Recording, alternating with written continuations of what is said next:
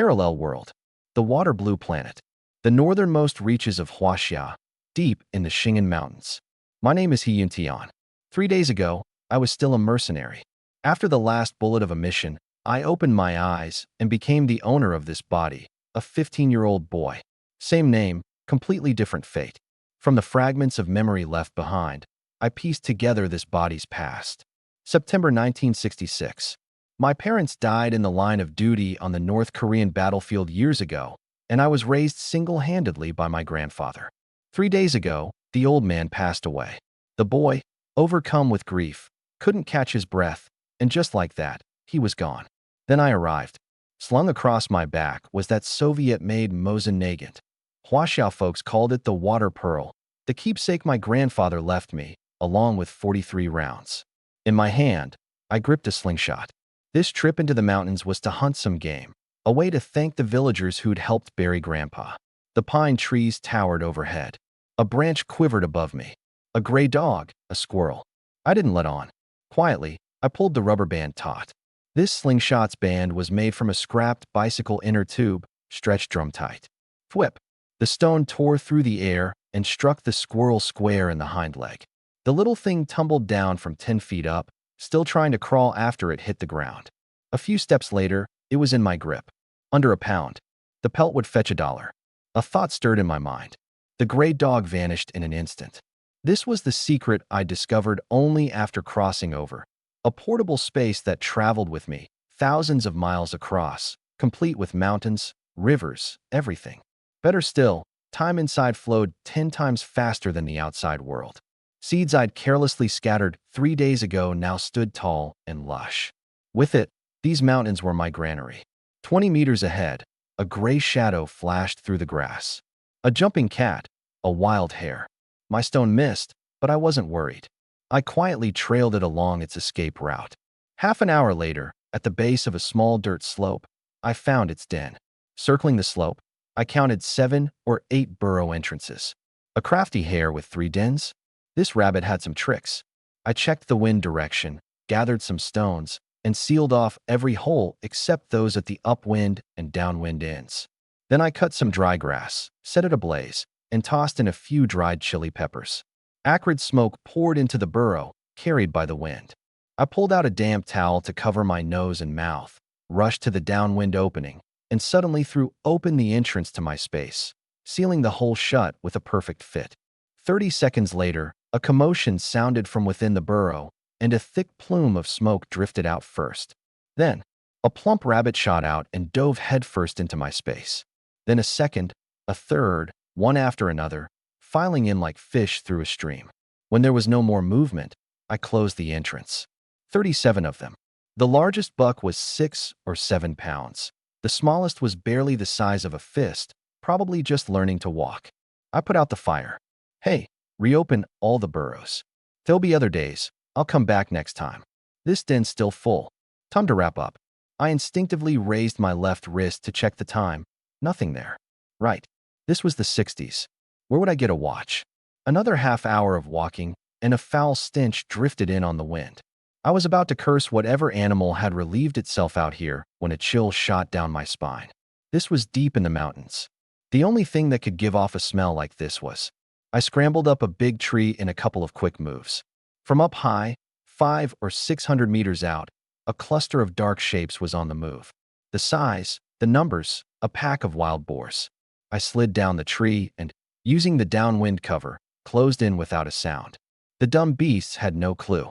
At about 50 or 60 meters, I picked out a pine tree as thick as a water barrel and climbed up. This thick, even if they couldn't kill it, they couldn't snap it either. Settling onto a sturdy branch, I counted 1 400-pound boar, 3 300-pound sows, 4 half-grown pigs around 100 pounds each, plus a few striped little piglets. A complete boar family. The only real threats were that boar and the 3 sows. I pulled out a rope and lashed myself to the tree to keep the recoil from knocking me loose. Left hand wrapped in the sling strap, right hand working the bolt. I chambered a 7.62 millimeters round. First target, the boar. My sights locked dead onto its head. 5 minutes. It finally lifted its head, and its skull slid right into the center of my sights. Bang! I didn't check the result. Worked the bolt, fired again. Bang, bang, bang, bang. 5 shots emptied the magazine, casings ejecting. With a flick of my wrist, a stripper clip loaded with 5 rounds appeared like magic, and I pressed them into the chamber in one smooth motion. Untied the rope, came down the tree, landed without a sound. Rifle raised. I swept the area, and only after confirming there was no danger did I walk over to the boar pack. First shot. Headshot on the boar, blood staining the dirt, dead as could be. Of the 3 sows, 2 were killed on the spot, and 1 had taken a round through the belly, down to its last breath. There was also a 100-pound piglet with a broken leg, unable to run, left to wait for death where it lay. The other 3 were long gone. I swept every carcass on the ground into my space, not sparing even the little piglets. Luckily, they were already 10-odd pounds each, past the nursing stage, so I could keep them alive. My first hunt after crossing over. 1 400-pound boar, 3 300-pound sows, 100-pound piglet, and 6 little ones. Roughly 1,300 pounds. After the organs, still 700 or 800 pounds of pure meat. With a single thought, that boar split open as if by an invisible hand, hide and flesh parting, the organs laid bare. I expertly removed the innards and solemnly hung them on the branch of a small tree. This was a hunter's rule, an offering to the mountain god. I never used to believe in any of this. But if even crossing over could happen, it happened to me. Maybe there really are mountain gods in this world. I took out some clean water from my space and carefully washed the blood off my hands, checking my whole body again and again, making sure not a single trace was left behind. Then I picked up the shell casings one by one from the ground. Anything that didn't belong to this mountain, I wouldn't leave behind. I headed back the way I came, straight for Kaoshan village. Back home, the 3 earthen brick rooms were still standing. But the old man was gone. I stood at the door and quietly said, "Rest easy. I'll live well, for both of us." The moment I finished, the knot in my chest suddenly loosened, and my mind went clear. I pushed open the wooden door and stepped into the first home that was truly mine in this world. From the sun's position, the production team hadn't finished work yet. I changed out of my mountain clothes, lay down on the kong, and closed my eyes to rest. Somewhere between sleep and waking, the clang of a brass gong jolted me awake. Work was over. I sat up, dug out a burlap sack, and pulled 15 hairs from my space, each one 3 or 4 pounds. Time to repay some debts. These rabbits were for the villagers who'd helped with Grandpa's funeral, the ones who'd run things, carried the coffin, dug the grave. The He family was just Grandpa and me, so we'd relied entirely on the villagers. In these times, giving up a day to help meant losing a day's work points. This was a debt I had to repay. First stop, the Chin family. Chin Diyun, in his 50s, short but solidly built, had presided over Grandpa's funeral. His 2 sons, Chin Yong and Chin Ming, had both helped carry the coffin. Through the wooden fence, I could see 2 kids playing in the yard. Old Chin's grandson, Chin Lei, and his granddaughter, Chin Yu. Since they were in mourning, it wasn't proper for me to go in, so I called from outside. "Uncle Chin, are you home?" Truth was, those 2 kids had already spotted me. Chin Lei took off running toward the house, shouting, "Grandpa, Uncle Yuntian's here for you." Chin Diyun came out, smiling. "Ah, it's Yuntian. Come in, come in." Even as he said it, he walked over to meet me at the gate himself. He understood my ways. His 2 sons followed behind him. Chin Yong was 27 or 28, about 5'9". Chin Ming was in his early 20s, even taller than his brother, close to 6 feet. Chin Diyun noticed the sack at my feet. "Yuntian, what's this about?" "Uncle Chin, I went up the mountain and caught a few hares. Thank you for handling my grandpa's funeral," I said. "I'm young and don't always know how things work, so if I'm ever not around when your family needs help down the road, please don't hold it against me." "Ah, it's nothing." He waved a hand. "You're young. Nobody's going to give you a hard time." I opened the sack, pulled out a hair, and pressed it into his hands, then grabbed another for Chin Yong and one more for Chin Ming. Chin Diyun quickly tried to stop me. "Yuntian, why so many? One is plenty." I tied the sack shut. "Uncle Chin, one for each family that helped. You and your 2. Brother, please don't refuse. I've still got other houses to visit, so I'll be on my way." I hoisted the sack onto my back, gave a wave, and turned to leave. Behind me, I heard Chin Diyun's voice. That Yuntian, he's a good kid. After a pause, he added, Daong, kill one of them. We'll have meat for lunch. Pin up the other two. We'll eat them come harvest time. The two children cheered. Meat? We're having meat. Following the names I'd memorized, I made my deliveries house by house. By the time the sack was nearly empty, I'd reached the southernmost end of the village, Ertsuzi's place. Ertsuzi's real name was Pang Inju, 26 or 27, one of the best workers in the village. He earned 10 work points a day at minimum, sometimes 12. But for all his capability, fate had played a cruel joke on him. 5 years back, one winter, he'd taken a liking to a girl and was about to get married. Wanting to bring his bride home in style, he and his older brother, Dazuzi, borrowed a strong ox from the production team and headed to the logging camp to haul timber. The logs weren't lashed down tight. Going downhill, over 1,000 pounds of raw timber slid off the cart. Dazuzi was crushed to death on the spot. The ox was badly injured too and had to be slaughtered and sold. Dazuzi's wife went back to her parents' home, and before long she remarried, leaving behind a son. Ertsuzi was convinced his brother had died in his place, and he swore he'd raise the boy himself. Dazuzi had only been a temporary worker, so the logging camp paid out just 100 yuan. With the ox gone too, Ertsuzi still owed the production team over 300. It took him 5 years to pay off the debt, and it cost him his own marriage. The girl he'd wanted had long since become another man's wife. Now this household was just him and his nephew, barely more than 10 years old, looking out for each other. I called out at the door, Brother Urju, you home? It's me, Yuntian. A voice answered from inside. Yuntian, what brings you here? Something the matter? I gave him the same speech, and over his protests, pressed the last hair into his hands. The sack was empty. I hurried home. This whole round had taken so long that it was almost time to head back out for the afternoon's work. A few of the families who'd gotten their hares early had already put them on to stew. The smell of meat drifted out, catching the attention of the neighbors. It wasn't a holiday or any special occasion. Who could afford to eat meat at a time like this? Word spread through the entire production team in no time.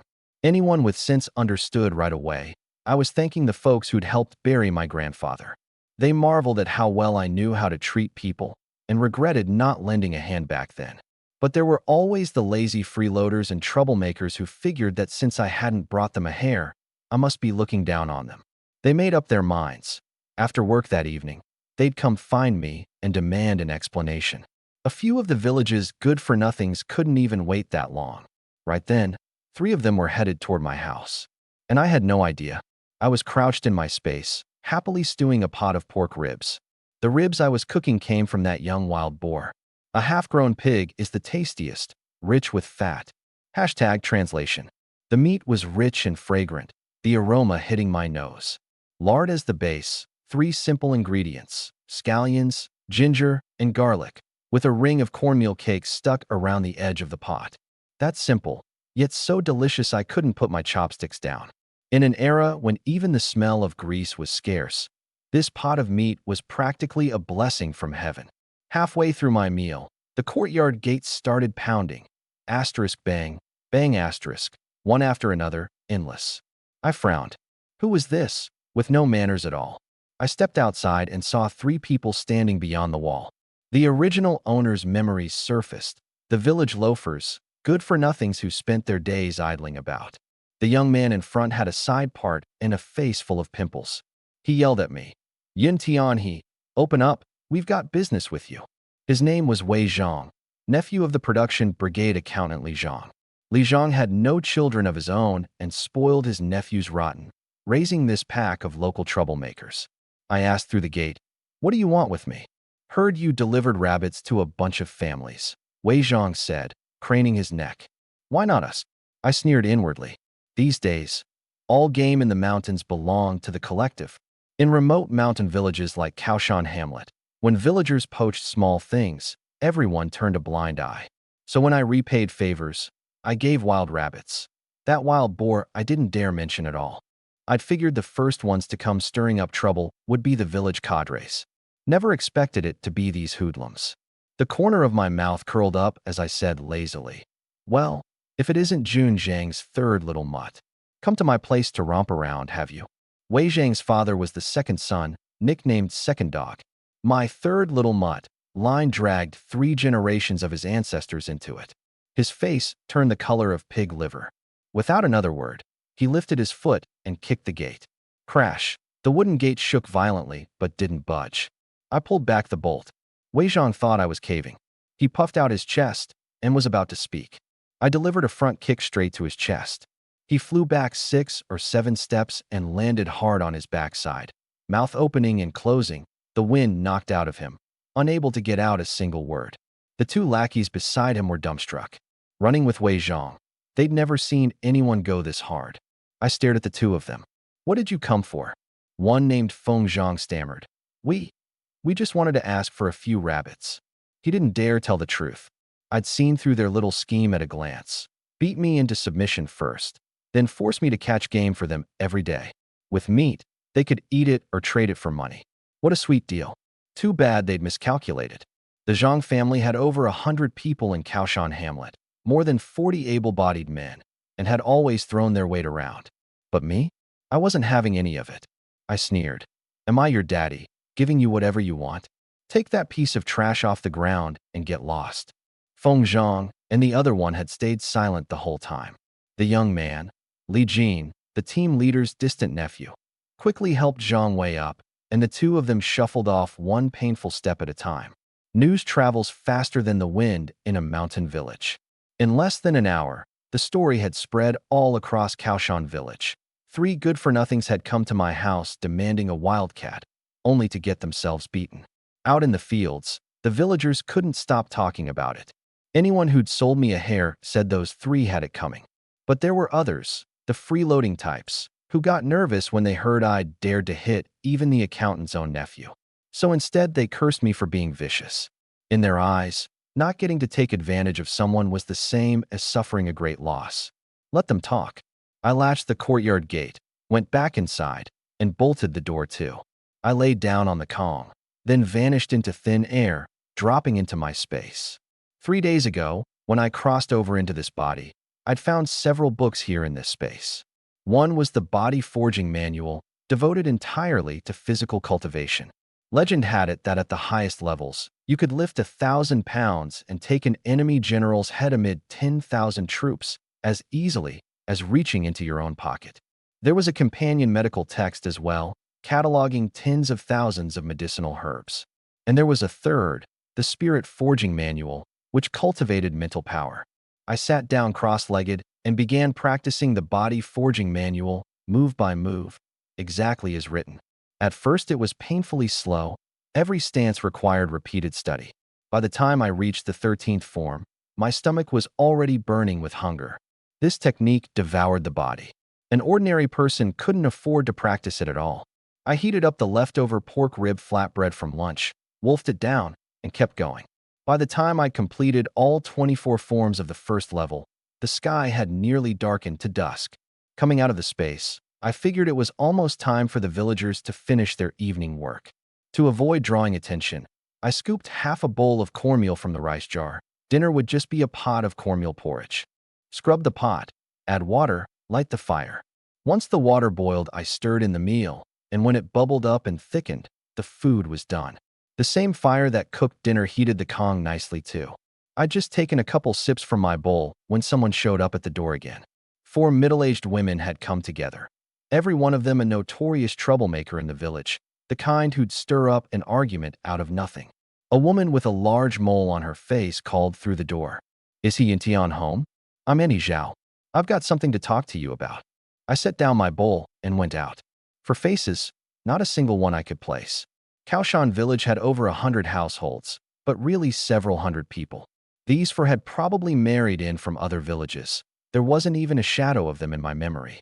I came right out with it. "Who are you, and what are you doing at my house?" The mole-faced woman put on a smile. "Yintian, I'm your Annie Zhao. I came to see you because I don't know any of you, and I can't help you." I cut her off. "Go home." A woman with high cheekbones and a waxy, sallow face pushed her way forward.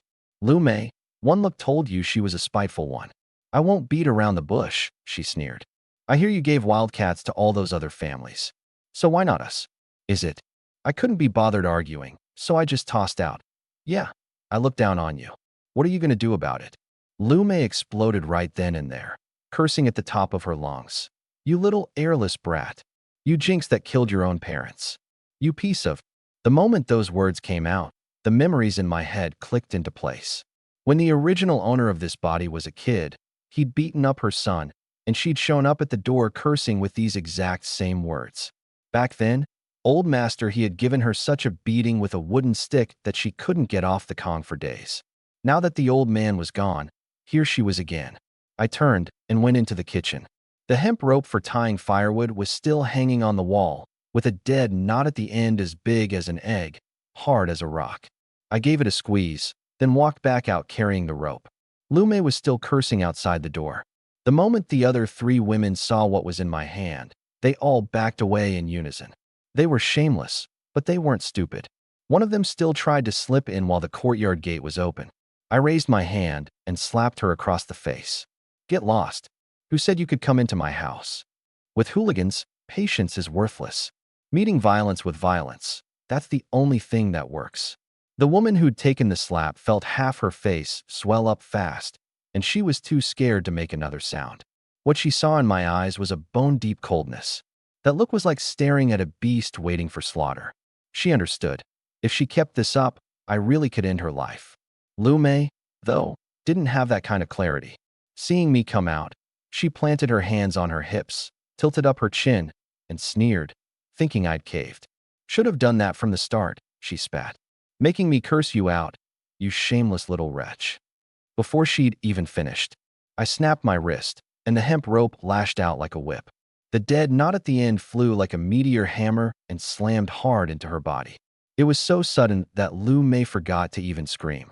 Lucky for her, it was cold in the mountains, and she was wearing a thick padded coat. It hurt, really hurt, but it didn't break anything. Just as she was about to start cursing again, I flipped my wrist once more, this time putting some force behind it. That single lash choked the curses right back down her throat. The force was just right. Enough to make her hurt, but not enough to tire me out. I could keep whipping her like this, could go all night, really. Just depended on whether she could take it. That was when the other 3 women finally realized I wasn't kidding around. The hemp rope whistled through the air, and Lu Mei's curses turned into agonized howls. After a few lashes, her little padded jacket was shredded, cotton stuffing spilling out. The less cotton there was, the harder the whip bit into flesh. The searing pain finally whipped her back to her senses. Dodging and crying at the same time, she wailed, "Stop hitting me. Auntie was wrong." I didn't care. This bit of fun I'd finally found. How could I stop now? Seeing that I wasn't letting up, she turned and bolted. The other 3, watching this, feared they'd get caught up in it too and took off running. I chased after her, dragging the hemp rope. Lu Mei was injured and couldn't outrun the others, so she fell behind at the back. The rope came down on her back again and again. She screamed the whole way, stumbling, falling, then scrambling back up, but she didn't dare stop. The commotion drew a crowd of villagers heading home from work. Some figured out what was going on. Others, who'd been planning to take advantage of me, quietly dropped the idea. Old man he was gone, sure, but his grandson was no pushover either. I was still mid-swing when a sharp voice cut through the air. "Stop!" I turned. It was Li Qinglu, the brigade leader. I'd blown off most of my steam by then, so I coiled up the rope. Li Qinglu looked at Lu Mei's tattered cotton jacket and frowned. "Yintian, how could you beat someone like this?" I pointed at the 4 women. "Ask these 4 little tramps. And let me make this clear, this was the first time. There won't be a second where I go this easy." With that, I turned and walked back inside, not bothering to offer a single word of explanation. Behind me, Li Qinglu stared at my back, grinding his teeth till they ached. In all of Kaoshan village, only the He family, the old man and his grandson, had never given him the time of day. Now the old man was gone, and he'd already made up his mind. He was going to teach me a lesson. The 4 women wailed their embellished version of events. How vicious I was, how I had no respect for my elders, but none of it could cover up the fact that they'd come to my door to shake me down. After hearing them out, Li Qinglu remembered I'd also beaten 3 troublemakers that afternoon, which made me seem even more like a problem, the kind of guy who'd flip the table the second things didn't go his way. Hit him, and you'd hit him for nothing. The accountant, Zhang Li sidled up and said in a sinister tone. Brigade leader, He Yuntian went hunting in the mountains without permission. Can't we lock him up for that? Li Qinglu snapped back. Without permission? Go ask around. Which man in this village hasn't been up those mountains? Me? You. Zhang Li wasn't ready to give up. That's not what I meant.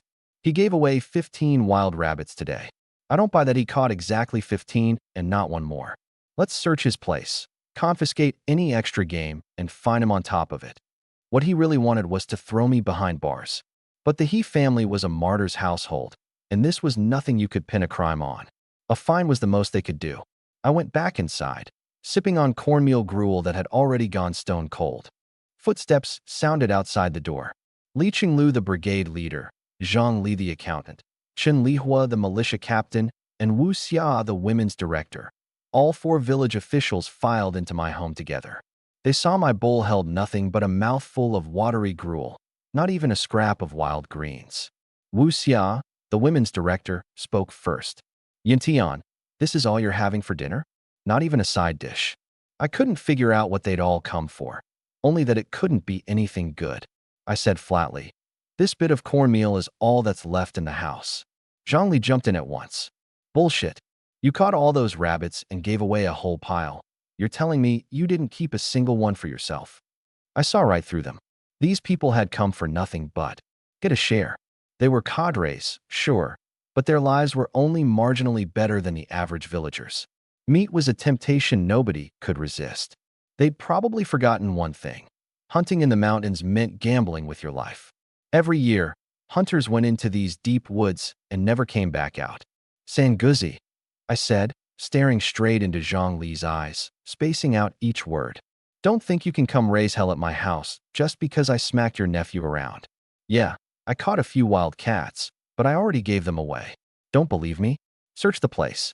Sanguzi, that childhood nickname nobody had dared use in years. Ever since he'd become the accountant for Kaoshan village, not even his own older brother called him that. Hearing it come out of my mouth, his face went livid. But remembering how viciously I'd slapped Lu Mei that afternoon, he swallowed the tongue lashing that was already on his lips. A few village cadres ransacked the house and came up empty. Li Qinglu and Zhang Li had no choice but to grit their teeth and slink away. Chen Lihua and Wu Xia didn't ask many questions, as usual. Wu Xia only cautioned me, rein in that temper. Stop hitting people at the drop of a hat. 2 brawls in a single day. My reputation as someone you don't mess with was officially cemented. In times like these, a fearsome name was your best protection. Night had fallen completely. I glanced at the darkness outside and decided I'd hit the black market tonight to turn those few hundred pounds of wild boar meat into cash. I put on Grandpa's old clothes, rubbed some dirt on my face, and made myself over into a middle-aged man in his 50s. The weathered, deeply lined face in the mirror, even I couldn't recognize it. Kaoshan village was 30 li from Hongqi Commune. I'd walk this road every day back in middle school. I could find my way with my eyes closed. Except I'd always walked it by day. Tonight, I walked it in the dark. Using the breathing technique from the body tempering manual, I ran the whole way in one go. Over an hour, and I wasn't winded, wasn't even sweating. The power surging through this body made me more and more certain. It was far more than it appeared to be. I didn't know where the black market was hidden, but following the people hauling sacks through the night was a safe bet. Sure enough, a few furtive figures led me to a quiet alley on the edge of the commune. I wrapped my face in coarse cloth, pulled a sack of sliced fatty meat from my storage space, hoisted it onto my back, and headed for the entrance. 2 lookouts stopped me. Buying or selling? Selling. 2 Mao. I handed over the money and went in. The black market was pitch black inside, lit only by scattered flashlights draped with cloth. Shadowy figures moved through the dim light, haggling in hushed voices. I found an empty spot, spread out my ragged cloth, and laid out a slab of fresh meat. 10 minutes passed. Nobody paid me any attention. Who could see anything in the dark? Fine. If eyes were useless, then I'd let their noses do the work. I took out a steaming bowl of braised. The ribs, I tore into them under cover of darkness, taking big bites. The smell drifted off on the wind, sliding into one nose after another. Figures crept closer, one by one. When a flashlight beam landed on that slab of fatback, 2 fingers thick, everybody froze in their tracks. More and more people crowded in, until there were 3 rings deep around me. $1 a pound. The meat vanished the second it came out. Under cover of night, I quietly restocked the sack a few more times. The wild boar meat, glistening with fat, sold out in a blink. Over $130 in my pocket. When I announced it was gone, some people were still kicking themselves for being too slow. I did the math in my head. I still had a few £100 stashed away. So I made a promise to the crowd. Half an hour. I'll have my son bring the rest. I packed up for now and wandered deeper into the black market. Rounding a corner, a poultry stall stopped me cold. Get some chickens, and you've got a steady supply of eggs. The vendor had his face wrapped in black cloth. Clearly didn't want to be recognized. Where are the chickens? Let me see them. Rooster or hen? Just bring them out. If they're good, I'll take the lot. Half skeptical, he pulled a red-feathered rooster from the sack. I hoisted it up, under 2 pounds, comb not fully grown in. A young cockerel, born this year. How much? The vendor hadn't expected me to be so decisive. This one, give me $2. I tossed down 2 singles. Bring out the hens too. A 3-pound hen. I weighed it in my hand and frowned. Laying hens rarely got that heavy. Too fat means fewer eggs. Only an old hen that stopped laying has the leisure to pack on weight. I turned its foot over in the dim light. Sure enough, an extra little toe behind the claw. An old bird, past her prime for laying. Made sense. Who'd sell off a hen still laying eggs? There's one more in the sack. Bring it out. They're all good. I'll take them all. The vendor was thrilled. The faster he moved his goods, the safer he was. The last one was a bit younger, and I took it too. $5 for 2 hens, sack thrown in free. Just as I was about to leave, a masked man beside me called out. Hey, brother, I've got something good here. Want to look? Bring it out. I'll buy if it's worth it. He dragged over a sack, opened the top, and shone a flashlight inside. In the faint light, a mass of white. A hooked beak, talons curved like sickles. A bird of prey, lying motionless at the bottom of the sack.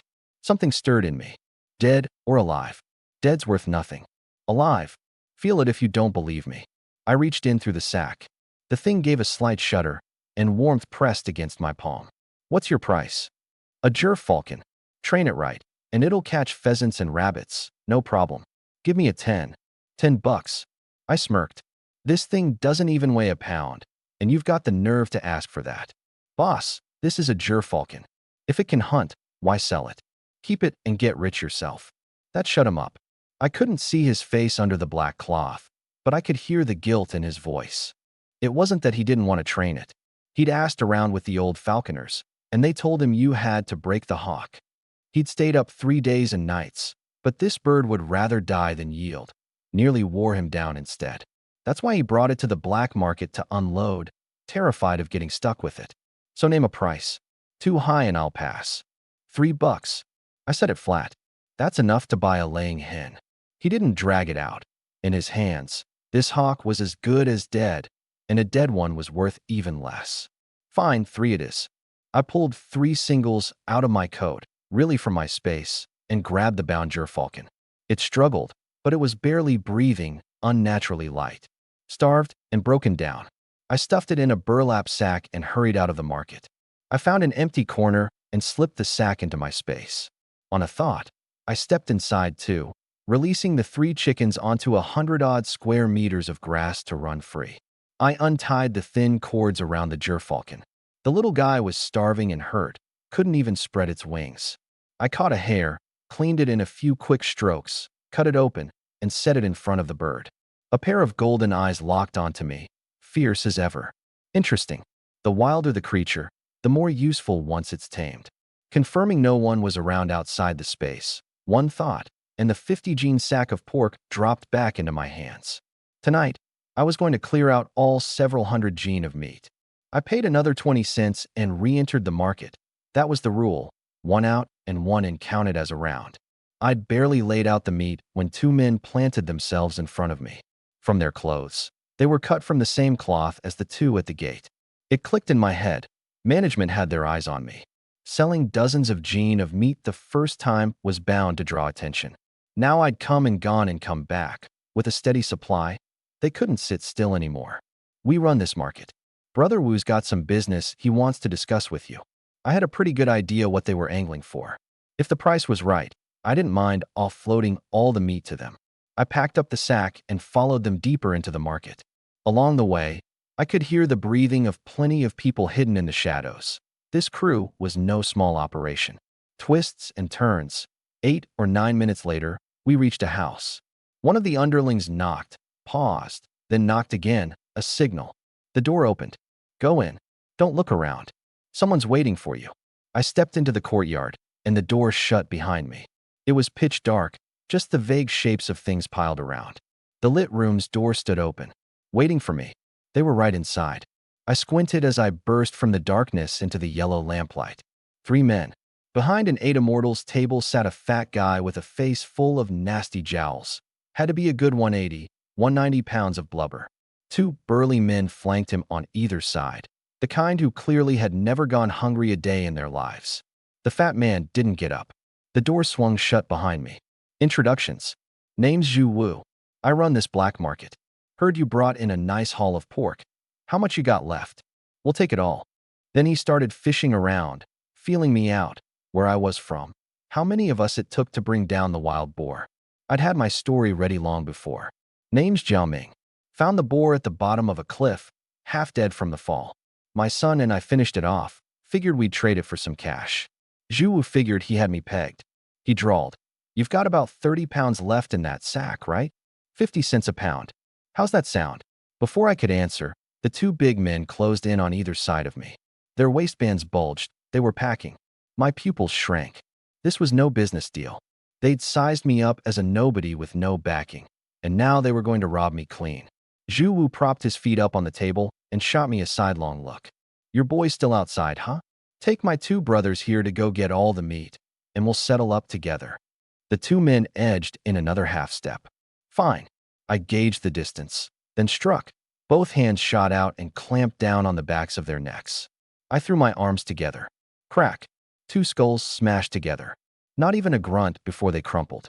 That one blow, they wouldn't be waking up for a couple hours. In the same instant, I lunged forward and kicked the table. It rocketed away. Zhu Wu, feet still up, nearly got folded in half. Crash. The chair toppled over, and that ball of lard rolled across the floor. Before he could get his bearings, I drove a fist into his neck. Out cold on the spot. I pulled out the 2 pistols, Mauser knockoffs, made in some arsenal. I frisked Zhu Wu too, but aside from a wristwatch, he had nothing worth taking. A splash of water hit his face. Zhu Wu started to shout, but the muzzle was already pressed to his forehead. He clamped his mouth shut. I ask you answer. Lie to me. I jerked my chin toward the 2 knocked out men. And if your story doesn't match theirs, I'll take your head off. Zhu Wu shook like a leaf, nodding over and over. After some questioning, I figured out who really ran this black market. It wasn't him. It was his uncle, Chang Feng, deputy director of the Orphan County Revolutionary Committee. Orphan County, the very authority over Kaoshan Village and the Red Flag Commune. The title was meant to intimidate, but it didn't faze me one bit. For a man who'd crawled out of a hail of bullets and shellfire, I'd seen more provincial governors and high officials than I could count. Men who outranked this Chang Feng by a mile, a dime a dozen. Besides, he had no idea any of this was. I did it. The name Jiao Ming ceases to exist after tonight. Under interrogation, I learned Zhu Wu was from Zhujia Gully in Red Flag Commune, and his father Zhu Fu was the brigade leader there. Zhujia Gully, I'd vaguely heard of it. Back in the day, most folks there were mountain bandits. Only after the bandit chief was executed did they wash their hands and become farmers. But judging by Zhu Wu's character, they only farmed on the surface. The dirty business behind the scenes? They hadn't given up a bit of it. I knocked Zhu Wu out, woke the other 2, and interrogated them. Their statements were more or less the same. Now I understood completely. This black market didn't just traffic in goods. They had plenty of blood debts from robbery and murder too. Having gotten what I wanted, I struck each of the 3 hard at the back of the head. I spared their lives, but ensured they'd never wake again this lifetime. And even if they did, they'd be nothing but vegetables. Blood for blood. I never go soft. After stripping them of their weapons and valuables, I went into the inner room based on their confessions. Supposedly, there was a hidden cellar beneath the house. I pushed aside the wardrobe, revealing the entrance to a tunnel. Flashlight in hand, I descended into the pitch-black underground. Well, I'll be damned. Matai, Fungio, and other top-grade liquors were piled up like small mountains. Soviet cotton coats and bedding were stacked sky-high. The power behind this smuggling operation ran deeper than I'd imagined. Without hesitation, I swept my mind across it all, and the goods vanished into my space. What really made my chest tighten were the firearms packed in wooden crates, 10 Type 56 semi-automatics, for cases of ammunition. Plenty of Mosinagants and Arasaka Type 38s too, thousands of matching rounds, and heaps of stick grenades. I stared at that pile of hardware, a heaviness settling in my gut. What was a deputy director doing hoarding this much weaponry? Zhujia Gully was definitely not as simple as it appeared on the surface. Pay Zhujia Gully a visit. The thought had already taken root. The last thing left in the cellar was a lone safe. I took that too. I realized this hidden room contained nothing but high-value goods, not a single ordinary commodity. That's human nature. The things that can't see the light of day are always buried the deepest.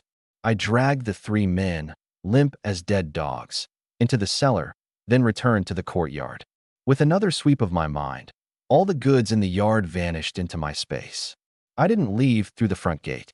I scaled the wall onto the roof and slipped away silently across the rooftops.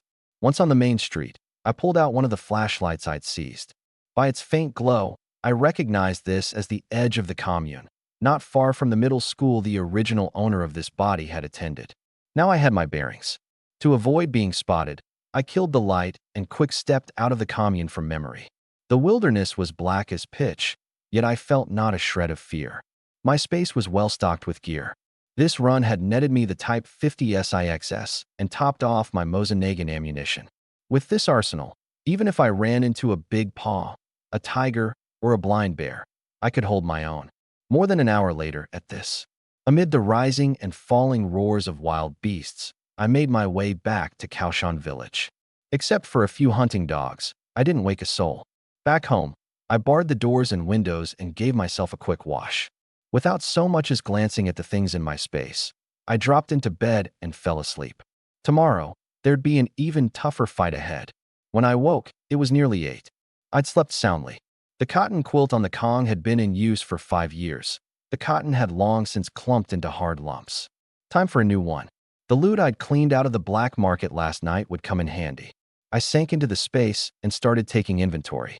Liquor, 96 bottles of Matai, 120 bottles of Fingio, 264 bottles of Beidakang. Cigarettes, Zhonghua, Dakiamen, Shangbeichen, piled up like little mountains. 18 padded army coats from the Russian military, 20 cotton quilts. The weapons made my heart skip a beat. 10 Type 56 semi-automatic rifles, 20 Mosinagants, 35 Type 38 rifles, and a full 15 crates of matching ammunition. 8 handguns, everything from Mauser C96S to M1911S. This gear was enough to arm half a company. What did Zhu Wu, or rather, Chong Feng behind him, need with so many guns?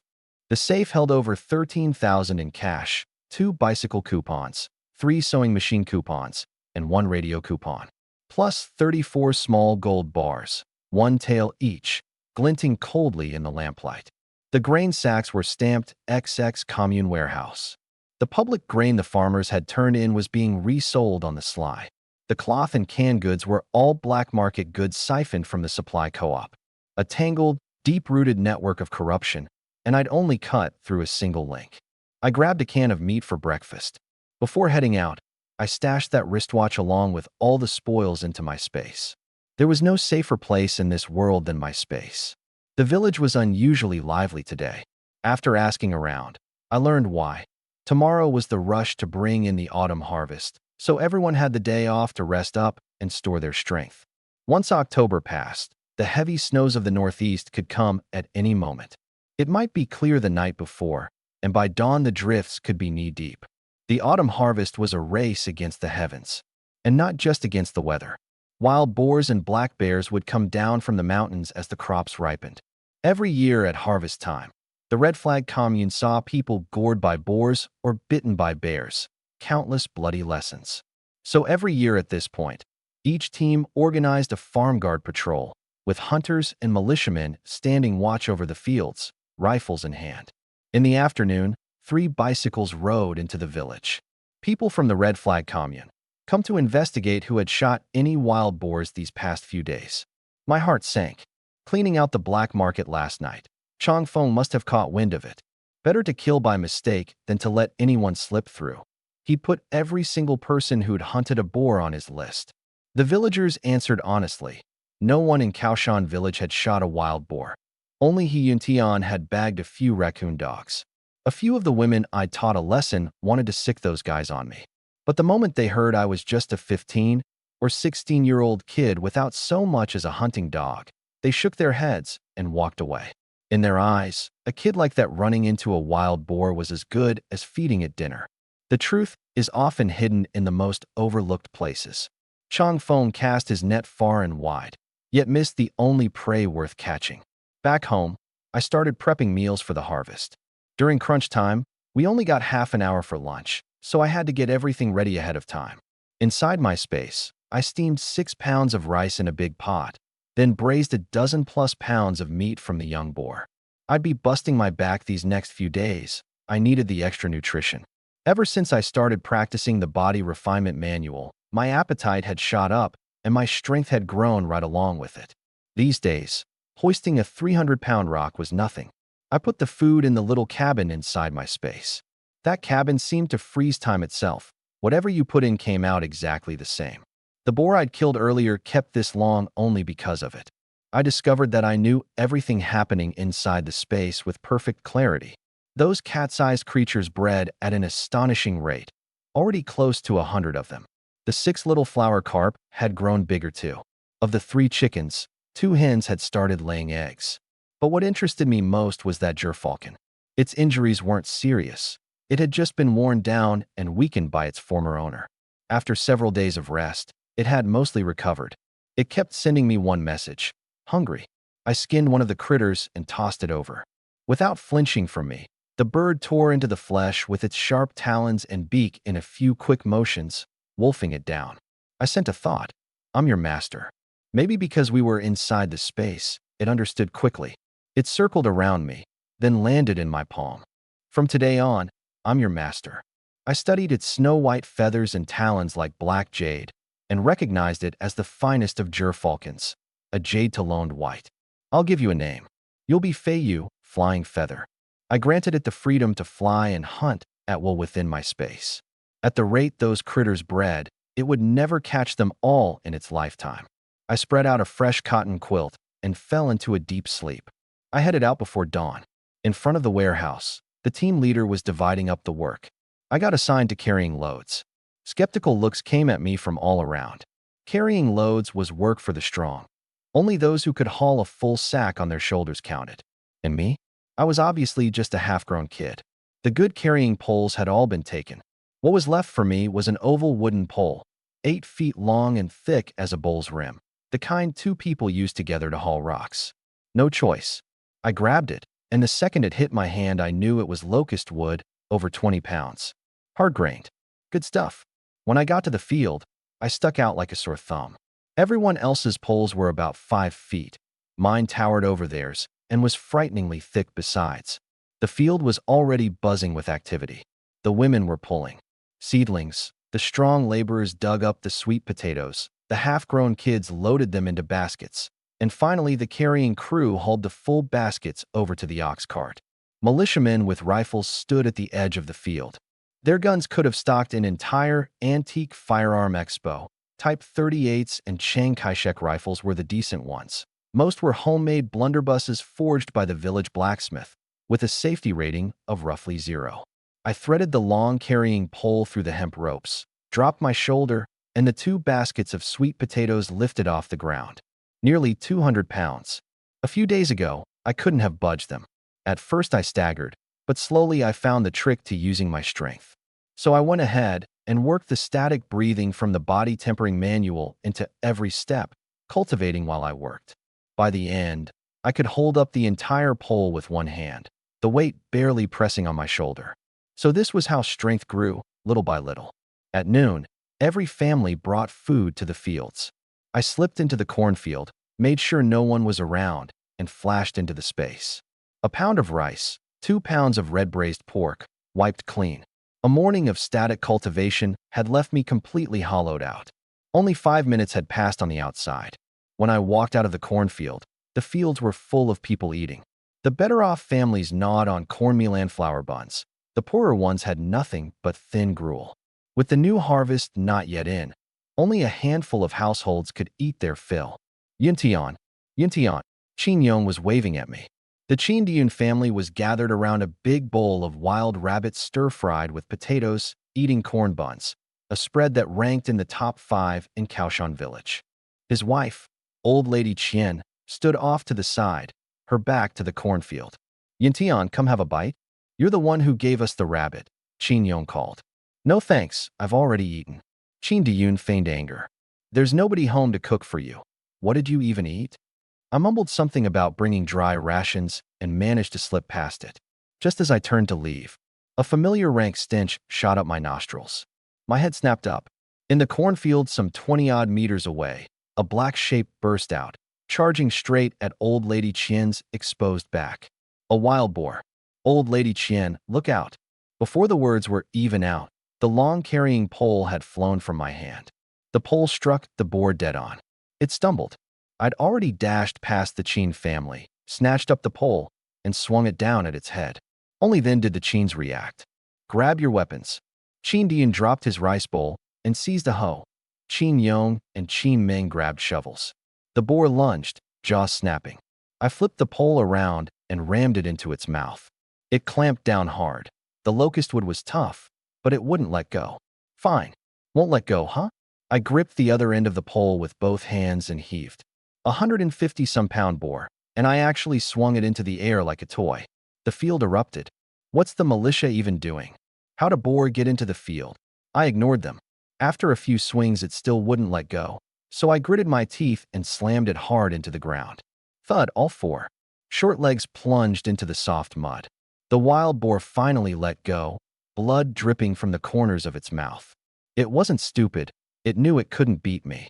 Dragging its wounded leg, it turned to flee. Like I'd let it. I raised the carrying pole high, aiming straight for its skull. Crack. The sharp snap of bone. The locust wood pole split its skull wide open. The boar collapsed, twitching, barely breathing. Dead silence all around. The villagers shuddered as one. Put in my place, who among them would have dared shatter a boar's skull with a single blow? The answer was written all over their pale faces. Those 4 women who'd once given me trouble looked scared out of their wits. So back when I'd whipped them with hemp rope, I'd actually been going easy. Had I used this pole instead, they'd have been 6 feet under long ago. Some reputations for viciousness aren't earned by talking. They're earned by fighting. With the danger past, the villagers who hadn't finished eating shoveled down their food faster. Word of me killing a boar with one swing of a carrying pole got carried back to the village by the folks bringing meals. At first, nobody believed it. Not until Brigade Leader Li Qinglu showed up with the militia and saw the gutted boar with his own eyes did everyone shut up. The boar was hauled back to the village. Li Qinglu made the call. Tonight the whole settlement would eat fresh pork stew, divided by head count. That afternoon back on the job, I kept hauling loads. Strangely, the loads felt lighter than they had in the morning. Looked like my body tempering manual had advanced another level. I was carrying sweet potatoes when a short, stocky, middle-aged man blocked my path, a mouthful of big yellow teeth, a double-barreled shotgun in his hands. I recognized him. One of the 2 professional hunters in the village. People called him Yellow too. Yintian, right? He grinned. I won't beat around the bush. Heard you took down a leopard cat, and today you dropped a boar with one swing of a pole. You want to hunt the mountains? I'll take you on as my apprentice. I saw right through him. In my past life as a mercenary, what kind of person hadn't I met? The greed in Yellow 2's eyes was impossible to hide. What he wanted wasn't an apprentice. It was a laborer to take blows for him and haul the heavy loads. A double-barreled shotgun packs a punch up close, but the range is short. Miss one shot, and the prey turns on you. He needed someone willing to charge in first. As for teaching me to hunt the mountains, that was his livelihood. Why would he teach it for free? Once I took him as my master, I'd be his to control. In these times, master and apprentice were like father and son. Betrayal meant getting your name dragged through the mud. When it came to jungle experience, I could run circles around him 10 times over. The only difference was that my old opponents had been men, and now they'd be the beasts of the mountains.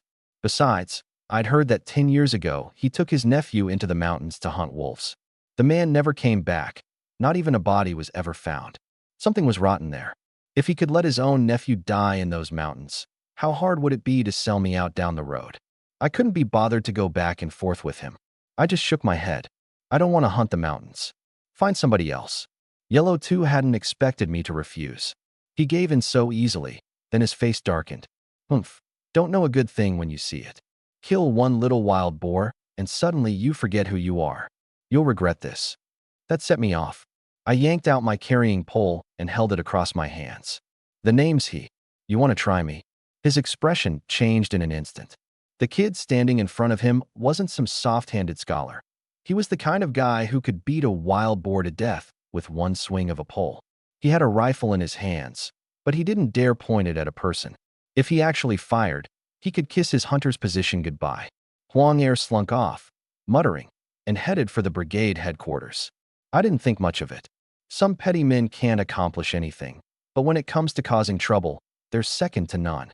At the end of the workday, the strong laborers who'd hauled loads all earned 12 work points, and everyone was grinning from ear to ear. When it was my turn, the scorekeeper called out 6 points. The laborers around me all turned to stare. I'd worked harder than anyone that day. I swallowed my anger and asked calmly, "Isn't there a mistake? I was hauling loads. They can all vouch for me." The scorekeeper flipped through his ledger. "No mistake. You've always gotten 6 points." I sneered inside. Back when Grandpa was alive, he wouldn't let me do heavy work, so 6 points made sense. But today was different. I grabbed the work point ledger and marched straight to the brigade headquarters. Tonight was the pig slaughter feast, and Li Qinglu was sure to be there. Sure enough, several big pots were boiling with pork, the aroma spreading everywhere, and all the village cadres were gathered together. I laid out the whole story, and the scorekeeper came running over from a distance. Li Qinglu took the ledger, smiling amicably. "Yintian, you're young. You've always gotten 6. Tell you what, I'll give you 10 work points." "How's that?" That's when I finally recognized the scorekeeper, the nephew of brigade accountant Zhang Li, the second older brother of Zhang Wei, the one I'd beaten up. So the Zhang family was getting their revenge. I just couldn't tell what role Li Qinglu was playing in all this. I fixed my eyes on those pots. "Brigade chief, then what about this wild boar meat?" "I'm the one who killed it." "The wild boar is collective property," he answered without missing a beat. "You killed it, so we'll cut you a piece of meat later, that's all." My face went dark. They were docking my work points, and now they wanted to eat the boar meat for free. Well, if I wasn't going to have a good time, then nobody was. "Big donkey," I said coldly. "If that's how it's going to be, then you don't get to eat this meat." The whole place went silent in an instant. Ever since he became brigade chief, no one dared use that nickname anymore. And here I was, shouting it out in front of every village cadre and villager. Li Qinglu turned red with rage. "He Yintian, with no elders to teach you manners, you've got no respect when you talk. Today's work points, I'm docking them all, as a warning." He pulled out his fountain pen and, right in front of everyone, crossed out my 6 points too. The militia captain wanted to step in, but it was too late. I couldn't help but laugh from sheer anger. So he and the accountant had teamed up, planning to make an example of me to establish their authority. I remembered something. When Kaoshan village first chose a brigade leader, everyone wanted my grandfather. In his younger days, he'd led the older generation against the Japanese. My eldest uncle died in battle back then, leaving no children behind. Grandfather was held in the highest regard in the village. Later, grandfather begged off, saying he was too old, and since the Li family was so large, Li Qinglu took the position instead. But with grandfather there to keep him in check, he never got to rule with an iron fist. Now that grandfather was gone, he wanted to make an example of me, the orphan, to establish his authority. Break me, and no one in the whole village would dare defy him again. Once I understood that, I decided to fight back. I was the last of the He family. If I backed down this time, countless hands would reach out to take advantage of me down the road. Only by baring my fangs could I scare off the wolves. Li Qinglu wanted to fight with words, using his power to shortchange me. Fine, then I'd fight with fists. I stepped forward, closing in on him. I raised my right hand, and in his eyes, that palm grew larger and larger. Crack! The slap rang out sharp and clear. I didn't put too much into it, but he still stumbled back 3 or 4 steps and landed flat on his ass in the mud. The burning sting finally registered. He'd been slapped, and worse, with the most humiliating kind of slap there was. The villagers were all stunned.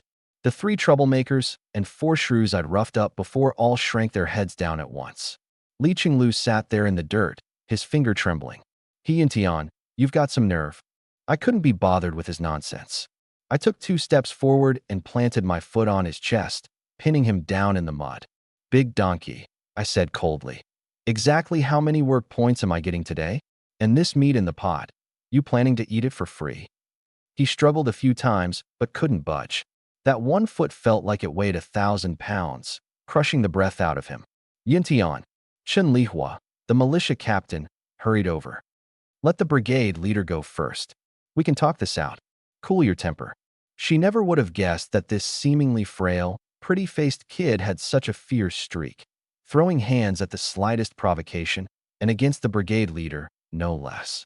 Wu Xia, the head of the women's affairs, chimed in too. Yin Tian, the brigade leader, didn't think it through. Everyone saw what you did today. Let him up and he'll record your work points. Wu Xia shot Li Qinglu a look. He'd already lost all face and just wanted to get up, so he nodded with difficulty. Since these 2 both carried weight in the production team, I finally lifted my foot. Li Qinglu scrambled up, put some distance between us, grabbed his ledger, and scratched out a quick change. Fixed it, 12 points now. He tossed the ledger at me. I caught it and looked. Sure enough, he'd changed it. I casually handed it to Wu Xia. They were all cadres, so it didn't matter who I gave it to. That's the first matter settled. Now the second. This wild boar of mine weighs at least 200 pounds. And the production team just wants to eat it for free. I wasn't letting it go. Nonsense. Li Qinglu shot back immediately. 150, 60 at most. 10 pounds. Fine. Put all the meat back together and weigh it. Let's see how much it really was. Truth was, I knew this pig only weighed about 150, 60 pounds. Just a young hog. I was just giving him a hard time. He was the one who wanted it all for himself, without leaving me a scrap. The pig's already in the pot. How am I supposed to put it back together? Li Qinglu looked like he was about to cry. He'd thought he was dealing with some pushover kid, but instead he'd grabbed a wolf that bit back. He hadn't established any authority. He'd just lost face all over the ground. I looked at Li Qinglu, who was keeping his distance. That's not my problem. You don't get to eat this wild boar for free. He just wanted to wrap it up. The longer this dragged on, the more he'd embarrass himself. By the old hunter's rule in this village, when you bag a big catch, half goes to the production team for work points, and half you keep for yourself. I spoke slowly and deliberately. This pig's 200 pounds. Hand over half, 100 pounds, for 1,000 work points. Any objections? By the rules, hunters didn't have to do regular labor, and the meat they caught could be traded for work points. A licensed hunter had to turn in at least 300 pounds of meat a year, worth 3,000 work points. The other 100 pounds, consider it my treat for the whole village. The meat was already in the pot. If I took it away, I'd be offending the entire village. So I might as well be generous and give it away, and make it clear it was my treat. There was no way I'd let Li Qinglu use the pig I'd caught to buy people's loyalty. Wu Xia got approval and recorded 1,000 work points under my name, deliberately noting traded for wild boar meat. With that settled, I turned and headed home. After the falling out with Li Qinglu, staying to eat would have been too awkward. Yin Tian, the meat's almost done. Why are you leaving? Chen Lihua called after me. I waved without turning around. Brother Chen, there's someone here who makes me sick to my stomach. It's unpleasant to look at. You can have my share. Li Qinglu stared at my back, gritting his teeth in fury. His original plan had been to team up with Zhang Li, the accountant, to quietly shift the work points he'd shorted onto his own family, so he'd grab more when the grain was distributed. They'd pulled this trick many times, docking people's points on paper while lining their own pockets. Over a year, the 2 families had somehow squeezed out an extra full laborer's share. The next step was to convert my wild boar into work points too, and slip them into his own pocket. He never expected me to flip the whole table over. Now he'd lost both his standing and his pride, but there was nothing he could do to me. My father had died as a soldier, and no one could say for sure whether he counted as a martyr. If I really was a martyr's orphan, laying a hand on me would spell serious trouble. Since he couldn't touch me out in the open, all he could do was scheme to strike at me in the dark. Back home, I thought about the road ahead. No more field work. Li Qinglu had deliberately made things hard today, and it would only get worse from here. Besides, my family had plenty of work points this year. Grandpa passed in September, and he'd built up a good amount before then. Add what I'd earned, and it came to about a full laborer's worth. Throw in tonight's 1,000, and the total was over 3,000. Why keep putting up with that attitude of theirs? I slept well through the night. The next morning, I woke up naturally. There's nothing like a day off. No work, pure comfort. By a little after 8, I was bored out of my mind and decided to find something to do. I didn't head into the mountains. It hadn't snowed yet, and while the vegetation had turned yellow, it was still thick and dense. Not a good time for hunting. With winter closing in, the wild boars and black bears were all fattening up for the cold, which made them vicious. I didn't have a hunting dog either, so going into the mountains meant risking an ambush. After thinking it over for a while, I decided to check out Jijiagu. Last time, I'd busted up their black market and beaten Zhu Wu into an idiot. Now was the perfect chance to size up their little nest. First, I sent Feiyu the gerfalcon up to scout. All I knew was that Jijiagu was about 20 li from Kaoshinton, but I had no idea of its exact location. Still, a village that size couldn't stay hidden. The mountain trails were rough, but nothing could slow me down. I had a Type 56 carbine in hand, and in my space, both the Type 54 pistol and the M1911 were fully loaded, ready to go at a moment's notice. Gripping the gun, I couldn't help but feel grateful. That trip to the black market had upgraded my arsenal completely. Long guns, short guns, all covered, with plenty of ammo to spare. It was harvest season, and the mountains were deserted. Just as the boredom set in, I felt Feiyu's mental signals coming through. Ever since I'd started practicing the spirit-refining art, my mental power had skyrocketed. I could now establish a connection with Feiyu and receive the simple information it sent back. Even my eyesight had improved. Once no better than an ordinary person's, I could now make out objects clearly from over 1,000 meters away. From the images Feiyu sent back, Jijiago lived up to its name perfectly. The entire village was wedged into a deep mountain gorge, running north to south, with cliffs over 100 meters high on both the east and west sides. There were only 2 ways in, a gentle path to the south, and a northern one so narrow only a single person could barely squeeze through. Truly an easy place to defend and hard to attack, but also a trap. Seal off both the north and south entrances, cut off the food supply, and within 10 days, the people inside would have no choice but to surrender. I shook my head. What was I thinking? These were peaceful times. There weren't any wars to fight anymore. It took me over an hour to climb up the western cliffs of Jijiagu. With eyesight sharp enough to rival an eagle's, I could clearly see 7 or 8 militiamen standing guard at the village entrance, along with several hidden lookout posts. A chill ran through me. Guards at the village entrance weren't unusual. Every village had them these days. But hidden lookouts? That was a first for me. This Jijiagu was hiding something. My blood started to run hot. Ever since I'd come to the 1960s, life had been dull. No cell phones, no electronics, nothing but boredom. Now, finally, here was something to spark my interest. I released Feiyu, letting it circle down and take in all of Jijiagu. Just like at Kaoshinton, they were rushing to harvest their crops. The houses were built following the slope of the terrain, except for that elevated platform at the far north. That one was different. Brick and tile construction, surrounded by a ring of animal pens teeming with pigs and sheep. Strange. Feiyu landed on a treetop, and I fixed my eyes on that. If Zhu Family Gully was really hiding a secret, this was where it'd be. I stood and crept toward the back hills. The moment I got close, a burst of barking erupted. Damn. I dropped low and stayed down for 3 or 4 minutes. No sign of anyone, but 4 or 5 dogs came bolting out of the mountain hollow. Wolf gray, straw yellow, Mongolian sighthounds. Decent-looking breeds, all of them. Too bad, all bark, no bite. Real hunting dogs never make a sound. They spot their prey, lunge straight in, and kill in a single strike. These, all show, no substance. Still, I'd been wanting to get my hands on a few good dogs for a while now, with no luck finding any. Everything on the market was hunter's rejects, damaged goods, everyone. Since they'd stumbled right into me, they were all mine now. I pulled a bamboo rat out of my space. These things breed so fast, losing a few wouldn't matter. One flick of the knife, blood spilling out, and I tossed it down the slope. The smell of blood drifted off on the wind. In under a minute, the pack tracked it down, pounced on the rat, and tore it to shreds in seconds. The blood stench grew thicker, drawing in more of them. I threw out a few more blood-soaked lures, drawing the entire pack right to my feet. Using the space as cover, I flickered into motion, appearing beside each dog one by one. In the blink of an eye, I'd swept them all into my space. Counted them up. 23. A chill ran through me.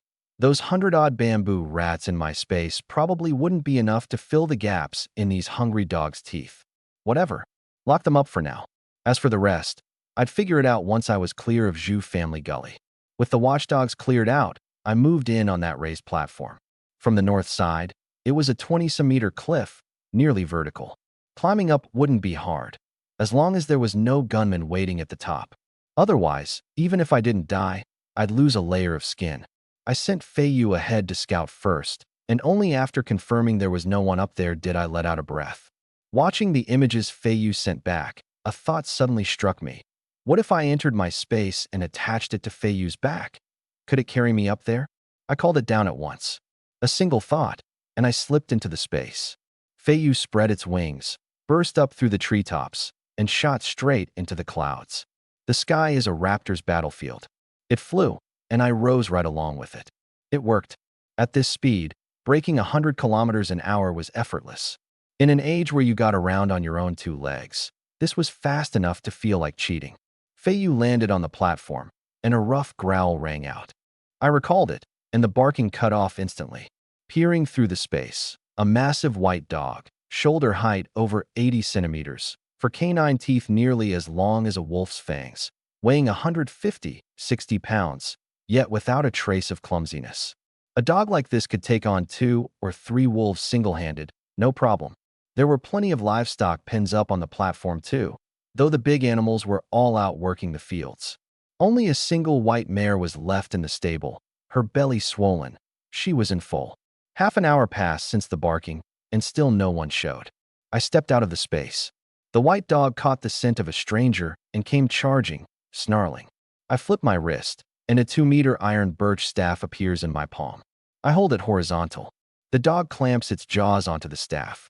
A thought, and man, staff, and dog all vanish into the space. I toss the dog into the pack, and those wild dogs that had been snapping at each other suddenly scatter and give way. Looks like this white one is their king. I turn to inspect the brick house. In times like these, when supplies are scarce, anyone who can throw up 6 brick rooms in one go is no small player. Zhu Fu has serious resources. I wrap cloth around my shoes, pull on gloves, and climb in through the window. I search the whole place. The only thing out of the ordinary is a shrine in the bedroom, dedicated to a statue of Guan Yu. The incense burner has been rubbed smooth. I reach out to lift it. It won't budge, so I twist it instead. Click. The sound of a mechanism comes from behind the portrait. I lift the painting aside, and a passage leading downward appears before me. A hidden chamber built right into the belly of the mountain. Impressive work. I follow the passage down. Golden light stabs at my eyes. Gold bars, large and small, piled up like a mountain. At least 1,000 of the big ones, and the small ones packed thick as anything. My breathing turns heavy. All of it is mine. I sweep every last treasure in the room into the space, leaving only one large chest. I open it. A set of Japanese military uniform, the epaulets clearly marking a major general, with an officer's saber beside it. There's also a radio transmitter, a code book, a thick notebook, and dozens of letters. It's crystal clear to me now. Zhu Fu is a deep-cover enemy agent. I flip open the notebook, and the whole story lays itself out. His father had been a retainer to a Japanese general. After the defeat, he was ordered to go underground, carved out a mountain fiefdom as a bandit king, and died when his forces were crushed. The surviving bandits scattered. Some followed Zhu Fu, disguised themselves as villagers, and hid away in Zhu Family Gully. Zhu Fu married Chongfeng's older sister and threw money around to install Chongfeng in a county post. With that umbrella of protection, the black market of red flag commune had dodged crackdown after crackdown. The notebook also lists a whole string of undercover agents, names, positions. Some have already climbed to high office. I let out a cold laugh and switched the radio on right away. Every one of these people's names, locations, and positions, I broadcast them all across the country in plain code. No matter how strong the protection, no one will dare shelter them now. I stash the notebook in the space as evidence and leave the radio for whoever comes to make the arrests. I've just stepped out of the hidden chamber when the door rattles. I slip into the space. The one who comes in is an old man, just over 5 feet tall, with a face as ordinary as any Chinese farmer's. Zhu Fu. Who would ever guess that a Japanese spy was hiding beneath that skin? I circle around behind him. The man is alert. As expected, he whips his head around. Too slow. One knife hand strike, and he crumples to the floor.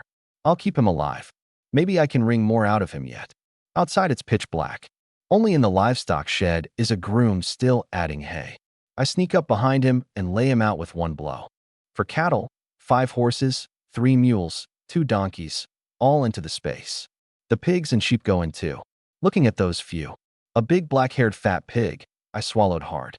I'd been stuck in the 1960s for days now, and I still hadn't tasted pork from this era.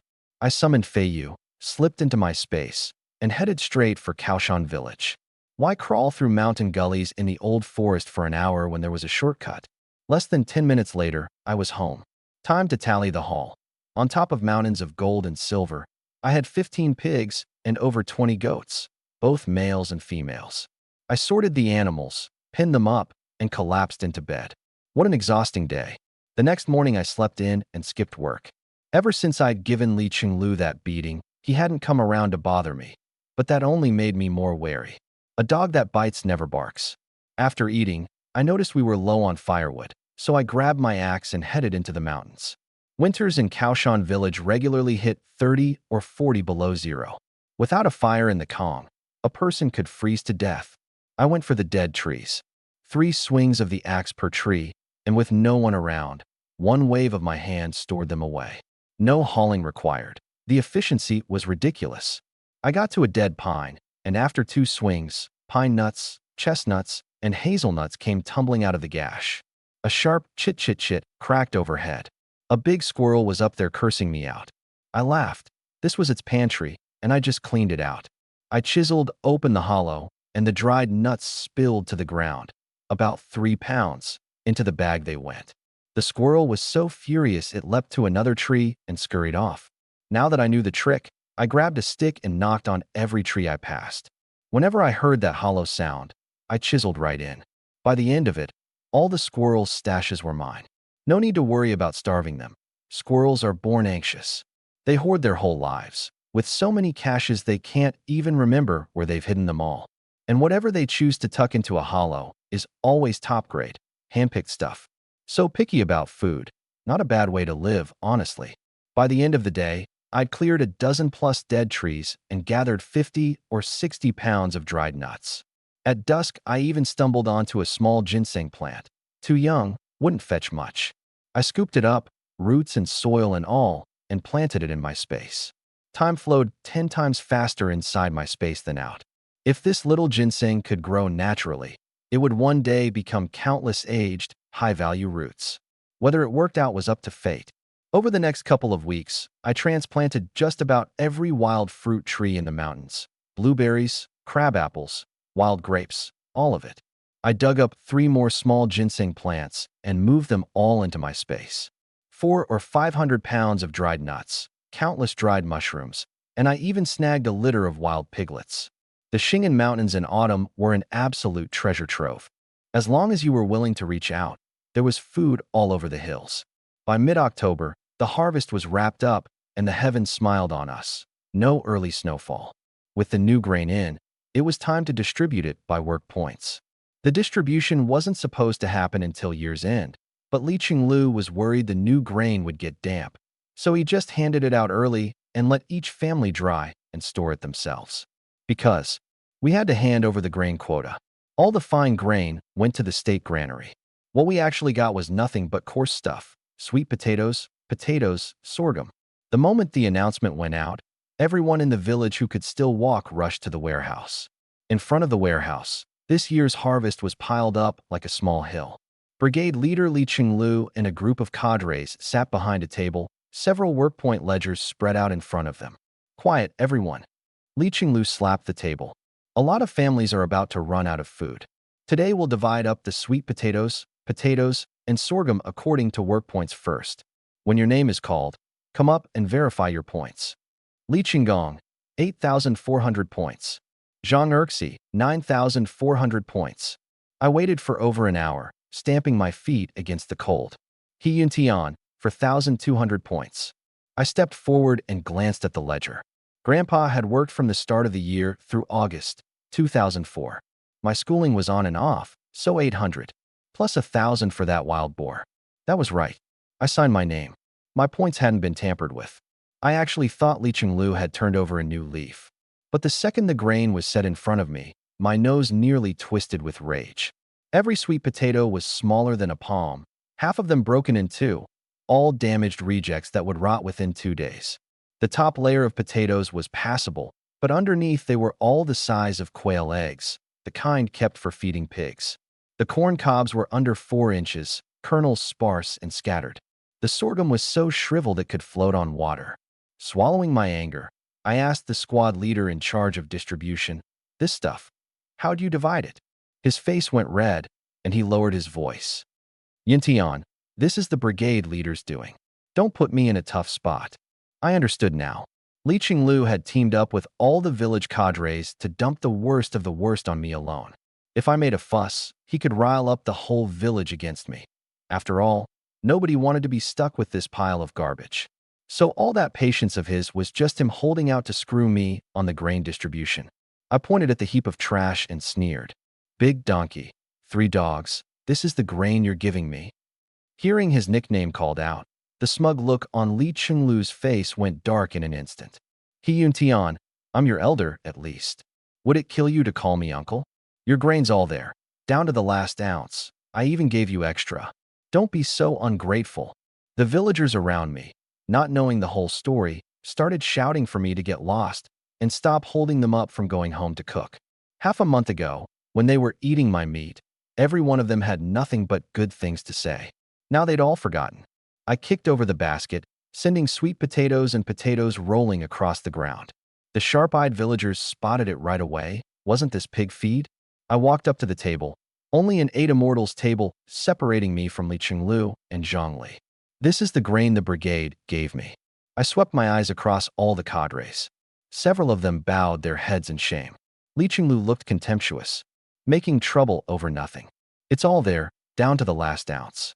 What more do you want?" He shot a sidelong glance toward the 4. Zhou's militia. Those men all had guns in their hands. He'd planned for this, certain I wouldn't dare make a move at gunpoint. But he didn't know who he was dealing with.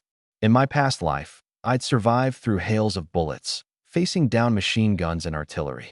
These few guns in front of me, aside from 2 Type 56 rifles, the rest were homemade junk that couldn't hit the broadside of a barn.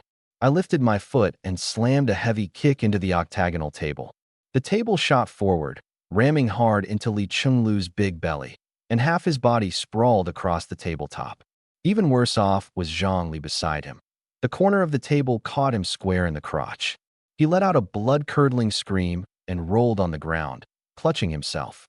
I grabbed Li Qinglu by the collar, yanked him off the table, threw him to the ground, and started kicking. It was cold out, and his padded coat absorbed some of the force. Every kick landed on a pressure point, enough to make him howl, but nothing that would do any real damage. "He Yuntian, stop!" Click! The sharp sound of a round being chambered pierced my ears. I turned. Li Qinglu's second son, Li Xuexiang, had a Type 56 raised, the muzzle pointed straight at me. I stopped. The whole room went dead silent. About 30 seconds passed before Li Qinglu, rubbing his sides, struggled to his feet. "He Yuntian, you're completely out of control. And you." Before he could finish, I drove a kick into his belly. His position happened to block the muzzle perfectly. Who else was I going to hit? He stumbled backward several steps and crashed into Li Xuexiang. I stepped forward, grabbed the barrel, and wrenched it out of the off-balance Li Xuexiang's hands. ejected the magazine, dumped the rounds, pulled the bolt to clear the chamber. I caught sight of Chun Lihua not far away. Catch. I tossed her the gun. She caught it clean. Zhang Li, still cupping his crotch, struggled to his feet and pointed at me. He Yuntian, how dare you hit the brigade leader and me? I shrugged. Where'd I hit you? With all these people watching, I never laid a finger on you. You rammed my crotch with the table. Don't play innocent. I glanced at the hand he was still holding down there and laughed. I thought it was something serious. That thing of yours is just for show anyway. Makes no difference whether it works or not. The whole room burst out laughing. Everyone in the village knew Zhang Li was in his early 30s and had been married 8 or 9 years without a single kid. His face flushed crimson as he pointed at me. You. Unable to get a single word out. You think I hit you too for no reason? I pointed at the rotten sweet potatoes on the ground. Take a look at what you gave me for my share. Zhang Li had nothing to say. This pile of rejects was exactly what he and Li Chenglu had cooked up together, hoping to stick me with a loss I'd have to swallow in silence. Who would have guessed I'd throw the whole script out the window and just beat them down? He had no choice but to bite the bullet. The grain might have gotten mixed up. See, everyone else's is loose, but yours got bagged. Obviously prepared in advance. But since he'd given me an out, I let it slide. In front of all these people, I couldn't very well actually kill them. Then, weigh out what's mine again. This time, nobody dared to pull any tricks. Zhang Li even sent 2 strapping young men to deliver the grain to my house. He was afraid I'd stick around and keep causing trouble. There were still plenty of families about to have their work points docked. If I stayed, who knew what kind of mess might break out? But he was overthinking it. I never stick my nose into other people's business. If those folks who got their points docked couldn't stand up for themselves, no amount of help would matter. Back home, I took inventory. Over 300 pounds of sweet potatoes, more than 100 of regular potatoes, over 100 each of corn and sorghum, plus a few dozen pounds of rice and wheat left over after paying the public grain quota. Rations meant for 2 people, now all falling to me alone. More than enough. I stored all the grain in my space and planted the corn and sorghum as seed. My space had picked up quite a few livestock lately, and they were short on feed. For dead sows still lay in the corner. Keeping them around was a waste. If I wanted meat, all I had to do was take a trip up the mountain. Might as well deal with them tonight. The sky had gone pitch black, past 8 o'clock. Perfect timing for the black market. I sent Feiyu out and rode the wind toward Red Flag Commune. There was no rush, so I didn't push it to fly faster. A dozen or so miles out from the village, along the mountain road, I caught a glimpse in my space of a flashlight beam bobbing and weaving. Someone was riding a bike through the night. I had Feiyu move closer. In the faint light, I could make out that it was actually Li Chengfu's second son, Li Shuexiang. A bulging burlap sack was strapped to the rack behind his seat. Heading to the commune this late, and with goods too, 9 times out of 10, he was off to sell at the black market. Li Chengfu had come after me time and again, always ending up on the losing end, but he was still a real piece of work. This time, I'd just consider it collecting a little interest. I had Feiyu land at a bend up ahead and pulled out a 2-meter wooden pole. The moment Li Shuexiang's front wheel rolled up, I jammed the pole straight into it. The bike jerked to a stop, and he went flying. Just as he tried to scramble up, I struck the back of his neck with the edge of my hand. He passed out cold. The flashlight rolled off a good distance away, still glowing a dim yellow. I put on my gloves and took the long cloth bag off his back, a Type 56 carbine. Into the space it went. A small pouch hung from his belt, and by feel it held 20 or 30 rounds. I took that too. Inside the burlap sack was freshly harvested rice, the grain still tinged with a bit of green. Grain just harvested, hauled off to sell at the black market in the dead of night. This Li Chengfu, who knew how much of the production team's property he'd been skimming on the sly. If the chance came up, I wouldn't mind sending him behind bars. He had it coming, always keeping his eyes fixed on me. I brushed away my footprints, slipped into my space, and continued flying toward the commune. As for Li Shuexiang, lying unconscious on the ground, the black market was too dangerous. I'd just make the trip for him. What I didn't know was that the plaintext telegram from half a month ago had kicked up quite a storm. The entire political scene across the 3 northeastern provinces was rocked. A whole batch of people were caught off guard and arrested. Pull up one radish and the dirt comes with it. And even their protective umbrellas were, and hauled them out.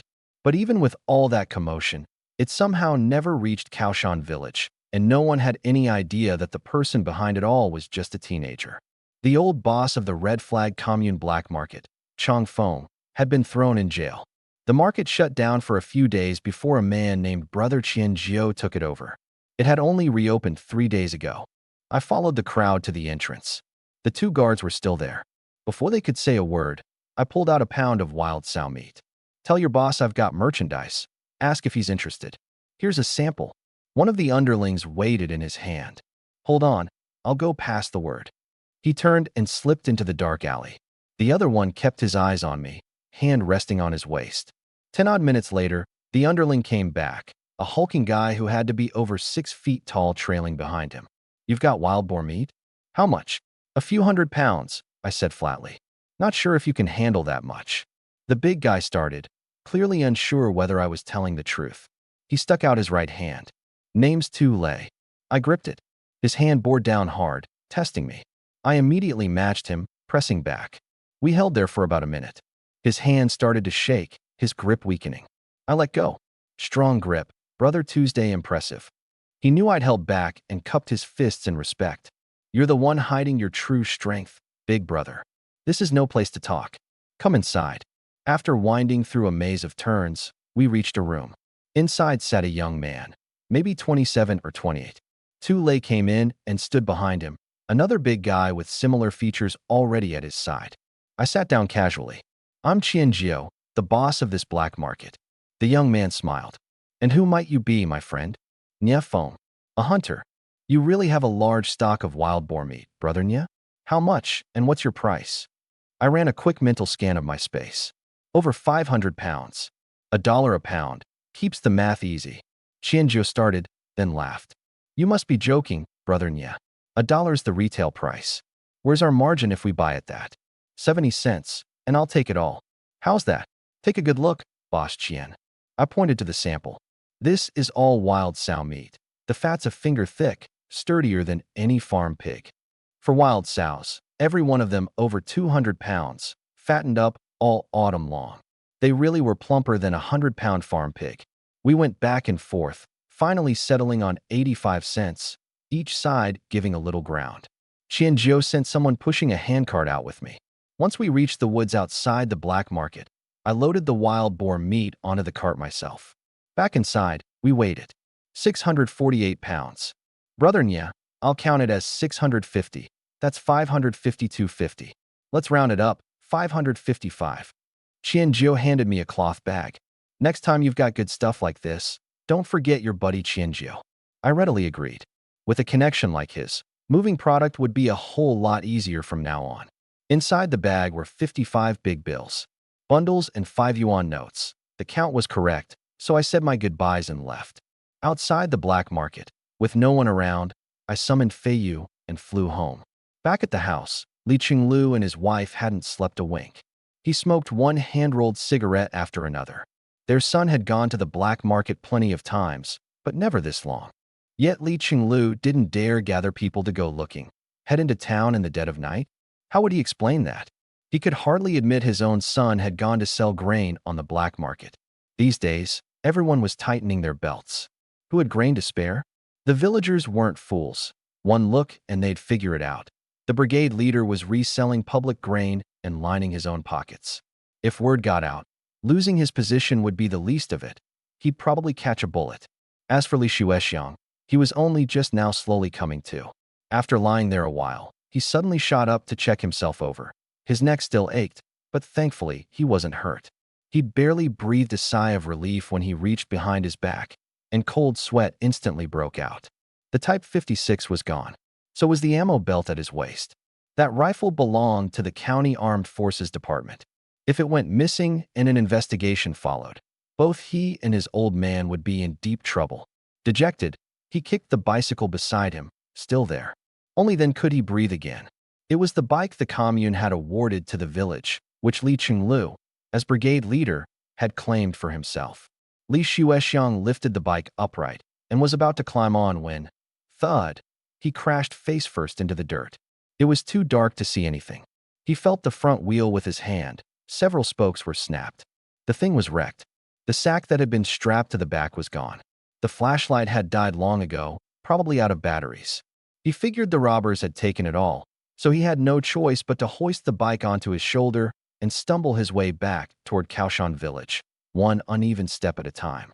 A 1960s heavy-duty bicycle was built solid, easily 40 or 50 pounds. Li Shuexiang, lazy and pampered as he was, didn't have that kind of strength. He carried it a stretch, rested a stretch, and covered a dozen miles over the course of the night. It was 5 in the morning before he finally dragged himself home, only to collapse from exhaustion the moment he stepped through the door. Li Qinglu and his wife, Wang Guixiang, hadn't closed their eyes all night.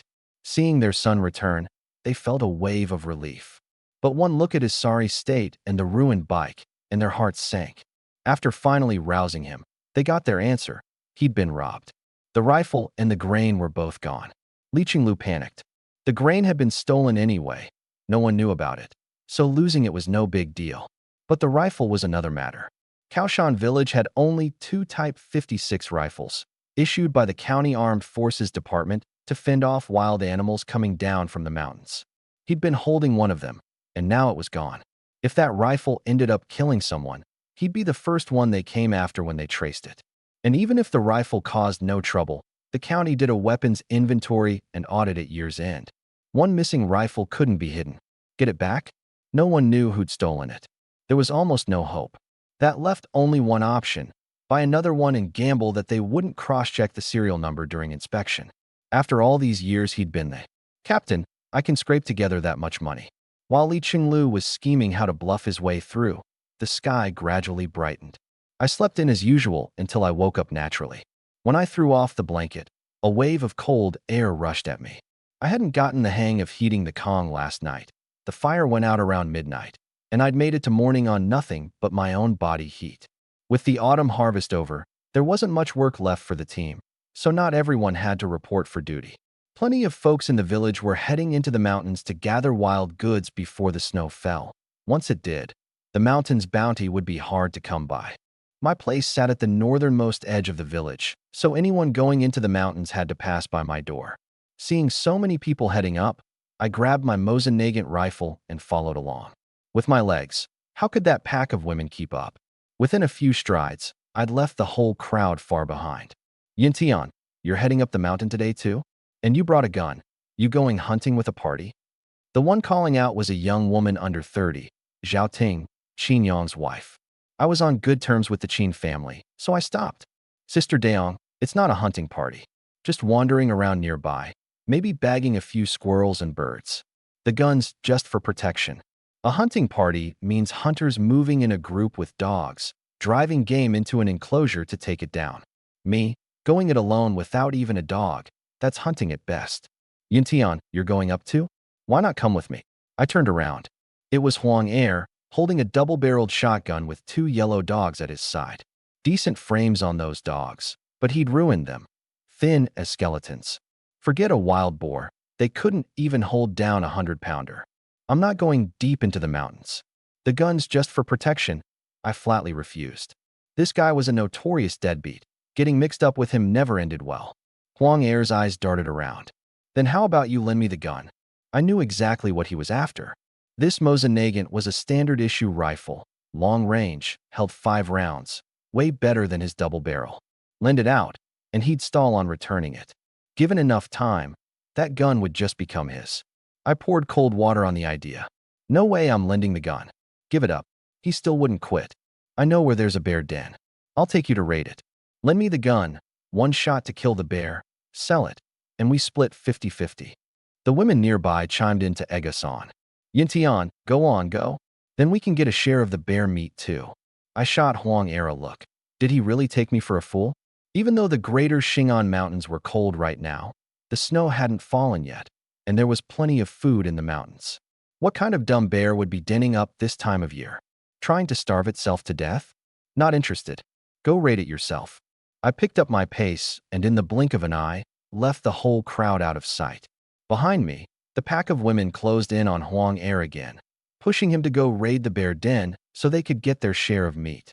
As for whether Huang Er lived or died, that never crossed their minds. The truth was Huang Er What bear's den does she think she's talking about? She was just trying to con me out of my rifle earlier, and now she's dug her own grave. The women were shouting that if he didn't hand it over, they'd strip his pants off to check his goods. Don't underestimate these old gals. When they're worked up, there's nothing they won't do. The reason they don't dare mess with me is that my reputation scares them stiff. I've even thrown down with the brigade leader twice. Push me too far, and I show no mercy. Shaking them off, I made my way slowly toward the deep mountains. With my space and all those guns, sticking around the outskirts to shoot birds felt pointless. The only thing standing between me and being a real hunter was a pack of hunting dogs. But there was no rush. Among the dogs I'd rounded up from Jijiagu, 8 bitches were already pregnant, all sired by that giant white hound. Once the pups dropped, I'd have dozens of little ones. By then, would I really have to worry about not being able to train good hunting dogs? There's a trick to training hunting dogs. Get a batch of pups with potential, then let a seasoned old hound take them into the mountains for real hunts. A few trips, and they'd be ready. But this method has one catch. You need a mature hunting dog to begin with. And that was exactly what I lacked. Nothing to do but take it slow, one step at a time. You have to understand, even here in the 1960s, a finished hunting dog cost a shocking amount. A young dog around a year old could sell for 10 yuan. An ordinary dog that had been on a few hunts went for 30 to 50. As for the cream of the crop, the scent dogs, a low-nosed scent dog could fetch over 100, and the legendary high-nosed scent dog was priceless, impossible to find on the market. With a true high-nosed scent dog in hand, heading into the mountains would be like picking up free money. The outskirts sat close to the village, with people coming and going all the time. Mountain goods were scarce there, and naturally, so was the game. I kept pushing deeper. Past the outskirts, I reached Wild Bull Ridge, a place where, aside from professional hunters, hardly anyone ever came. Once I entered Wild Bull Ridge, the trees grew noticeably taller, and even the daylight dimmed within the forest. Without a dog on lookout, I had to be twice as careful. The resources here really were better than out on the fringes. Along the way, I spotted no fewer than 10 chestnut trees, all hung heavy with brown spiny burrs, squirrels busy plucking fruit up in the branches. After circling around and confirming there were no large animals about, I climbed a chestnut tree over 10 meters tall. A long bamboo pole appeared out of thin air in my hands. Bracing myself steady, I whacked away at the branches, and the spiny burrs came pattering down. Since I was alone, I didn't have to worry about hitting anyone. I swung that pole viciously, and in under 10 minutes I'd knocked nearly every burr off the tree. I climbed down carefully. The ground was blanketed with those sea urchin-like burrs. Getting pricked now would have been a real joke. I spread my consciousness out, and with a single thought, every burr on the ground was swept into my space. This was a new use of my space I'd figured out. Within 10 meters, if my mind could cover an inanimate object, I could pull it in. I could also place things down anywhere within that 10-meter range. A good spot. Just as I was settling in nicely, a series of grunts, snort, snort, snort, broke the silence. Wild boars were coming. Worried it might be a whole pack, I scrambled back up the tree. Less than a minute later, a smallish boar came into view. It lifted its snout, quickly caught the scent of the spiny burrs, stomped one open with its hard hoof, and started eating the fruit inside. Smooth, practiced movements, clearly not its first time. After finishing one, it rooted through the grass and dug up more. Watching this from the tree, an idea suddenly popped into my head. A boar's sense of smell is even sharper than a dog's. What if I trained one like a hunting hound, a boar hunting boar? In the eyes of wild beasts, size equals combat power. An ordinary hunting dog weighs anywhere from a few dozen to 100-some pounds, and it takes several of them to corner a wild boar. But the boars of the Shingan Mountains are the largest subspecies. An adult male easily tops 500 pounds. Even top predators like the tiger and the black bear won't take one on head-to-head. As for the legendary 1,000-pound boar god, even tigers and bears give it a wide berth. If I could raise a boar god to walk at my side, then nowhere in the entire Shingan range would pose a danger to me. Besides, I still had my rifle. The more I thought about it, the more raising just one hunting boar seemed too modest. Siberian tigers, black bears, brown bears, all these apex beasts, I wanted to raise them too, and really get a taste of what it felt like to be filthy rich.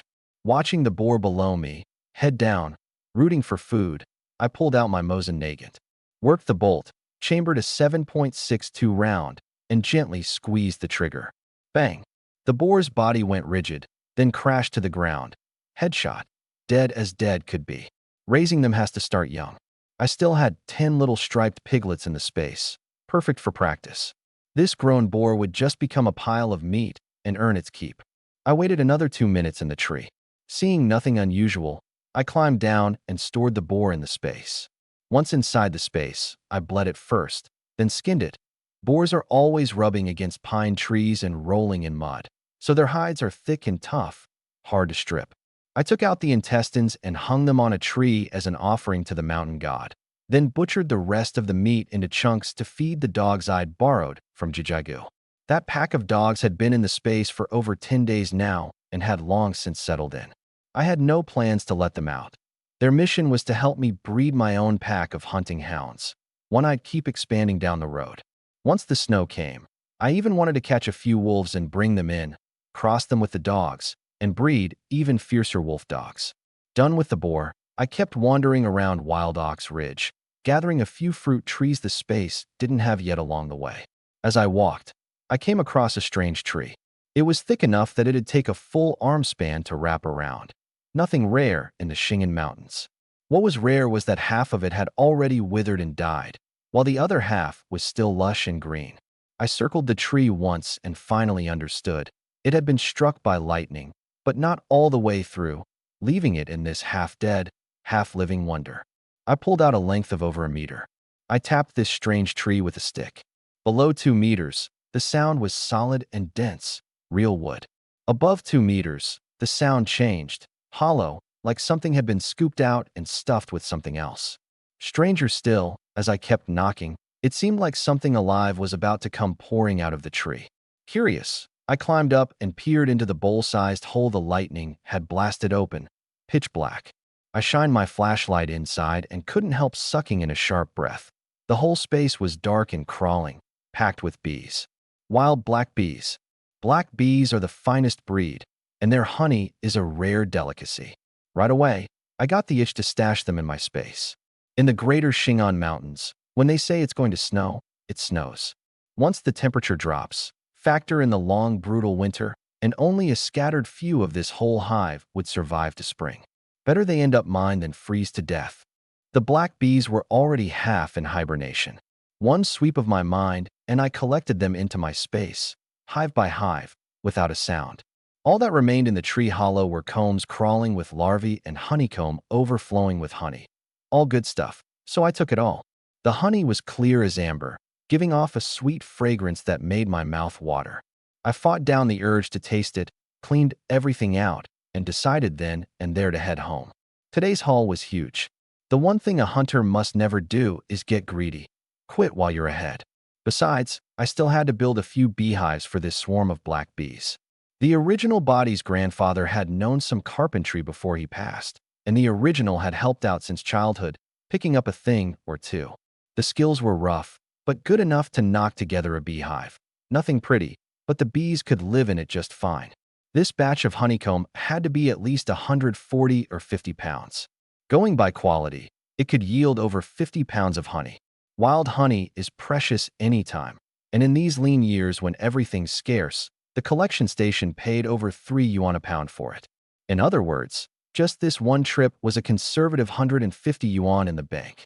If word got out around the village, folks would be sick with envy. When luck comes, there's no stopping it. In a mountain hollow 6 or 7 miles from Kaoshan village, a pack of wild boars was frantically fighting over wild kiwi fruit, packing on fat for the winter. I was walking from north to south, right at the upwind spot. From over 1,000 meters away, the lead boar caught the scent of a human. This boss boar was an old hand. It knew that as long as a human didn't have that loud fire stick in hand, it was just a pushover in front of him. The moment it caught my scent, it charged straight at me with the whole pack in tow, aiming to make a feast of me. This pack wasn't small. The lead boar, a massive brute, topped 500 pounds, followed by 5 200-plus pound males, probably last year's litter. Come winter, they'd huddle together for warmth, which is why they hadn't been driven off. Behind them were 4 fat sows, 7 or 8 young females, and bringing up the rear were a few 20-pound piglets, their stripes faded to a plain yellow coat. They were hidden in the hollow, and with no dogs standing guard. I hadn't noticed in time. By the time I did, the herd of boars was less than 100 meters away. Good thing they charged out first. If they'd surrounded me after I entered the mountain pass, I'd have been hard-pressed to escape without injury. Watching that dark mass of boars barrel toward me, all those tuskers, I only wished I had a machine gun in my hands. No time to think. I pulled a Type 56 carbine from my space, each one preloaded to full capacity, ready to fire the moment I racked the bolt. The herd was almost on top of me. I aimed at the biggest threat, the leader, lined up on its head, and squeezed off round after round. Asterisk bang, bang, bang, asterisk. Bullets poured out.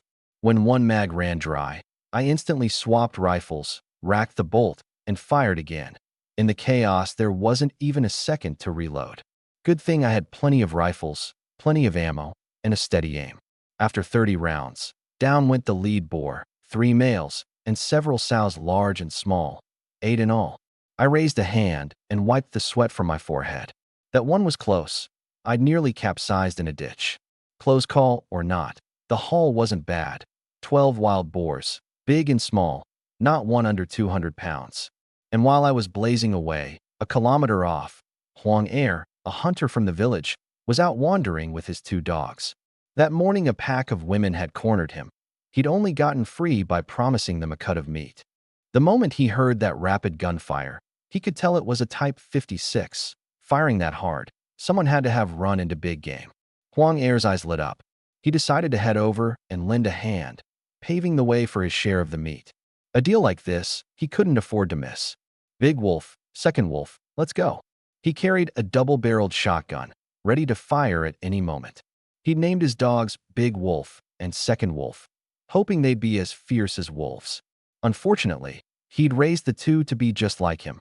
The second there was work to do, they slacked off and dodged it.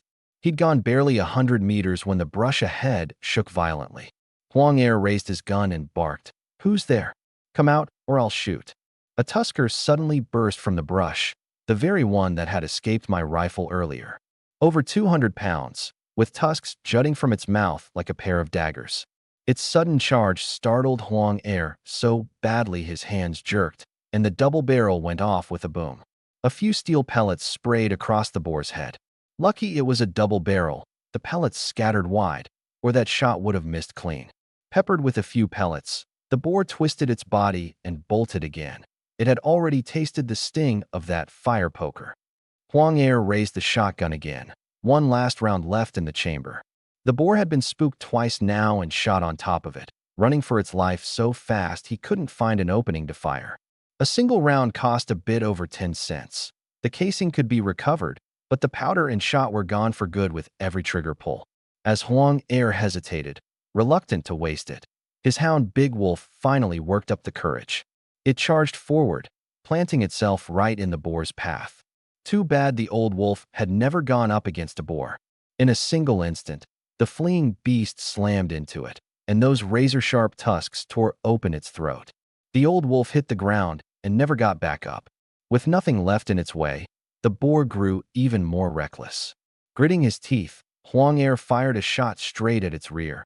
A few steel pellets sank in, but from that distance it only made the thing run faster. In the blink of an eye, it was gone. He'd missed the boar and lost the dog on top of it. Huang Er crouched by the pool of blood, watching helplessly as the old wolf slowly closed its eyes. He gathered some stones and built it a crude grave up in the hills. This was the fate of a hunting dog. Meanwhile, I was stashing the dead boars into my space, one by one. 2 gunshots rang out somewhere behind me, but I didn't even look up. I finished loading the last one and didn't bother chasing down the piglet that got away. I just changed direction and kept heading toward Kaoshan village. Once I decided to go home, no animals were going to hold me up. If they hadn't come looking for death, I wouldn't have wasted a second on them. By the time Huang Er tracked down the source of the shots, all he found was a smear of blood on the ground. Not even a single shell casing left behind. The scene had been picked clean. He stood there, unable to figure out which way the shooter had gone. Wanted a piece of the action? Keep dreaming. Just before I reached the village, a colorful cock pheasant burst out of the brush. That long tail, so proud during mating season, was nothing but dead weight when it came time to run. I raised my Mosin Nagant, lined up the sights on its head, and squeezed the trigger. Bang! The pheasant's head exploded on the spot. Dead as could be. The reason I'd switched rifles was simple. Those Type 56 carbines were dirty guns, and pulling one out would only bring trouble. I carried the pheasant upside down to bleed it out, walking and thinking about the game sitting in my space. The boar hadn't been castrated, so its meat was gamey. I'd keep that for the dogs. The 8 sows tasted a little better.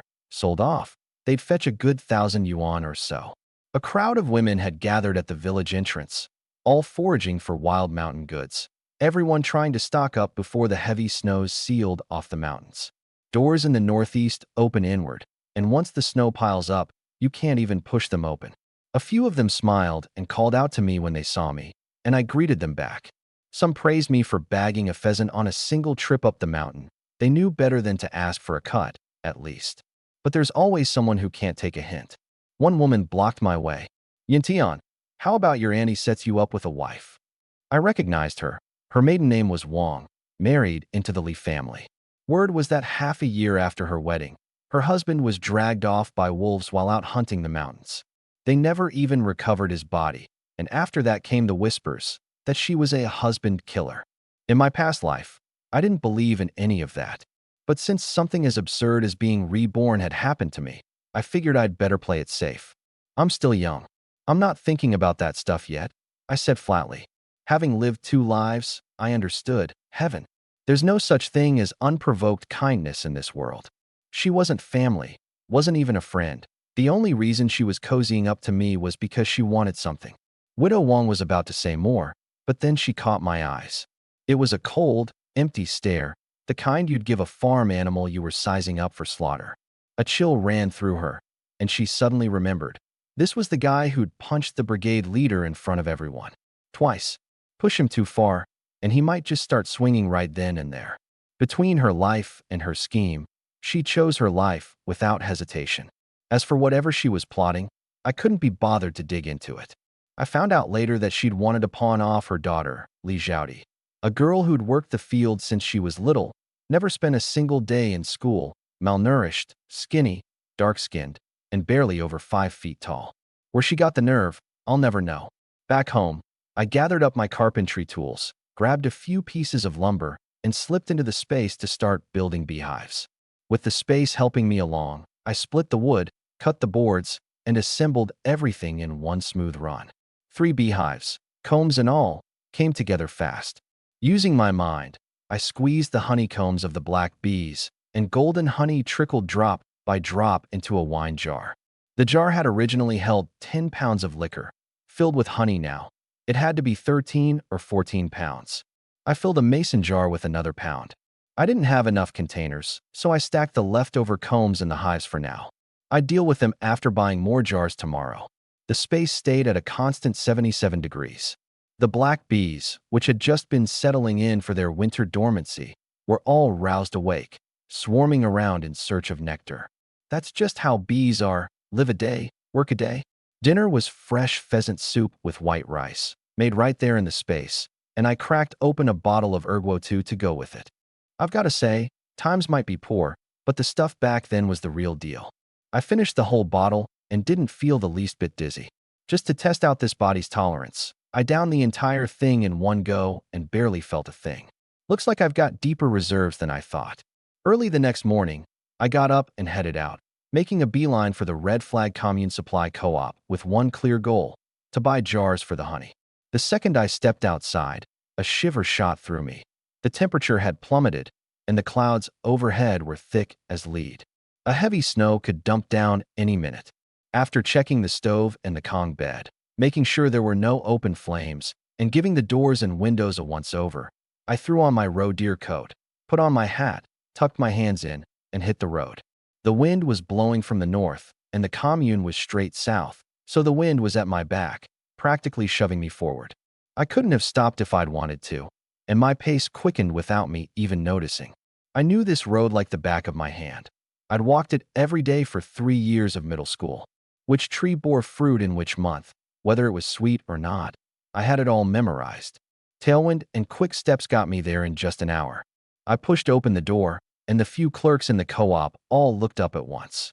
With the wind whipping and snow coming, they'd figured no customers would show up today, so they'd been sitting around chatting, probably bored out of their minds. They actually seemed happy to see someone walk in. I asked for 10 10-pound jars. One of the older women asked, "Little brother, pickling cabbage? We've got a bigger one." No, not too big. It'd be too heavy to carry. At least the jars didn't require ration coupons. I spotted a thermos behind the counter. "Miss, how much for that one?" Winters in the Northeast were brutally cold, and getting a sip of hot water was nearly impossible. A thermos would let me store some ahead of time. "You need a coupon."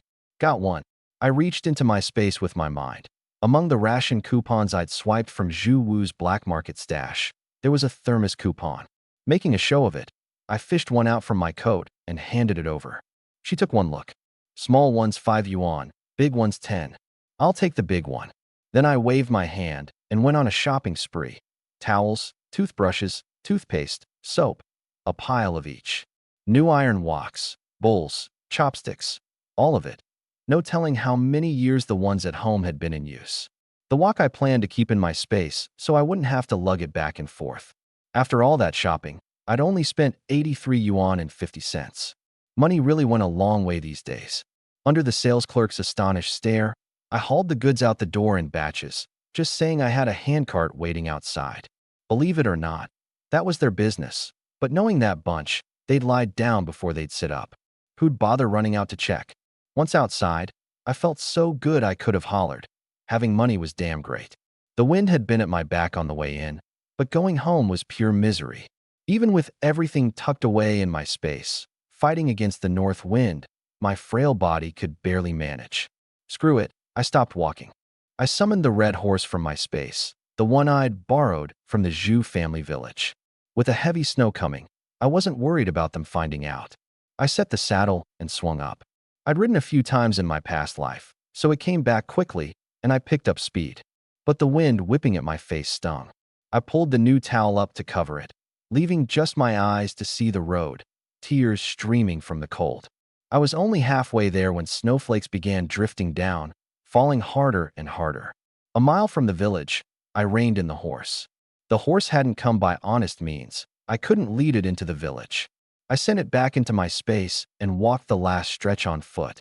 The snow had come late this year, and it was as if the heavens had been holding it in too long. In just 20 minutes, a thick layer had already blanketed the ground. I trudged inside through the snow and immediately stuffed newspaper into the stove to light the Kong. It was so cold that a house, without smoke rising, would only raise suspicion. Watching the goosefeather snow outside, I figured it wasn't going to stop anytime soon. I looked at this mud brick house, older than I was, and my stomach tightened. At Kaoshan Village, 1/2 meter of snow in a single night was nothing unusual, and every year there were cases of roofs caving in. I rushed out to the yard, grabbed several beams as thick as a large bowl, measured and sawed them to length, and propped them up one by one beneath the main beam to reinforce it. When I finished, I let out a breath of relief. As long as the snow didn't get out of hand, the house would hold. Looking at this rundown place, an idea took hold. Come spring, I'd build a proper brick and tile house. But red bricks, cement, and lime cost money, and you also needed the right connections. Buying from the state. This is fiction, a novel, so I'll translate it as such. These all require connections and planning. I'm just a small-time farmer. Where would I get those kinds of resources? Forget it. When the cart reaches the mountain, there'll be a road. Turns out, reinforcing the roof beams was the right call. The snow kept falling until past 6 in the evening, with no sign of stopping. Before bed, I pulled out a long bamboo pole from my storage space and tied a wooden board to one end, turning it into a rake. Standing on the ground, I could scrape the snow off the roof, then sweep it straight into my space. The snow in the yard had piled up to 30 or 40 centimeters too. If I didn't clear it, I probably wouldn't even be able to get out the door come morning. That night, the Kong bed stove was still burning, plenty of firewood, so I could afford to be extravagant. I ducked into my space, stacked some stones into a makeshift stove, and once the pork fat came to a boil, I heated up some water. With a thermos, I could prepare enough in one go. While boiling water, I washed the jars and sorted my goods. A pile of toothbrushes, toothpaste, tea mugs, and towels. The enamel wash basins set aside. The bowls and chopsticks scrubbed clean and stacked neatly. Only after finishing did I understand the saying, even a broken household is worth a fortune. It really does take a lot of stuff to run a home. Once the jars had dried, I got to work harvesting the honey. After half a day of effort, I filled 4 jars, with more than half a jar left over. All top-grade wild honey, thicker than liquor. With everything squared away, I sat cross-legged to practice the body refining technique. I'd already completed the first stage and was now working through the second. These past few days, not only had my appetite shot up, but my strength had grown by a huge margin. The joints below my knees ached faintly. I was growing taller. My control over my strength was becoming more and more refined too. Before, a 100-pound punch would only land with 60 or 70% of its force by the time it hit my opponent. Now, a single punch probably carried over 100 pounds of power. And my strength was far more than 100 pounds. I tested it. That 500-pound wild boar from today, I could just barely lift it up. At this rate, fighting bears and tigers with my bare hands might not be an empty boast. The snow didn't stop until early the next morning, and in many places it had piled up over half a meter deep. If the very first snowfall was this heavy, next year looked to be another good harvest. As usual, I cleared the roof with the rake, then grabbed a shovel to sweep the yard. The shovel is a lifeline for northeastern farming families. The moment heavy snow hits, you can't do without it. Without one, all you can do is wait for someone to come rescue you. But once the snow falls, every household is out shoveling. Who has time to worry about you? I didn't clear much, just carved out a meter-wide path through the yard, enough to walk through. After all, who could guarantee it wouldn't snow again today? By the time I finished shoveling, I was covered in sweat. The fresh snow still couldn't hold a person's weight. It wasn't time to head into the mountains yet. I'd have to wait a few days, let some of it melt, then let it freeze overnight. Only then would it be solid enough to walk on. I was just about to head back inside to hunker down when a voice called out to me. "Yuntian, you all done clearing? Is your house holding up okay?" It was Qin Yong. "All done. What made you ask, Brother Yong?" "Good to hear. My dad was worried, so he sent me over to check on you." "Well, thank you, Uncle Qin, and Brother Yong's got something on his mind." "Whose house went down in the village?" Qin Yong glanced around and lowered his voice. "You didn't hear? The accountant's old man. His house collapsed. They're still digging through the rubble right now." That got my attention. Zhang Yudao, that old dog? His house caved in. Zhang Yudao was the father of Zhang Li, the brigade accountant. For years he'd thrown his weight around the village, riding on his son's coattails. Nobody dared cross him for fear Zhang Li would hold a grudge, so they all just swallowed their anger, which only made the old bastard bolder. Karma. And the timing couldn't have been better. Hearing that Zhang Yudao's house had collapsed sent a chill through me. My own mud brick shack was even older than his. Good thing I'd reinforced it last night. That work hadn't been for nothing. Heavy snow usually crushes houses in the dead of night. People are fast asleep, nobody clears the snow, and the roof beams just give way. But the Zhang house had come down at the crack of dawn. Strange. Later I found out it was all Zhang Yudao's own fault.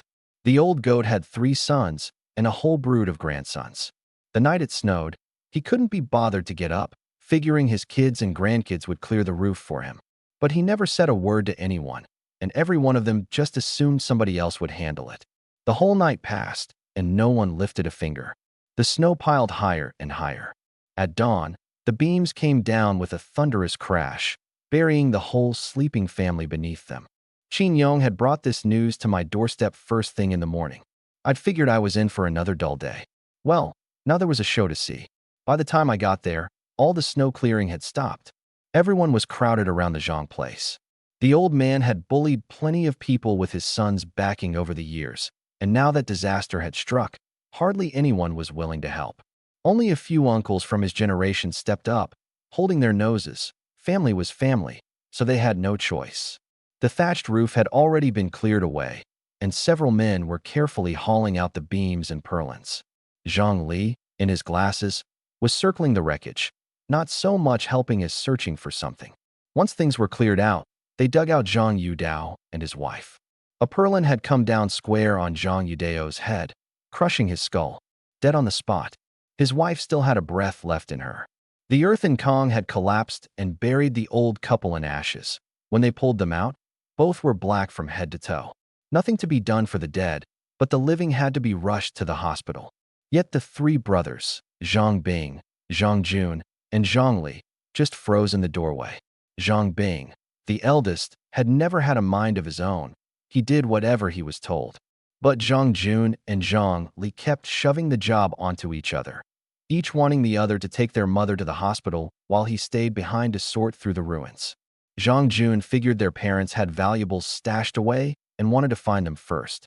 Zhang Li's motives ran deeper. He'd hidden something at his parents' place that could get him killed, and he was desperate to move it. The standoff ended when Zhang Li pulled out 50 yuan, pressed it into Zhang Jun's hand, and sent him off to the hospital while he stayed behind to handle the arrangements. Once Zhang Jun and his son were gone, Zhang Li sent away. My older brother and clan cousin said they wanted to look at the old house alone, to remember the dead through the things they'd left behind. The crowd broke up, and the villagers headed home one by one. Even if someone thought about the possessions Zhang Yudao had left behind, no one dared get greedy. But in that pile of black ash, I caught a glint of something reflecting the light. Not letting anything show on my face, I activated my space's remote retrieval and quietly pulled the object into my dimension. Back home, I checked the doors and windows, then slipped into my space in a flash. I took it out and got a good look, and my heart sank. It was just a small wine jar, blackened with soot. An ordinary style, not even old enough to count as an antique. What could possibly be worth hiding in a Kong stove hole? I gave it a shake. There seemed to be something else inside. I opened it. Inside was a book. I pulled it out and flipped through. It was an account ledger. The pages were packed tight, recording every single work point that Brigade Leader Li Qinglu and Accountant Zhang Li had skimmed off the top. What day, from whom, how much, and the yearly totals. At year's end, when the books were balanced, these work points got folded into the production team's master accounts, and the surplus naturally ended up in their two families' pockets. I smiled. Zhang Li had kept this ledger as an insurance policy, so that if he ever died under suspicious circumstances, this would be the evidence to drag Li Qinglu down with him. He'd handed the ledger to Zhang Yudao for safekeeping, with the agreement that if he ever died suddenly, it would go straight to the commune. Zhang Yudao had thought it over for a few days, then stuffed it in the wine jar and hid it in the earthen Kong. Only the old couple knew where the jar was. Now Zhang Yudao had died a violent death, and Zhang Wangshi lay unconscious. Zhang Li's trail had gone cold. Finding this ledger again would be harder than reaching the sky. This book held his life or death. How could he rest until he found it? But Zhang Jun, of all things, assumed his younger brother was after the old house's valuables, which was why he stubbornly refused to take their mother in for medical treatment. The human heart, it always judges others by its own desires. I ran my fingers over the ledger, and my mind was made up. I'd turn it into the commune when the time was right. With this in hand, neither Li Qinglu nor Zhang Li would escape that bullet. I came out of the space and dug up the guest register from my grandfather's funeral, going through it page by page. Not a single person from the Zhang family had come to pay respects. In that case, I saw no reason to go join their affairs either. I was still thinking it over when someone called out to me from the gate. I pulled the door open. My first thought was that I'd seen wrong. It was Brigade Leader Li Qinglu. What was this old bastard here for? Looking for another beating? The truth was, he didn't want to see me either. If he'd had his way, he'd have been glad to see me drop dead on the spot. I stood in the yard, watching him, saying nothing. My back was to the north, so the wind didn't hit my face. He faced right into it, tears streaming from his eyes. He couldn't hold out any longer and spoke first. Yuntian, your uncle needs a favor. Can't help you. I shut him down flat. Knowing him as I did, this old crook was surely up to something. But then he said, Zhang Yudao's dead. I need you to build him a coffin. My face darkened, coming to my door at the crack of dawn to make me build a coffin. Who told him I'd learned that trade? Big donkey, are you out of your mind? When have I ever built a coffin? My cursing didn't faze him one bit, but he knew I'd actually beat him, and I'd done it twice. Wasn't your grandpa buried in a coffin? Didn't you make that one? He remembered clearly that my grandfather was laid to rest in a coffin, and no mule cart had ever left the village to go buy one. My grandpa prepared that himself before he died. I smirked. Besides, is Zhang Senga's whole family dead? Since when did you become their dutiful grandson? But he was thick-skinned. He pressed on. Then it's settled. You go buy a coffin and bring it back. Before I could refuse, he turned and walked off, tossing over his shoulder. It's decided. I watched him scurry away and let out a bitter laugh. Just like that, decided? Did I ever agree? Later I figured out his scheme. The Zhang family had dumped the whole funeral on him, and he wanted to use it to screw me over one more time. Send me to buy a coffin, then no matter how much I spent, insist I'd pocketed a kickback and ruin my reputation. Being sickened like this first thing in the morning, I couldn't let it slide. I dug up some old newspapers we used for wallpaper and picked out the characters one by one.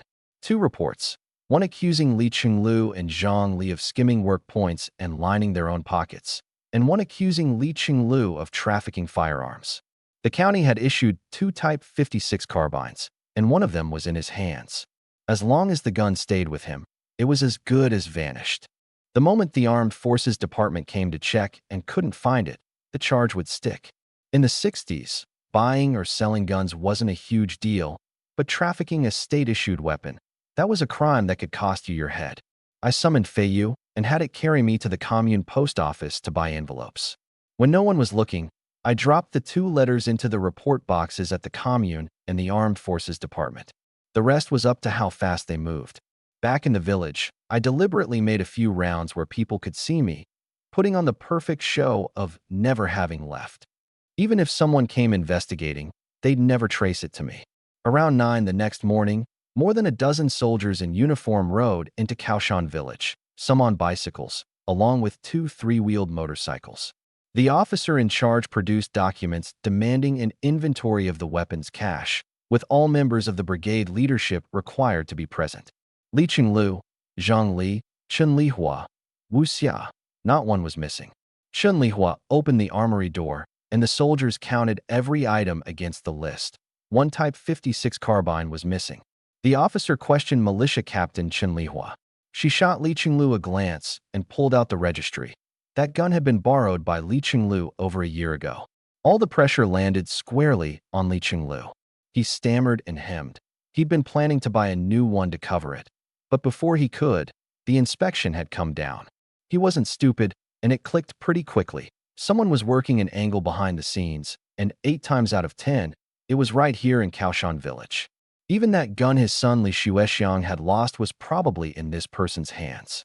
After mulling it over for a good while, he decided to come clean. His son had been sent to report to the commune, gotten ambushed on the way, and had the gun taken from him.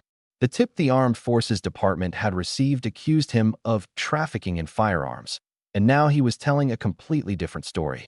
For the moment, the cadres couldn't tell which version was true. But whether it was sold or stolen, the gun was definitely gone. It had been in his possession for a long time, and that responsibility wasn't something he could shrug off. While things were still at a standstill, several more bicycles arrived from the commune government. They'd received a tip that same morning too, one that came with an account ledger attached. Once the 2 groups compared notes, they realized Li Qinglu's problems went all the way to the top. They interrogated him on the spot, and unable to keep up the denials, he confessed to everything. They searched his home and turned up over 3,000 yuan in cash, along with a pile of receipts. Once Li Qinglu went down, Zhang Li didn't get away either. Another 2,000 plus was pulled from his place. Zhang Li had no sons all these years, so to win over a few nephews to care for him in old age, he'd handed out plenty of favors. Both were hauled off on the spot.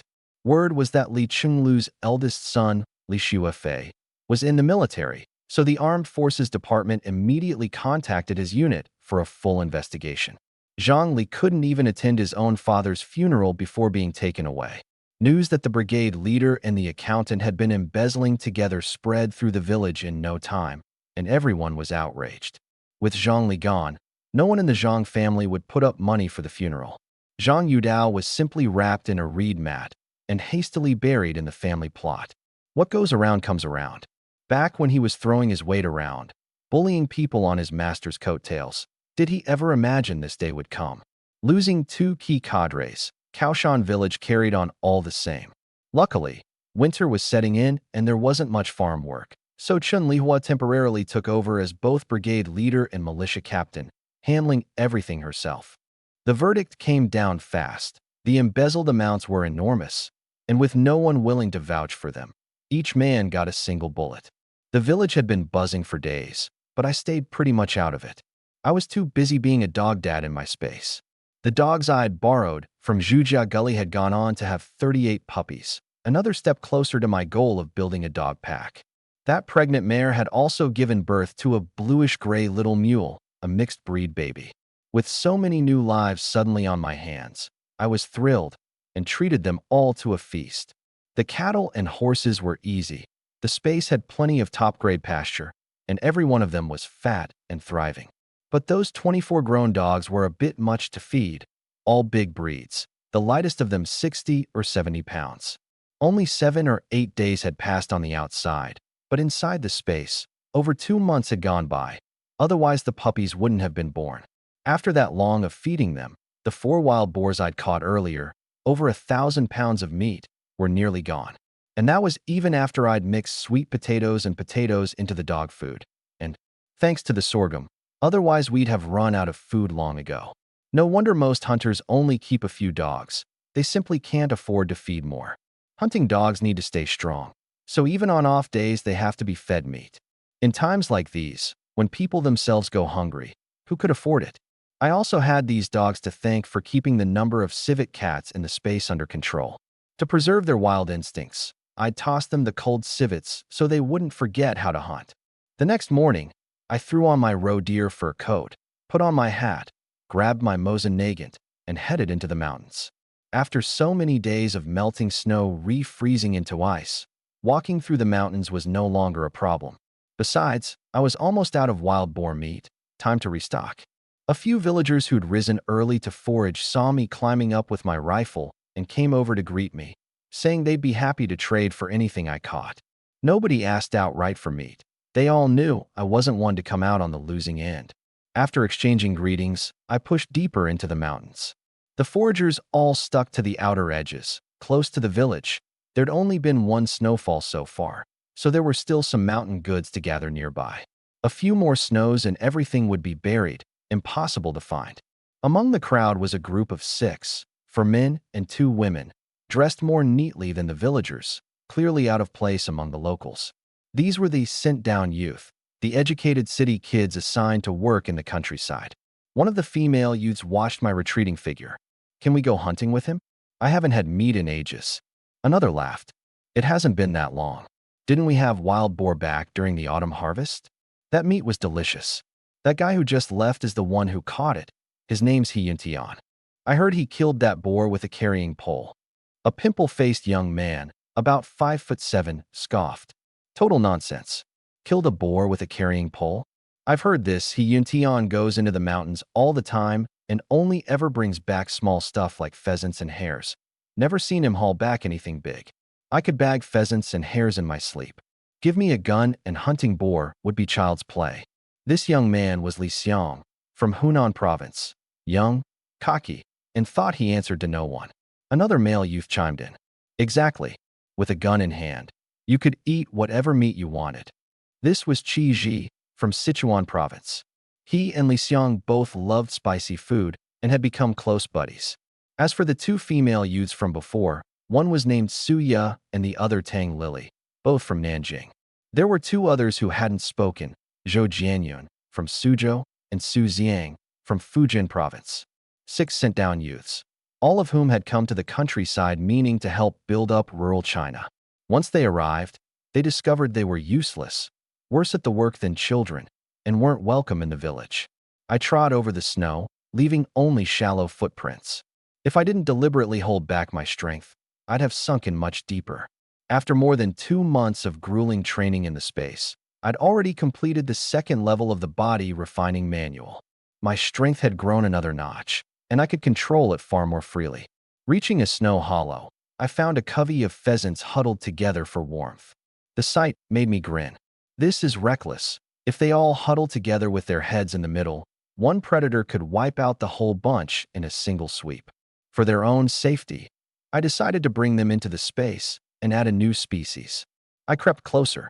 They only stirred a little, none of them ran. At 10 meters, I cast my mind over them like a net. Since you're all so afraid of the cold, why don't you head somewhere warm? I set them down next to the flock of domestic hens. In just over 2 months, 3 hens had already hatched more than 20 chicks, a huge contribution to the space's poultry population. Without firing a single shot, I'd bagged 6 pheasants, 2 males and 4 females. I couldn't help marveling. Nature these days really is bountiful.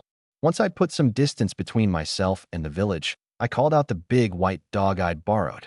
I honestly couldn't tell what breed it was. Part northeastern hunting dog, part Mongolian mastiff, with a hint of Orphan hound thrown in. At over 160 pounds, it could take on a wolf one-on-one without breaking a sweat. I hadn't summoned it to hunt, but to keep watch. The mountains were dangerous right now. Starving wolves, the locals called them green hides, would take on any living thing. Hungry black bears and brown bears could turn up at any moment.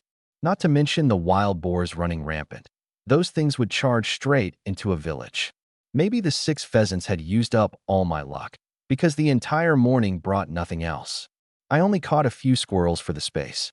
After a quick lunch, I figured I'd wander around for another couple of hours, and if I didn't catch anything, I'd head back.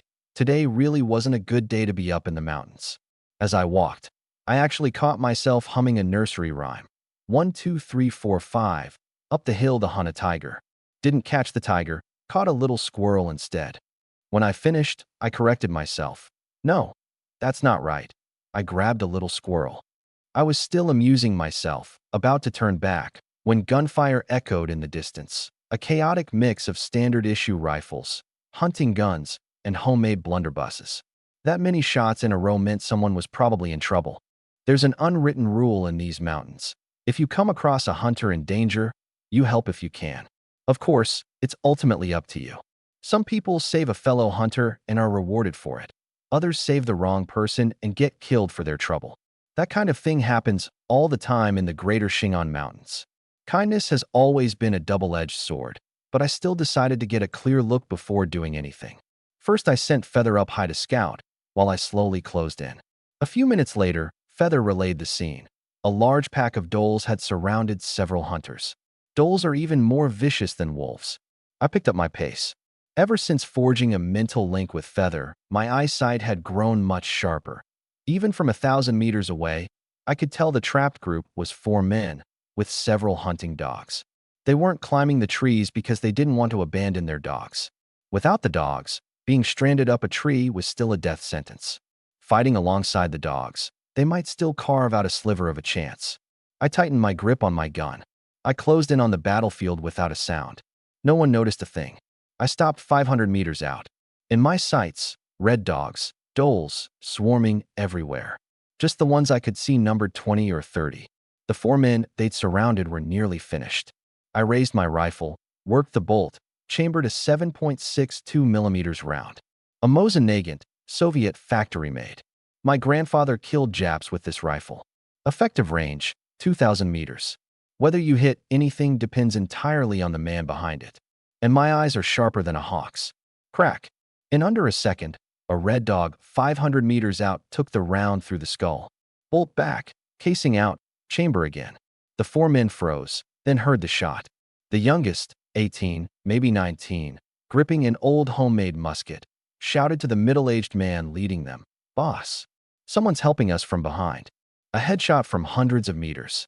The leader clutched his Zhongjing rifle, hope kindling in his eyes. That's a marksman. Crack. Another red dog dropped. "Everybody stay sharp," the leader roared. "We're getting out of this alive." I gave them no room to breathe. Crack, crack, crack. 3 shots, 3 kills. Bolt back, stripper clip pressed in to fill the magazine. When a hunter goes into the mountains, every bullet is precious. But my rhythm, 1 shot, 1 kill, was worth more than any reassurance. 3 more shots. 9 red dogs, sprawled dead in the snow. The rest slipped into the shadows of the trees, out of my reach for now. The kid's musket boomed out a spray of steel shot, flushing 2 wounded red dogs into the open. An opening. Crack, crack. 2 shots almost merging into one. Both red dogs died where they stood. The lead wolf hiding in the dark. No, the lead dhole finally couldn't take it. most of its pack dead or wounded, the prey out of reach. It made the call, retreat. A pack of beasts that wins through numbers. Once it loses this many, it won't survive the winter. I leveled the rifle and moved forward slowly. At 50 meters I lowered it, switching to a one-handed grip. If there was any threat, I could fire at any moment. The 4 men saw me clearly now, and all of them stared. Didn't expect our friend to be so young. The leader cupped his fists in salute. I'm Shering. These are my 3 brothers. Thank you for saving our lives. If you ever need us, just say the word. He and Tian. From Kaoshan village. Xiong, the second brother, laughed at that. Kaoshan village? My father-in-law, Qin Diyun, lives there. I know old Qin. A few exchanged words, and we were on friendly terms. The smell of blood was growing thicker. I frowned. Let's move. This stench will draw other things. The Sher family looked at the red dog carcasses littering the ground, eyes fixed on them. That was money. But they were already dragging a roe deer, and the third brother's arm was hurt. They couldn't carry much. After we parted, they headed home. But 300 meters away, I climbed a tall tree, waiting for a rabbit to run into a tree stump. This time, let's see which poor bastard stumbles into it. I waited over an hour. The sun dipped westward. A wolf howl. I perked up. A pack of gray wolves came into view, 8 or 9 of them. Bringing up the rear was a jet-black giant, a full size bigger than the rest. The alpha. I raised my Type 56, worked the bolt, and chambered around. Effective range, 400 meters. They were still 300 out. My fingers squeezed off round after round. The 7.62 millimeters bullets poured out like rain. My rate of fire was too fast for them to react, except for the black wolf and 1 scrawny runt. All 7 of the others dropped dead. 7 wolves, plus a dozen or so red dogs. Early winter is when wolf pelts fetch the most, the fur glossy and thick. 1 pelt could sell for over $10. As for the black wolf, my drone had already locked onto it from high above. It thought it could shake me by looping around. But it didn't know. The one watching it wasn't on the ground. It was in the sky. The black wolf ran for nearly an hour, circling back to its den at the foot of a rocky hill. Waiting for it wasn't its mate and pups. It was a lynx, savagely assaulting the den. Lynx and wolf, born enemies. This one had been eyeing the den for a while, only held back by the pack standing guard. Today the alpha led everyone out, and it finally saw its chance. The mother wolf already had 2 gashes clawed into her, and both pups were bloodied too.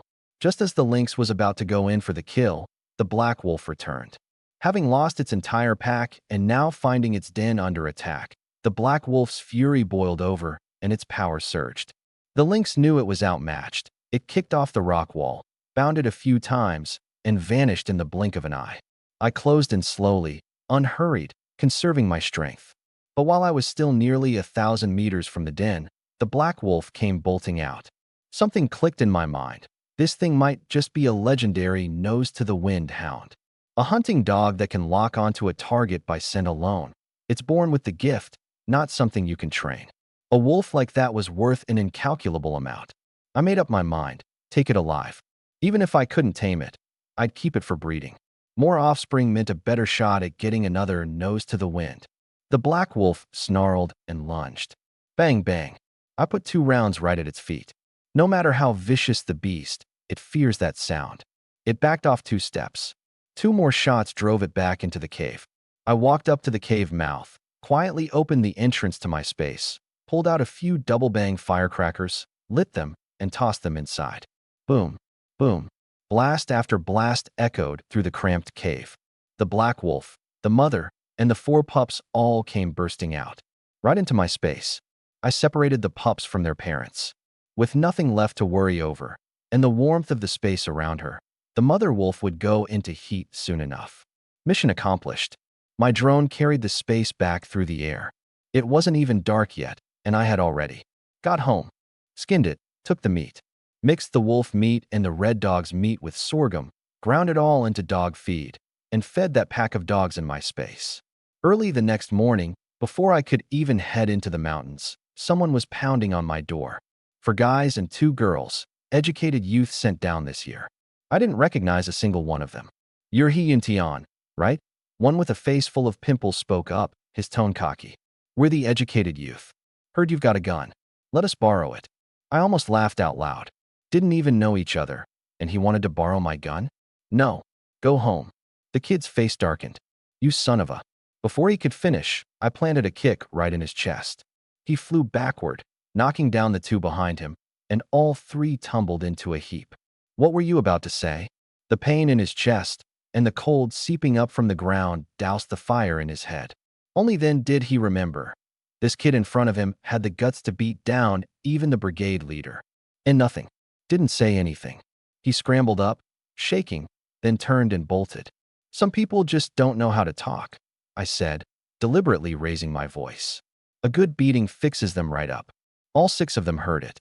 The kid clenched his fists, but in the end he didn't dare look back. A bunch of rejects the city didn't want, running off to the countryside and actually thinking they were somebody. I couldn't be bothered thinking about it. I grabbed my gun and headed into the mountains. Once I reached a spot with no one around, I let out the big white dog. I tested it yesterday. Aside from being big, it was useless. No nose for tracking high or low. I kept it around just as an early warning. Today I wasn't taking the usual route. Too little game there. I switched over to Wild Ox Ridge. The moment I entered the ridge, I swapped to my Type 56 carbine and went on alert. Tracks appeared in the snow soon enough, all different sizes, several head of them. Looked like roe deer. I waved for the big white dog. It sniffed a few times, then just circled in place, refusing to move forward. I narrowed my eyes. Something was off about this place. I gave up on that big white dog completely. It wouldn't even go after a decent piece of game. That left only one option: kill it and eat the meat. A dog that's good for nothing doesn't even qualify to be a breeding stud. I sent out Featherwing to scout from the air while I slowly followed the tracks in the snow. It was in that moment I truly understood how valuable a good hunting dog really is. Suddenly my mind flashed to that black wolf back in my space. Proud, fierce, its eyes full of hostility whenever it looked at me. But that was exactly the kind of spirit I liked. I don't mind arrogance, I just can't stand incompetence. After I'd formed a mental link with Featherwing, I could share its vision. So what if I linked up with the black wolf? Maybe I could get it to obey me. No sooner thought than done. I found a secluded spot, and in a flicker I stepped into my space. The black wolf was right there in front of me. Inside the space, it was hostile, but it didn't dare move. I gathered my mental energy. It flowed into an invisible brand, slowly settling over its skull. It sensed the danger and jerked violently. The brand shattered instantly. My head spun. Failed. Deep breath. Again. Once, twice. I lost count. Finally, with a click, the connection locked into place. In that instant, countless smells came flooding into my nostrils, so overwhelming I nearly passed out on the spot. I quickly used my space to block out most of it. Damn, my sense of smell had spiked more than tenfold. A successful connection meant I'd tamed it. If I could rebuild a pack around it, I'd have my own wolf pack. Wolves hunt 100 times more savagely than any dog pack. Pound for pound, a dog is no match for a wolf. I stepped out of the space, summoned the black wolf, and pointed at the hoof prints in the ground. It lifted its head, nostrils flaring, catching the scent of prey on the wind. This was a head-up sniffer, a dog in a million. No wonder it had noticed me the moment I approached its old den. It had caught my scent long before. Now what should I name you? I said, walking behind it. You're one in a million. You deserve a name with some power to it. I thought for a long while, then smiled. Wanley it is. May your nose smell prey from 10,000 miles away. Man and wolf hadn't been on the trail long when Feiyu sent back an image. A herd of roe deer, 5 of them, pawing through the snow for dried grass. But from another direction, 3 hunters with 6 dogs were also closing in on that same herd. I gauged the distance. I was closer. There was still time. I stopped conserving my strength and charged the deer at full speed. When I'd closed to 300 meters, the roe deer sensed something was wrong and raised their heads to flee. I brought up my Type 56 semi and fired several rounds. Every shot hit its mark. If it weren't for that crew, I'd have taken them alive. Now I had no choice but to kill. The 3 men heard the gunshots. The middle-aged man leading them changed expression. Move. Someone's stealing our game. In his mind, those deer had already become his. The 3 picked up their pace, but in the deep mountain snow, you can't just move fast on command. The short one, lagging behind, panted. What's the rush? Once they're done shooting, we'll just take our cut. The other two didn't object at all. The most dangerous thing in these mountains was never the beasts. It was people. You never know whether there's a knife hiding behind that smile. On my end, all 5 roe deer were already tucked away in my space cabin. Time stood still in there. Whatever went in came out exactly the same. I pulled the black wolf back into the space too and continued hunting alone. With these 5 in the bag, I couldn't care less whether I caught anything more. The 3 men arrived fast. I left. In under 3 minutes, they reached the spot where the roe deer had fallen. The 3 of them stared at the snow, dumbfounded. The blood was still there, and so were the tracks, but only one man's footprints and one dog's, heading straight for the summit. The deer had vanished into thin air. Weird, the leader scratched his head. The guy shot the game and hauled it off, and the dog followed in his footsteps. Wild guessing, yet the other 2 actually nodded along. The leader's eyes lit up. Since there's only one man, then this game was meant to be ours. He made robbery sound completely reasonable. The nerve on this guy was thicker than a city wall. The 3 set the dog on my trail. Every move I made had already been caught by Feathered Wing's watchful eye. To keep a low profile, I'd swapped out the Type 56 for a Type 38 rifle, borrowed from the black market, with no rounds loaded at all. The real hardware I'd left in my space, a Type 54 and an M1911, just in case. I walked on, unhurried, as my pursuers closed in behind me. 30 meters. 3 muzzles trained on me at once. Freeze. I stopped and didn't move. I wanted to see just what these 3 were up to. Being covered by 3 guns did make my heart race. Not because I feared they'd shoot, because I feared those beat-up guns in these 3 idiots' hands might go off by accident. I could easily lift several hundred pounds now, but I was still flesh and blood. 1 bullet, and I'd be hurt all the same. Luckily, these guns were reliable enough. Without their owners pulling the triggers, they stayed put.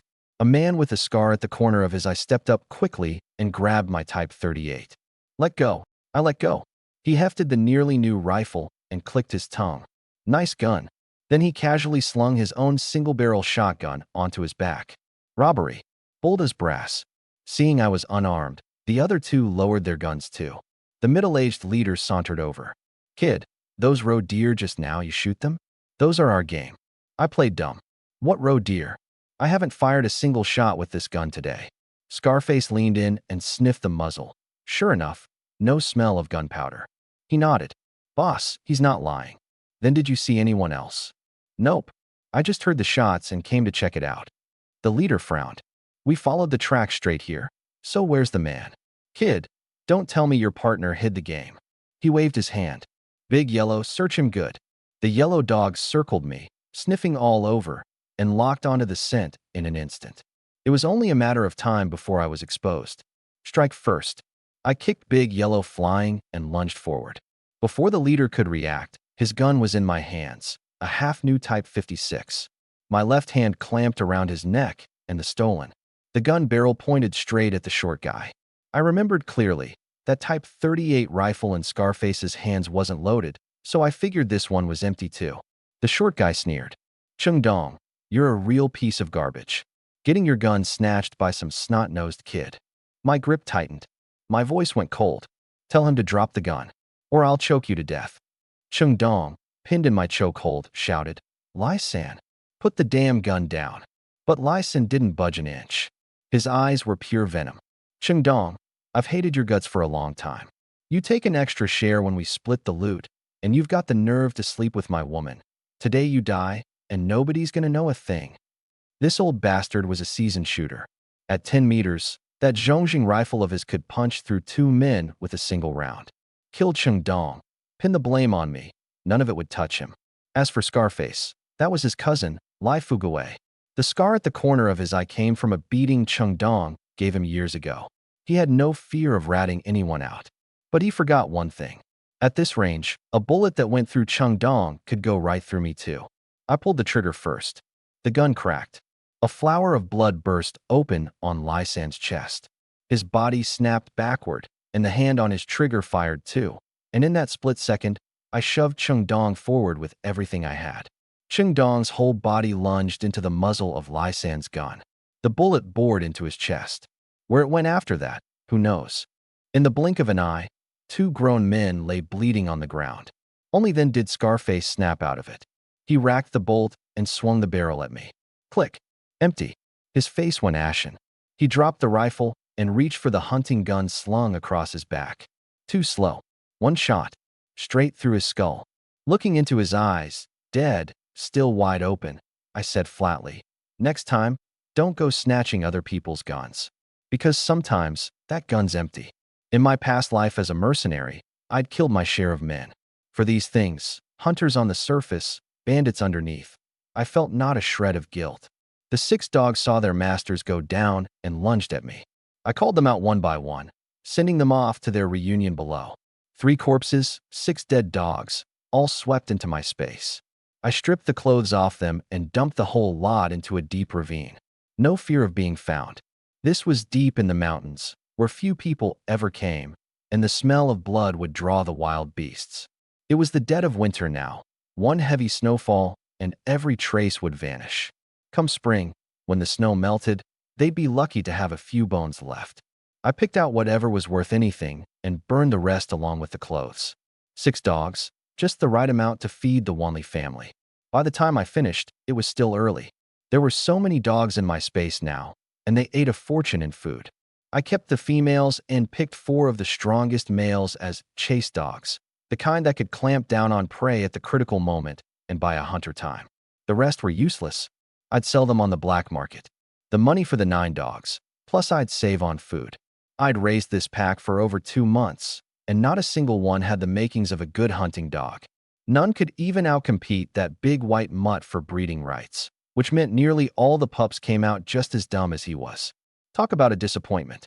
I roamed around until afternoon and only bagged 3 small wild boars, each around 100 pounds. The clouds hung lower and lower. Snow was coming again. I decided to head home. When I touched down outside Kaoshan village, I deliberately grabbed a hare from my space to carry in hand, so as not to arouse suspicion.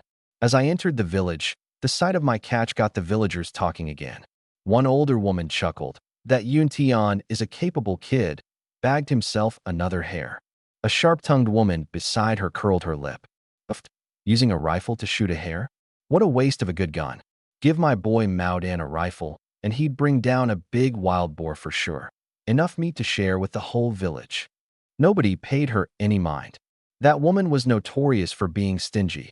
Even when she gathered wild vegetables with her sisters-in-law, she'd split everything down to the last leaf. If her son actually did shoot a boar, he'd probably hide it and eat every bit himself. Less than an hour after I got home, the snow started up again, coming down heavier and heavier. This was the second snowfall of the year. After this one came the prime hunting season. The animals would be out foraging everywhere just to survive, and their tracks would show clear as day in the snow.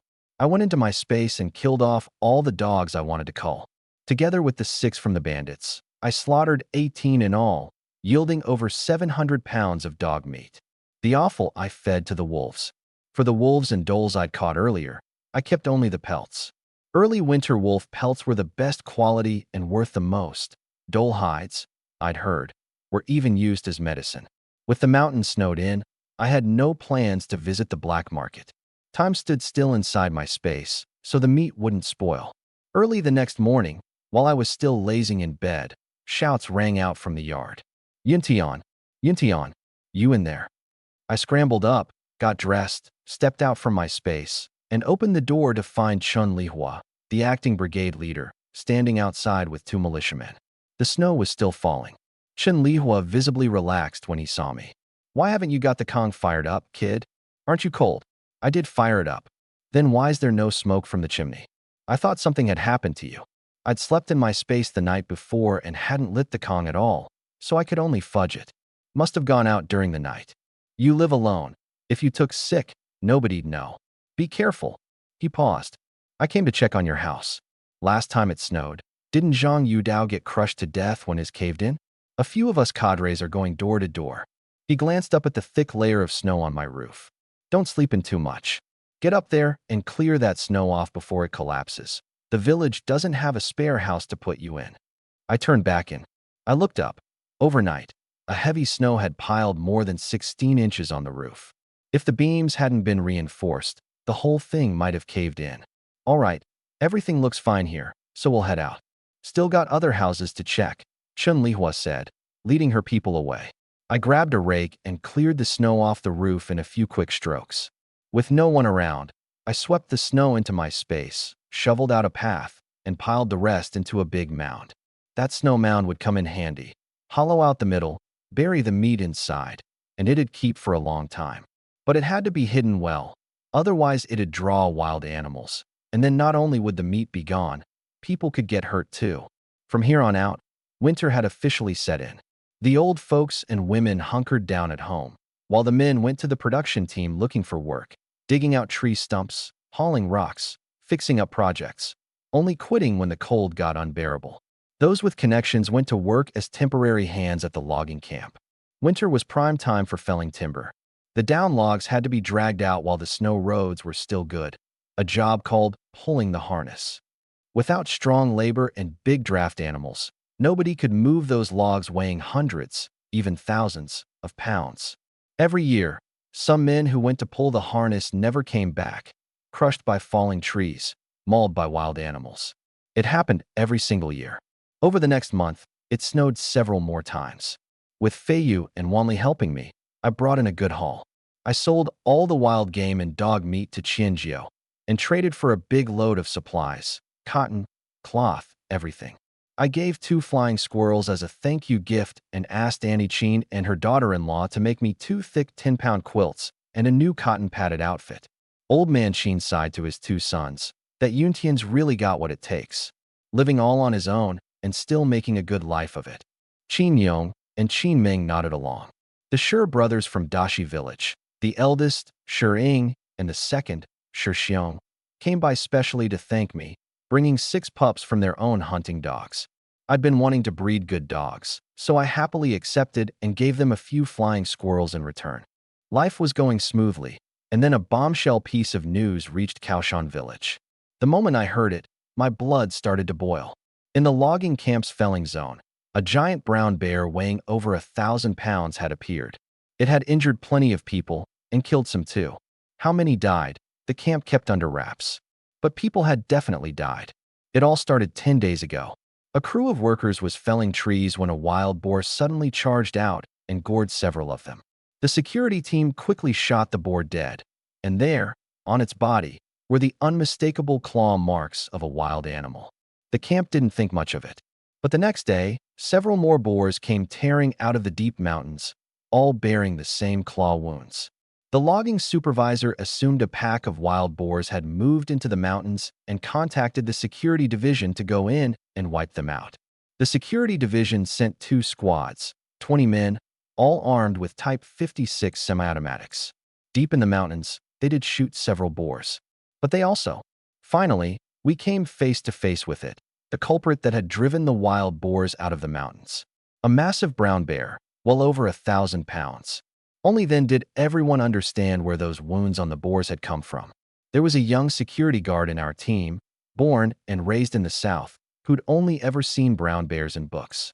First time laying eyes on a live one, he got the itch to test what the beast was really made of. So he tested it, and he got his answer. 1 swipe of that bear's paw killed him and 2 other guards on the spot. 3 men, dead. Nobody noticed until we did a head count that night. By the time we found the bodies the next day, they were mangled beyond recognition. The old hunter crouched beside them, ran a fingertip along a deep claw mark, and went pale. Brown bear and wild boars. That's how word got out that there was a bear deep in the mountains. Once the logging camp lost men, they put up a bounty right away. Kill the brown bear, keep the carcass, plus 200 yuan on top. Hunters from all around came running. A brown bear? Money and glory both. Who wouldn't want a piece of that? Even the 2-bit trappers who only knew how to set snares wanted in. But over the next few days, nobody killed the bear. Instead, 6 or 7 more hunters died, along with a dozen hunting dogs. The price paid in blood finally forced out the truth. This was no ordinary brown bear. This was a 1,000-pound bear king. That's when the ones hoping to cash in easy came to their senses and packed up. Only those who truly believed in their own skill gritted their teeth and stayed. The Bear King was disrupting operations, and the camp got desperate. The bounty climbed higher and higher. In the end, kill the Bear King, and you'd get 1,000 yuan, a brand new Type 56 carbine, and a permanent job with the camp. When I heard that, my breathing grew a little heavier. The money and the gun were secondary. What really set my heart racing was the Bear King itself. What hunter worth his salt doesn't dream of taking down a bear with his own 2 hands? I packed my gear and headed to the logging camp. The moment I walked in, security stopped me. They saw I was alone, young, not even a hunting dog with me. "Hey kid, you here to hunt the bear too? Where's the grown-up?" "It's just me," I said. "Doesn't matter whether I get it or not. I came to see the show. Take my advice and stay out. People have died in there. It's fine. I want to see it for myself." He sighed and handed me a piece of paper. "Then sign this first." I looked it over, a death waiver. Anyone entering the camp to hunt the bear does so at their own risk. The camp bears no responsibility for injury or death to man or animal. Hunters supply their own ammunition, no shooting from ambush. I picked up the pen and signed my name in one clean stroke. The 2 guards watched me walk off, shaking their heads. Before heading into the mountains, I'd already memorized the map and figured out the areas where the Bear King had been spotted. I sent Feiyu up to scout from above and slowly closed in on that valley myself. Walking across the snow, my footsteps were astonishingly fast. I left one hunting party after another behind me. They traveled in groups of at least 2, with packs of dogs. I was the only one going it alone. Halfway there, I ran into a familiar face, Huang Er, a half-baked hunter from Kaoshan village. He had 2 others with him, one old and one young, with similar features, father and son, most likely. The old one gripped a battered Type 38 rifle. The young one carried a spear. The moment Huang Er saw me, his eyes lit up, his gaze locking onto the Mosin Nagant in my hands. I sneered inwardly. This guy was eyeing my rifle again. I quickened my pace, pretending not to hear his shouts. "Yuntian, Yuntian, stop right there." I didn't look back. Behind me, the old hunter lowered his voice. "Cousin, who's that kid? Nice piece he's got there." Greed glinted in his eyes. "Same village as me. He's the only one left in his family," Huang Er said. "He's been running the mountains lately too. Word is he's bagged plenty of game." The old man was Feng Daqing, Huang Er's cousin. Mother beasts with cubs, den clearing traps. He had no scruples about anything, as long as it meant catching prey. This time, aiming for the official job slot, he brought his son Feng Chong along. Knowing he was outnumbered, he'd roped in Huang Er. After all, if Huang Er died, no one would come asking. Now, seeing me alone, with a fine rifle and no family back home, both of them started scheming. One wanted to swindle me. The other wanted to rob me. Nearing the target area, I slowed down. A sudden chill crept up the back of my neck. Something was following me. I sent Feiyu back to scout. It was Huang Er and the other 2, with 4 dogs. One of them, a black and tan hound, kept lowering its head to sniff every few steps, clearly tracking my trail. I found a tree so thick it would take both arms to wrap around, scrambled up it, then slipped into the space. The mountain wind howled, scattering the scent I'd left behind in an instant. Below the tree, the black and tan dogs circled a few times, then lost all sense of direction. Feng Daqing cursed viciously. Useless mutt, falling apart when it matters most. I watched coldly from within the space. If you dare to plot against me, you'd better be ready to get bitten back. When the 3 of them closed to within 200 meters, I pulled a Type 38 rifle out of the space.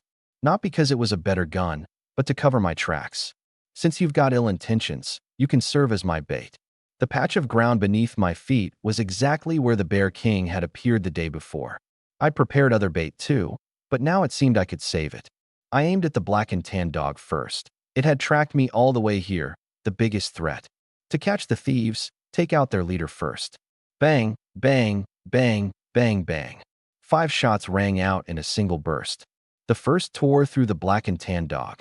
The remaining 4 raked across the other dogs. Except for Huang Er's dog, the 3. All the dogs went down, blood staining the white snow, the coppery smell spreading instantly. Feng Chong screamed, "It's that kid. He's trying to kill us." But Feng Daqing kept his cool, a seasoned hunter through and through. "Get behind a tree. Watch out, he might fire again." The 3 of them scrambled for cover. "No, that's not right." Feng Daqing analyzed between panting breaths. That kid had a Mosin Nagant. What we just heard was a Type 38. Probably some other hunter. Afraid our dogs would sniff out the bear first, so he took them out. All 3 dogs, done for. Somebody's gonna pay for this. If we can't find who ambushed us, we pin it on that He Yun Tian. His logic was simple. Whether I did it or not, it lands on me. That black and tan dog had even been borrowed. He tallied every bit of it up on my tab. In his eyes, I was just a green kid he could squeeze however he liked. What he didn't know was that the last person who thought that way had already taken a bullet and gone to meet his maker. I waited more than half an hour in the space, but the bear still didn't show. Just as I was about to give up, a furious roar echoed in the distance. Growl. The bear. My spirits lifted. Worth the wait. I wasn't in a hurry to come out. Now that the bear was here, it couldn't escape. I wanted to let it chase off Huang Er and his little flies first. Otherwise, if a fight broke out, I'd have to keep watching my back for a sneak shot. I took out 5 rounds, drew my knife, and carved a cross into each bullet tip. It would boost the stopping power at the cost of shorter range and wear on the rifling. Worth it. The 3 behind the trees heard the roar too, and all they wanted was to run. Forget the 3 dogs on the ground. They bolted back the way they came with their 1 remaining dog. As he ran, Feng Daqing was already scheming how to shake me down. A few hundred meters in, the lead dog suddenly tucked its tail and pissed itself all over the snow. Feng Chang pointed ahead and shouted, "Pa! Look, what is that?" Feng Daqing squinted into the distance. 1,000 meters out, a black shape moved slowly. Growl, growl. A chill shot through him. The Bear King. His original plan had been a good one. Sick the dogs on the bear, pick it off from a distance with a few shots. So what if a couple dogs died? He'd even write off Huang Er. But reality slapped him hard across the face. The dogs were already dead, and now the bear had come knocking. "Cousin," Feng Daqing yelled at Huang Er. "Take your dog and hold it off up front.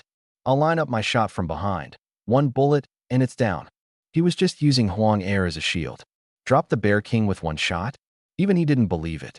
Huang Er's dog caught the scent of the beast and barked itself into a frenzy. To the bear, that sound was a challenge. The Bear King dug in all 4 claws and came charging. That mountain of a body lunged forward, sending snow flying in every direction. Thank God for the deep snow, it dragged its speed down a notch. Feng Daqing had run the 1-shot kill through his head countless times. The scene of killing a bear. But when he actually faced this apex predator, he realized just how ridiculous he was. Trembling, he raised the rifle and worked the bolt. Bang! The bullet flew off God knows where. Panicking, he yanked the trigger again and again, but all he heard was click-click. Empty. Work the bolt. You haven't even chambered a round. Feng Chang yelled. Feng Daqing snapped out of it and fumbled to cock the rifle and raise it. The Bear King had already closed to within 300 meters. He fired a wild shot in its general direction, didn't even wait to see the result, spun around and shouted, "Chang, run!" Father and son took off at a dead sprint. Poor Huang Er, drenched in sweat despite the dead of winter. By the time he came to his senses, the Fengs were already a dozen meters ahead. Bastards! Huang Er spat, then turned and bolted too. He knew exactly what his double-barreled shotgun was worth. Fine for a 200-pound boar, but against this monster, it was pure suicide. His effective range was 50 meters, and if that bear got within 50 meters of him, he was dead. Unable to catch up with the Fengs, he cut off in a different direction to split up. And whether or not the bear understood that 2 is more than 1, it actually let Huang Er go and charged straight after the Fengs. Feng Daqing looked back again. Huang Er was gone, leaving only the bear, now bearing down to less than 100 meters. Feng Daqing frantically squeezed the trigger. Bang! This shot seemed to hit the bear. Roar! The Bear King let out a furious bellow and picked up speed. Feng Daqing tried to work the bolt again, but there was no time. It was only halfway back when a massive paw swept toward his face. His 100-some-pound body was smacked flying like a rag doll, not stopping until it slammed into a tree. Racing ahead, Feng Chang heard the commotion and turned to look. His father was nowhere to be seen. Only a giant bear pouncing less than 10 meters behind him. "Mama!" he screamed, throwing himself forward. But how could a man outrun a bear? Within 2 strides, the paw came down. Crack! His spine snapped, his tattered padded jacket shredded to ribbons by the claws. For a moment, the Bear King hesitated, unsure which one to eat first. And I had already had it in my sights for a while. I aimed at its hind leg and pulled the trigger. The cross-scored bullet bored into flesh, tumbled, and burst open, leaving a blood hole the size of an egg. Argh, argh. The Bear King howled in agony, but couldn't find where the sniper's shot had come from. Instinct told it, "There's danger here, get out." It abandoned the prey right in its mouth, dragging its ruined leg as it plunged deep into the forest, limping even as it ran. I switched to my Type 56 semi-auto. In a critical moment, more rounds means a better chance of survival. The drone rose to guide me. Rifle raised, I trailed casually behind. With it keeping watch, the bear couldn't get away.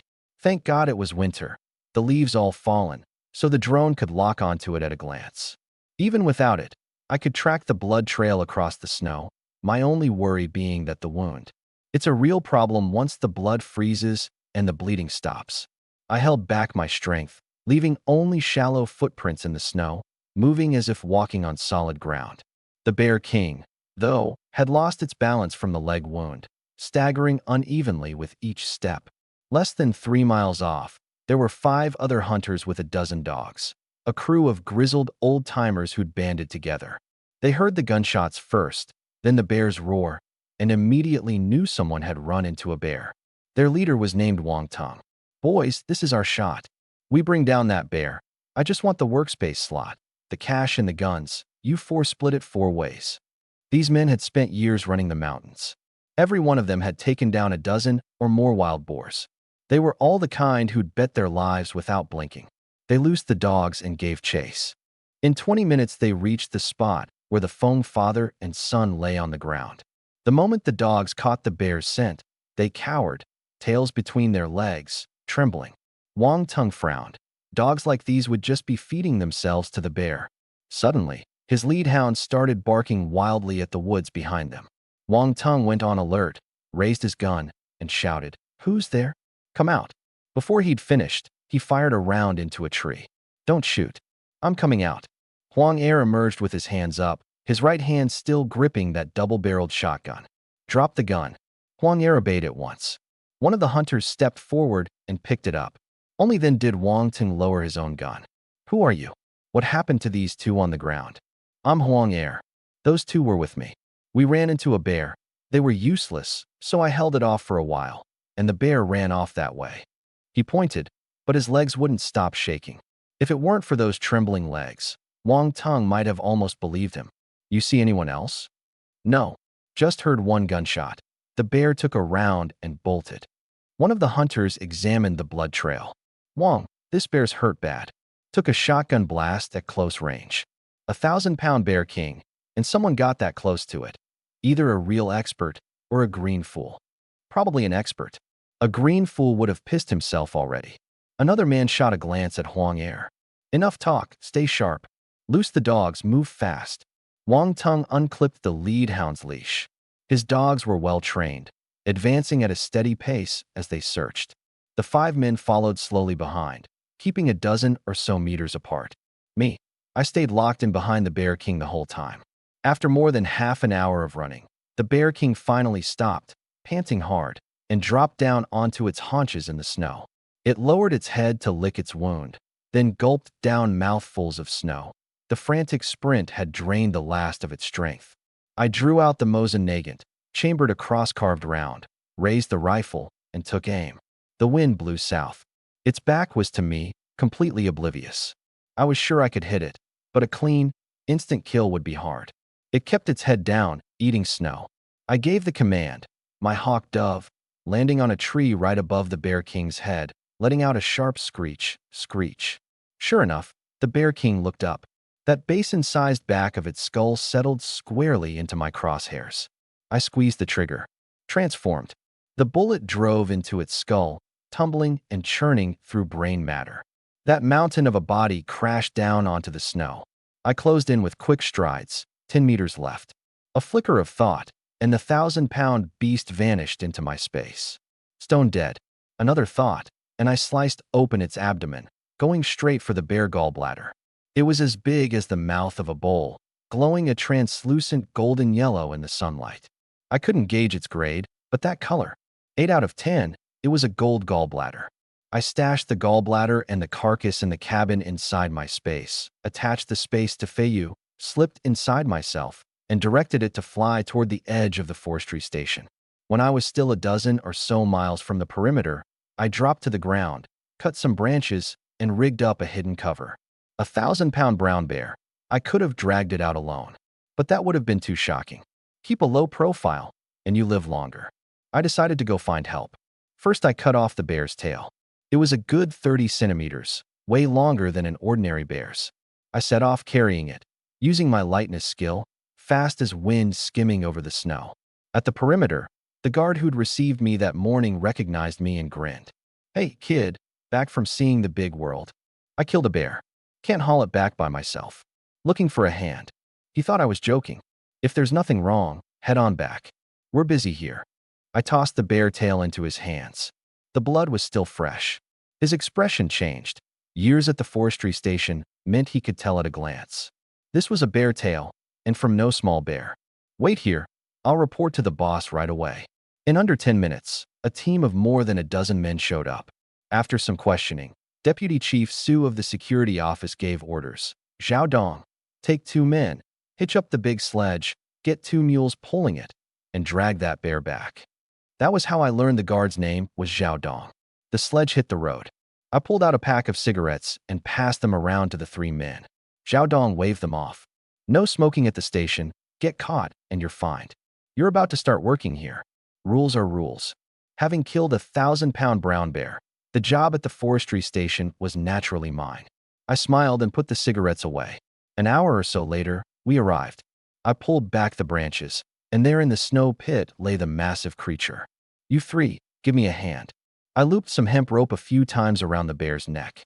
"Holy," Zhao Dong sucked in a sharp breath. "This thing's way too big." All 3 were stunned. The 4 of us hauled together toward the sledge. The mules caught the bear's scent and reared back in fright, pawing the ground. One of the guards stepped up to calm them before they settled. I lifted from below while 2 pulled from above, and we finally got the bear onto the sledge. To be safe, only the driver rode up top. The 3 of us walked alongside through the snow. By the time we got back to the perimeter, mealtime had passed. Luckily, Deputy Chief Su had saved us food. Cornbread buns, wild boar braised with radish, and red braised potatoes. I didn't have any internal meal tickets, so I dug out some local grain coupons to cover the tab. While I was shoveling down my food, Deputy Section Chief Su had already phoned headquarters. The moment the plant director heard that the 1,000-pound brown bear, the one that had killed people, was dead, he gave the order at once. "Bring both the man and the bear to headquarters." Once again, I climbed aboard the timber train that ran through the forestry farm's private line.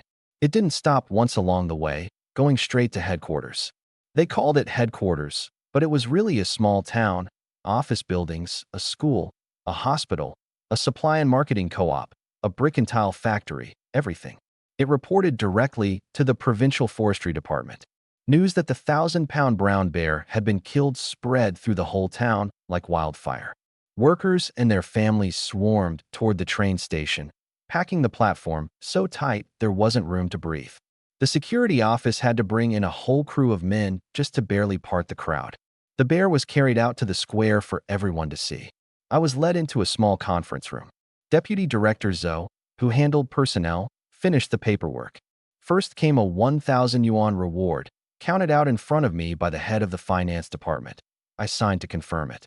Next came a brand new Type 56 semi-automatic rifle, complete with a gun permit, and a hunting license thrown in as a bonus.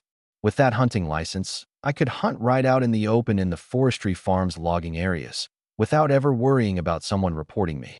Deputy Director Zhou and the finance chief left, leaving only Section Chief Wei from the personnel department. Now came the main event, the job.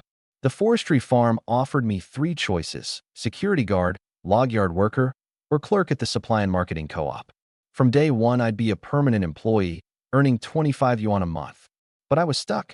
More money or less didn't matter to me. What I wanted was freedom, a job that didn't tie me to a desk, one that let me head into the mountains whenever I pleased. "Section Chief Wei," I said, lowering my voice. "This job, Can I sell it? He froze. A permanent position. People would trample each other to get one. And here was this kid wanting to sell his off. Comrade Xiaohe, you just picked up your reward money. You're not short on cash, are you? He figured I was too young to know better. This is the first time I've ever met anyone who didn't want a job. Let me go ask the higher-ups. In Director Zhang's office sat an important guest, Qi Zhanfei, director of the Haishi steel plant. The two were old comrades who'd come up together on the battlefield, closer than brothers. The phone rang. Director Zhang picked up. Hello, Zhang Feiyue speaking. Director, that young fellow who killed the bear wants to sell his job. Sell his job? He thinks the 3 positions are too dull and wants to be a purchasing agent? A purchasing agent? Can a kid handle that? Qi Zhanfei heard it clearly. His eyes lit up, and he leaned in to whisper a few words.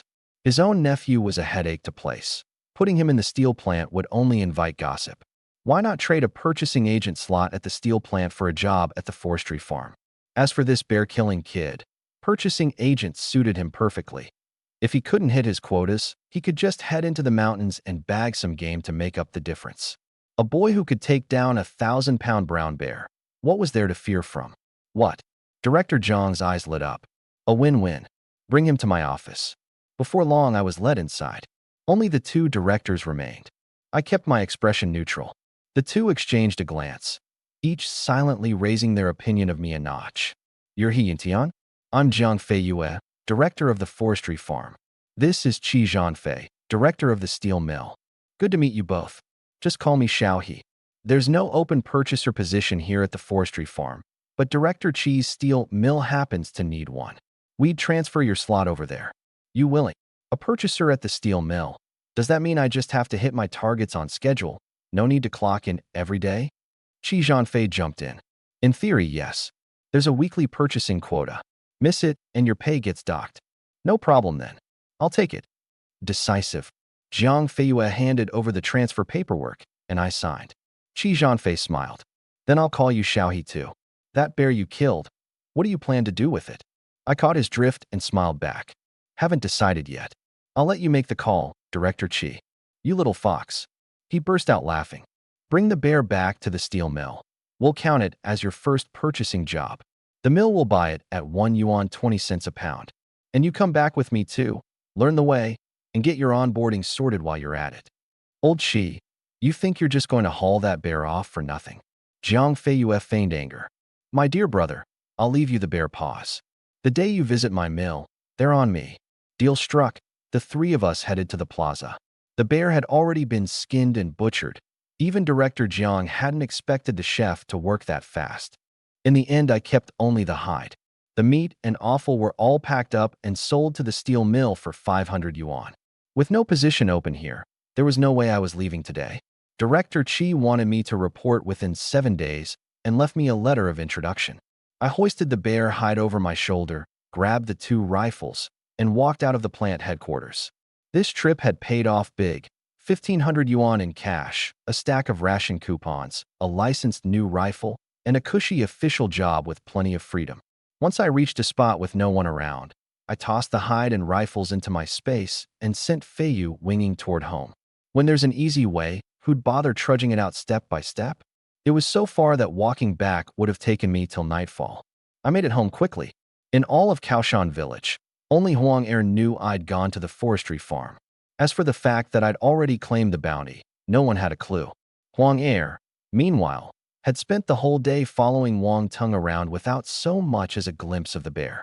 It wasn't until they returned to the outer perimeter that evening that they heard the bear had already been killed by some young guy named He, who dragged it back by 1 in the afternoon.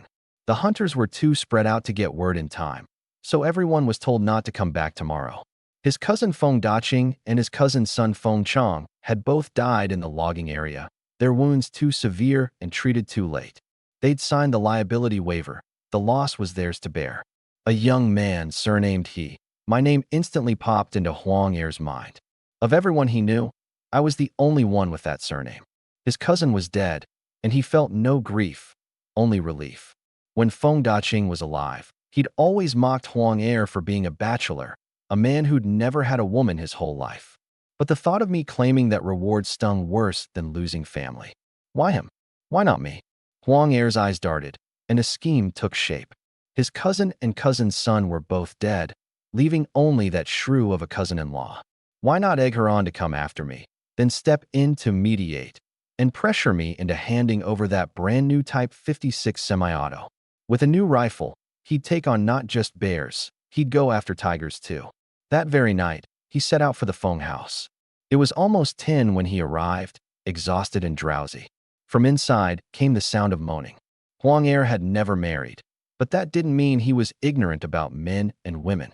Feng Daqing was dead. This was his cousin-in-law taking a lover. Catch her in the act, and the share meant for her could end up in his pocket too. The more he thought about it, the better it sounded. He kicked the door open. The pair of lovers on the bed startled upright. When his cousin-in-law saw who it was, she screamed curses. Huang Er, you son of a bitch, you've got a death wish.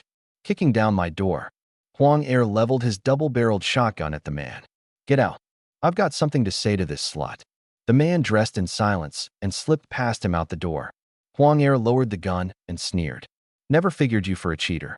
Want to keep it quiet? Then you'll do exactly what I say. Before he could finish, an arm clamped around his neck from behind, crushing. A vicious voice hissed against his ear. Don't blame me. Blame yourself for seeing what you shouldn't have. The arm tightened, tighter still. Maybe it was the thick winter clothes. The padding blunted the force, so he didn't suffocate right away. Cornered, Huang Er flicked off the safety and twisted the barrel back under his own armpit, pointing it behind him. He squeezed the trigger. Boom. Range aside, a double-barreled shotgun fired point-blank packs a devastating punch. The man behind him took the blast full in the chest, which was blown to pieces. He crumpled to the floor, breathing out more than in. It was the man who just walked out the door. Seeing her lover killed, the cousin-in-law lunged at Huang Er, stark naked and wild, and cracked a hard slap across his face. That slap jolted Huang Er out of his killing days and unleashed every ounce of murder in him. He swung the barrel around to her chest. Still thinking he was the same old coward, she jeered. If you're a real man, shoot. Boom. A dozen steel pellets tore into her chest. Fired point blank, they left a gaping hole in front, her organs shredded. She died refusing to believe Huang Er would actually kill her. 2 lives taken, and Huang Er strangely grew calmer. He fled toward the edge of the village, running blind. The 2 gunshots had woken half the village. Militiamen threw on their clothes and grabbed their rifles.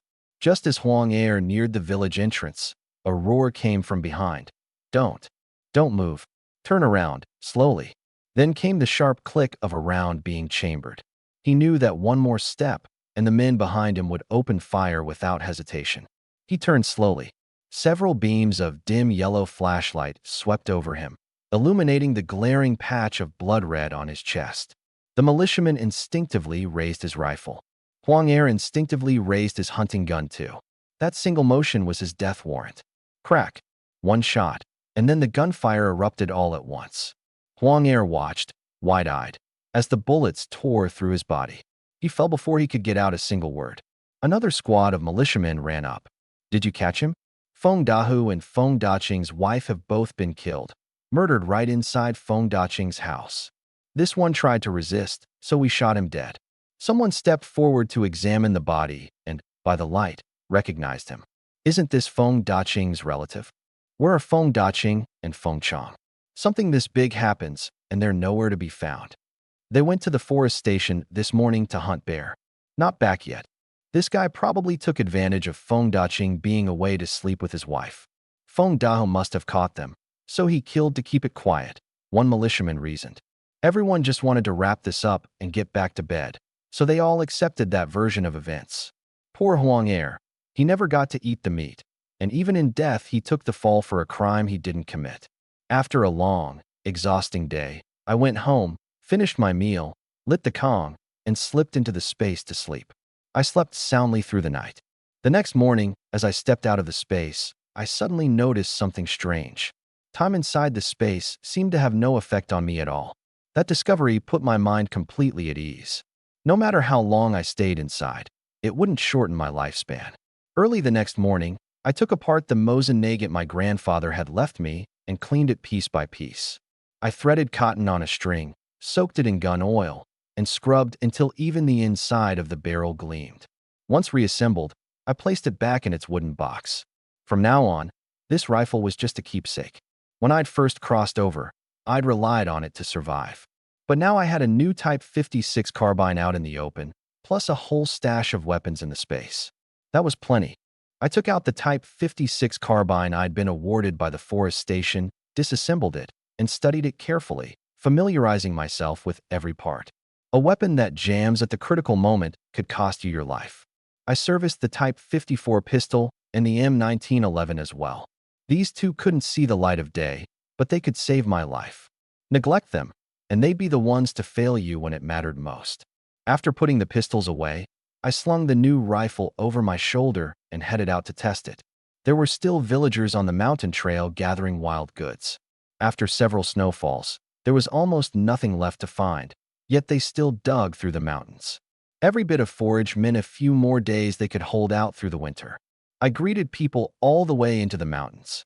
Behind me, someone had their eyes on the rifle over my shoulder. Look at the gun in Yuntian's hands. It's not the same as before. The same? That's a Type 56 carbine. He used to carry old man, he's bolt-action Mosin. A Type 56. That wouldn't be the one that went missing from the village, would it? He stole it. Everyone in Kaoshan village knew that the former brigade leader, Li Qinglu, had lost a Type 56 carbine. No one could say where it went. That, plus embezzling a huge sum of money, had earned him a bullet in the end. Now here I was with a Type 56 in my hands. Who wouldn't get suspicious?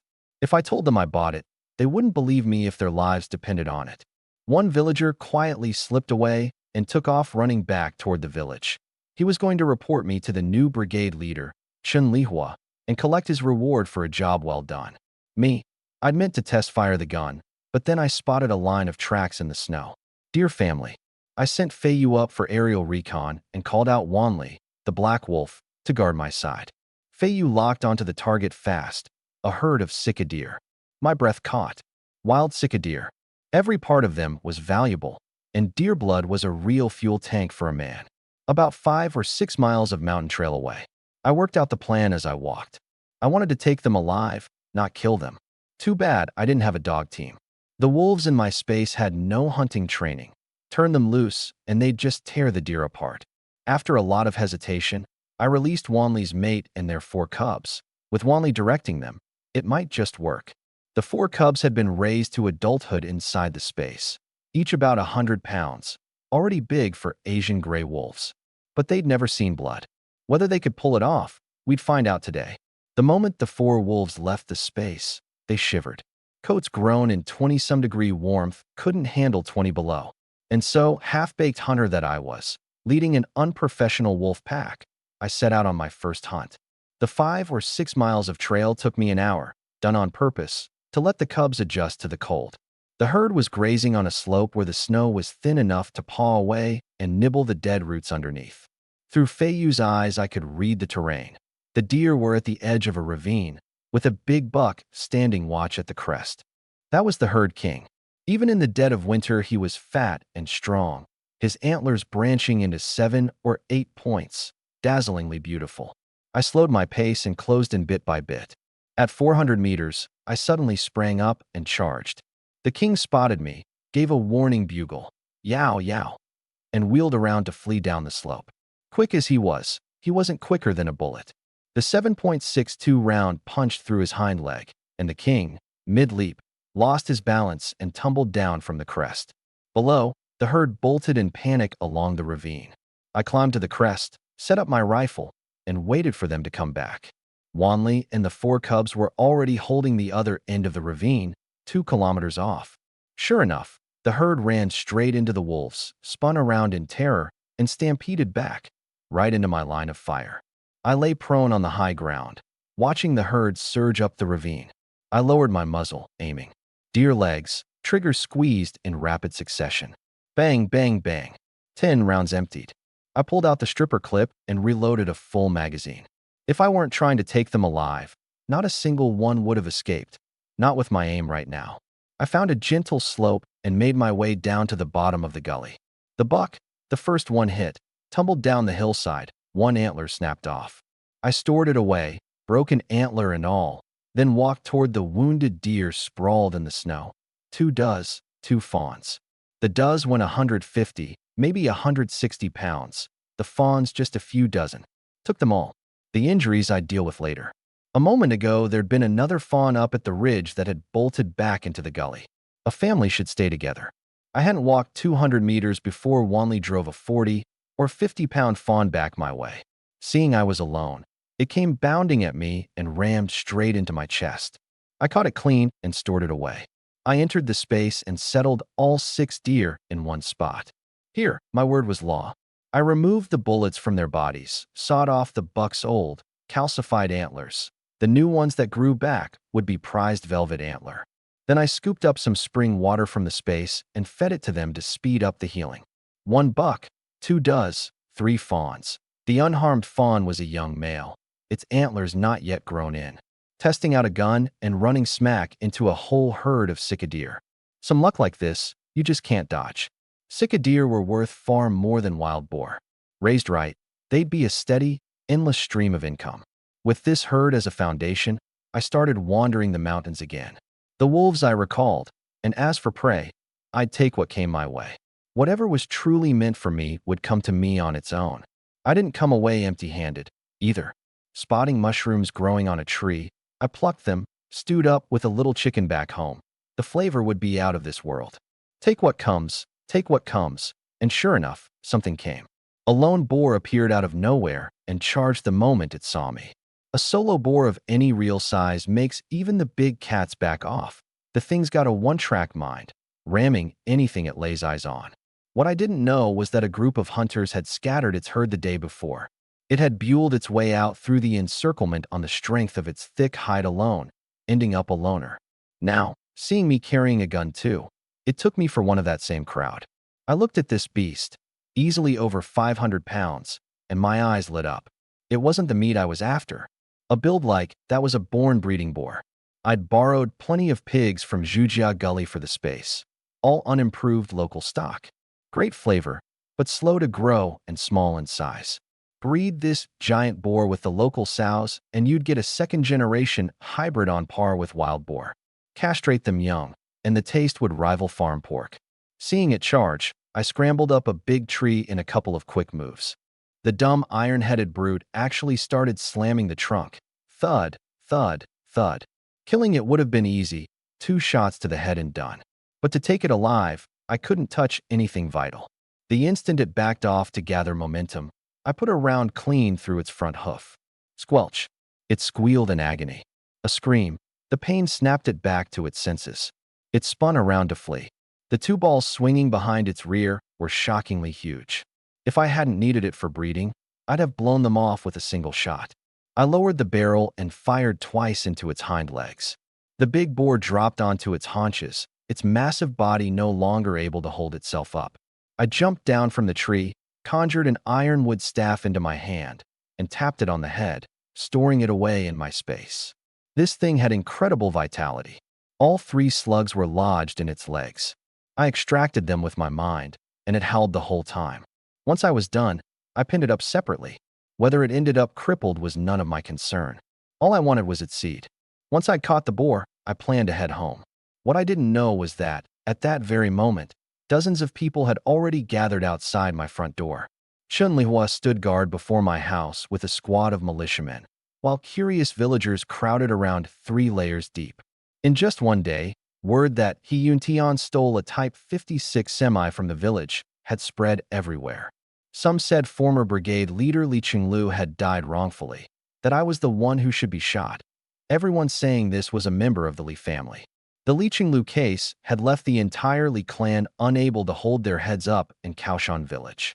Now that word had gotten out that I was the rifle thief, the Li family wanted to eat me alive.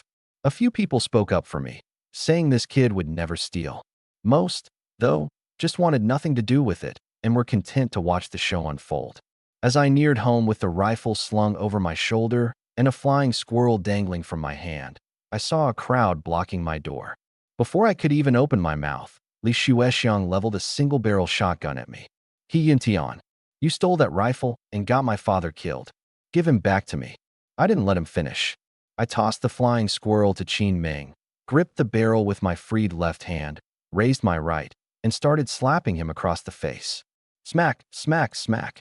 I'd hit him 6 or 7 times before anyone snapped out of it. An old man shouted, "Stop!" I kicked Li Shuexiang aside, the shotgun already in my grip. I looked at the single barrel, the safety already off, and sneered. "Well, now safety's off. You planning to kill me?" I raised the gun one-handed. The muzzle pointed down at Li Shuexiang on the ground, which also happened to line up with the cluster of Li family members. An old man from the Li clan stepped forward, his voice trembling. Put the gun down. Let's talk this out." "Oh, now you want to talk it out? Why didn't you say that a minute ago?" I swept my gaze across the crowd. "All you people blocking my door like this, what are you after?" Only then did Chun Lihua step up. "Yin Tian, word around the village today is that the missing Type 56 semi is gone, and here you are with a rifle on your back. We just came to check it out." She was now the acting brigade leader and militia captain, no small amount of power. You come to ask questions, then ask them properly. Pointing a gun at me the second I show up. What kind of way is that to do things? "Humph, Li Shuexiang." He scrambled up from the ground. "It was you who stole the rifle and got my father killed. That gun on your back, that's the proof. Captain Chun, you recognize the rifle that went missing, right? How worn was it?" "That gun was issued to me from the Armed Forces Department. It was maybe half worn. Later it stayed in Li Chenglu's hands the whole time." "Good." I gave my shoulder a shake, slid the Type 56 carbine off, and handed it over. "Take a look. Is this the one?" The moment Qin Lihua took it, she understood. This was a brand new rifle. The faint wisp of gun smoke at the muzzle showed it had been fired just today. A flicker of disappointment crossed her eyes. She wanted to recover that lost rifle too, so she could secure her position as squad captain. But all she could say was, "This isn't the one that went missing." Li Shuexiang jumped out again. "Even if it isn't, then explain this. Where'd you get this gun? You think I owe you an explanation?" I turned to Qin Lihua. "I've got proof at home. Come in and see." I headed for the door, and the crowd parted to let me through. I pushed open the battered wooden door, and the gawkers tried to follow me in. I turned around and said, one word at a time, "Get out. Anyone who comes in deals with the consequences." "Yin Tian, if you won't let us in, are you hiding something in there you don't want us to?" Before he could finish, my single-barrel hunting gun was already aimed at his feet. Boom. A dozen steel pellets slammed into the dirt in front of him. The man's face went dead white. He never thought I'd actually pull the trigger. I gripped the barrel with both hands and slowly bore down. Right before everyone's eyes, that steel barrel bent into a bow shape under my hands, at a speed you could actually watch. Ruined. Cold sweat ran down the villagers' backs. Steel, bent into a curve by bare hands. That kind of strength was terrifying. Inside, I stashed the Type 56 back into my space and pulled out a stack of documents. The bear hunting certificate, the firearms permit. Back in the courtyard, "Captain Chun, come here." Chun Lihua stepped inside at once. Without her permission, none of the villagers dared cross the threshold. I shoved the papers into her hands. She read through them one by one, and the shock in her eyes lingered. This young man in front of her had actually completed the Forestry Bureau's bounty and collected a huge reward. She spoke haltingly. "Yin Tian, you really have that much money on you? Then could you maybe—" "No." I refused flatly. "I haven't even said anything yet. How can you already say no?" "Whatever you say, the answer's no. Just hear me out. Winter's setting in, right? The village doesn't have enough grain this year. Could you buy some and hand it out to the people who need it? Didn't Big Donkey and Three Dogs skim off all that money? Just use that to buy the grain." Her face flushed red. "That money got taken by the commune. They said there were still things they hadn't looked into. I got it. Someone higher up had their eye on that money. It just depended on whether their head was hard enough. This money is mine. No, plenty of folks in this village can't get enough to eat. If I split my money among them, that's what, $1 each? What good would that do? You'll have to figure out something else. So what's your plan? Let's hear it." She wasn't giving up. If she could solve the village's food problem, she'd get promoted to full brigade leader. But she didn't have what it took herself. Now that she knew I had money, of course she wasn't about to let it go. Using other people's money to serve her own ends. Too bad she'd run into me, a rock that wouldn't budge. I held up my hunting license. "See this? I want to be a hunter. I need to buy some good hunting dogs. This money isn't even enough for me. Hunting dogs only cost 10, 20 bucks each. Why would you need that much? Those are half-trained. I want the ones that go for a few hundred each. Besides, when it warms up in spring, I'm going to rebuild my house. All right then. Her eyes darted around. How about you take a few men up the mountain to hunt? With your skills, you'd bring back plenty of game, and the production team would give you work points by the rules. Trade game for grain. Help out the struggling families. She had it all figured out. Can't do it. I'm young. Why would they listen to me? Going into the mountains means putting your back to the men you're with. Do that with people you can't trust, and you're just waiting to become a corpse. She'd grown up in the mountains too, so she understood that rule. For the sake of gain, some people will do anything. Taking men like that into the mountains, that's a death wish. Whether the people of Kaoshan village live or die is none of my concern. I only need to look after the handful who truly care about me. Treat me like a neighbor, and we'll get along fine. Try to take advantage of me and get lost, the sooner the better. So what if I offend everyone? Worst case, I move somewhere else. I'm a transmigrator. I don't have any deep attachment to this place. The only reason I'm still in Kaoshan village is that the time isn't right yet. I looked at Chun Lihua and asked in a friendly tone, Brother Chun, who spread the word about what happened today? He seemed to catch my meaning and waved his hand. Yin Tian, for my sake, let it go this time. I thought it over. Fine. This is water under the bridge. But if anyone talks behind my back again, don't blame me for what happens. As the words left my mouth, I let out a thread of killing intent. Chun Lihua had been to war. He'd killed men. When that killing intent pressed down on him, his heart went cold. This kid didn't look like someone who'd just bagged a bit of game. The killing intent was so thick. He quietly warned himself, tell the villagers to steer clear of this kid. He's got a nasty temper. Chun Lihua waved off the villagers crowded around my door, explaining that my Type 56 semi-automatic was perfectly legal. Only then did the crowd disperse.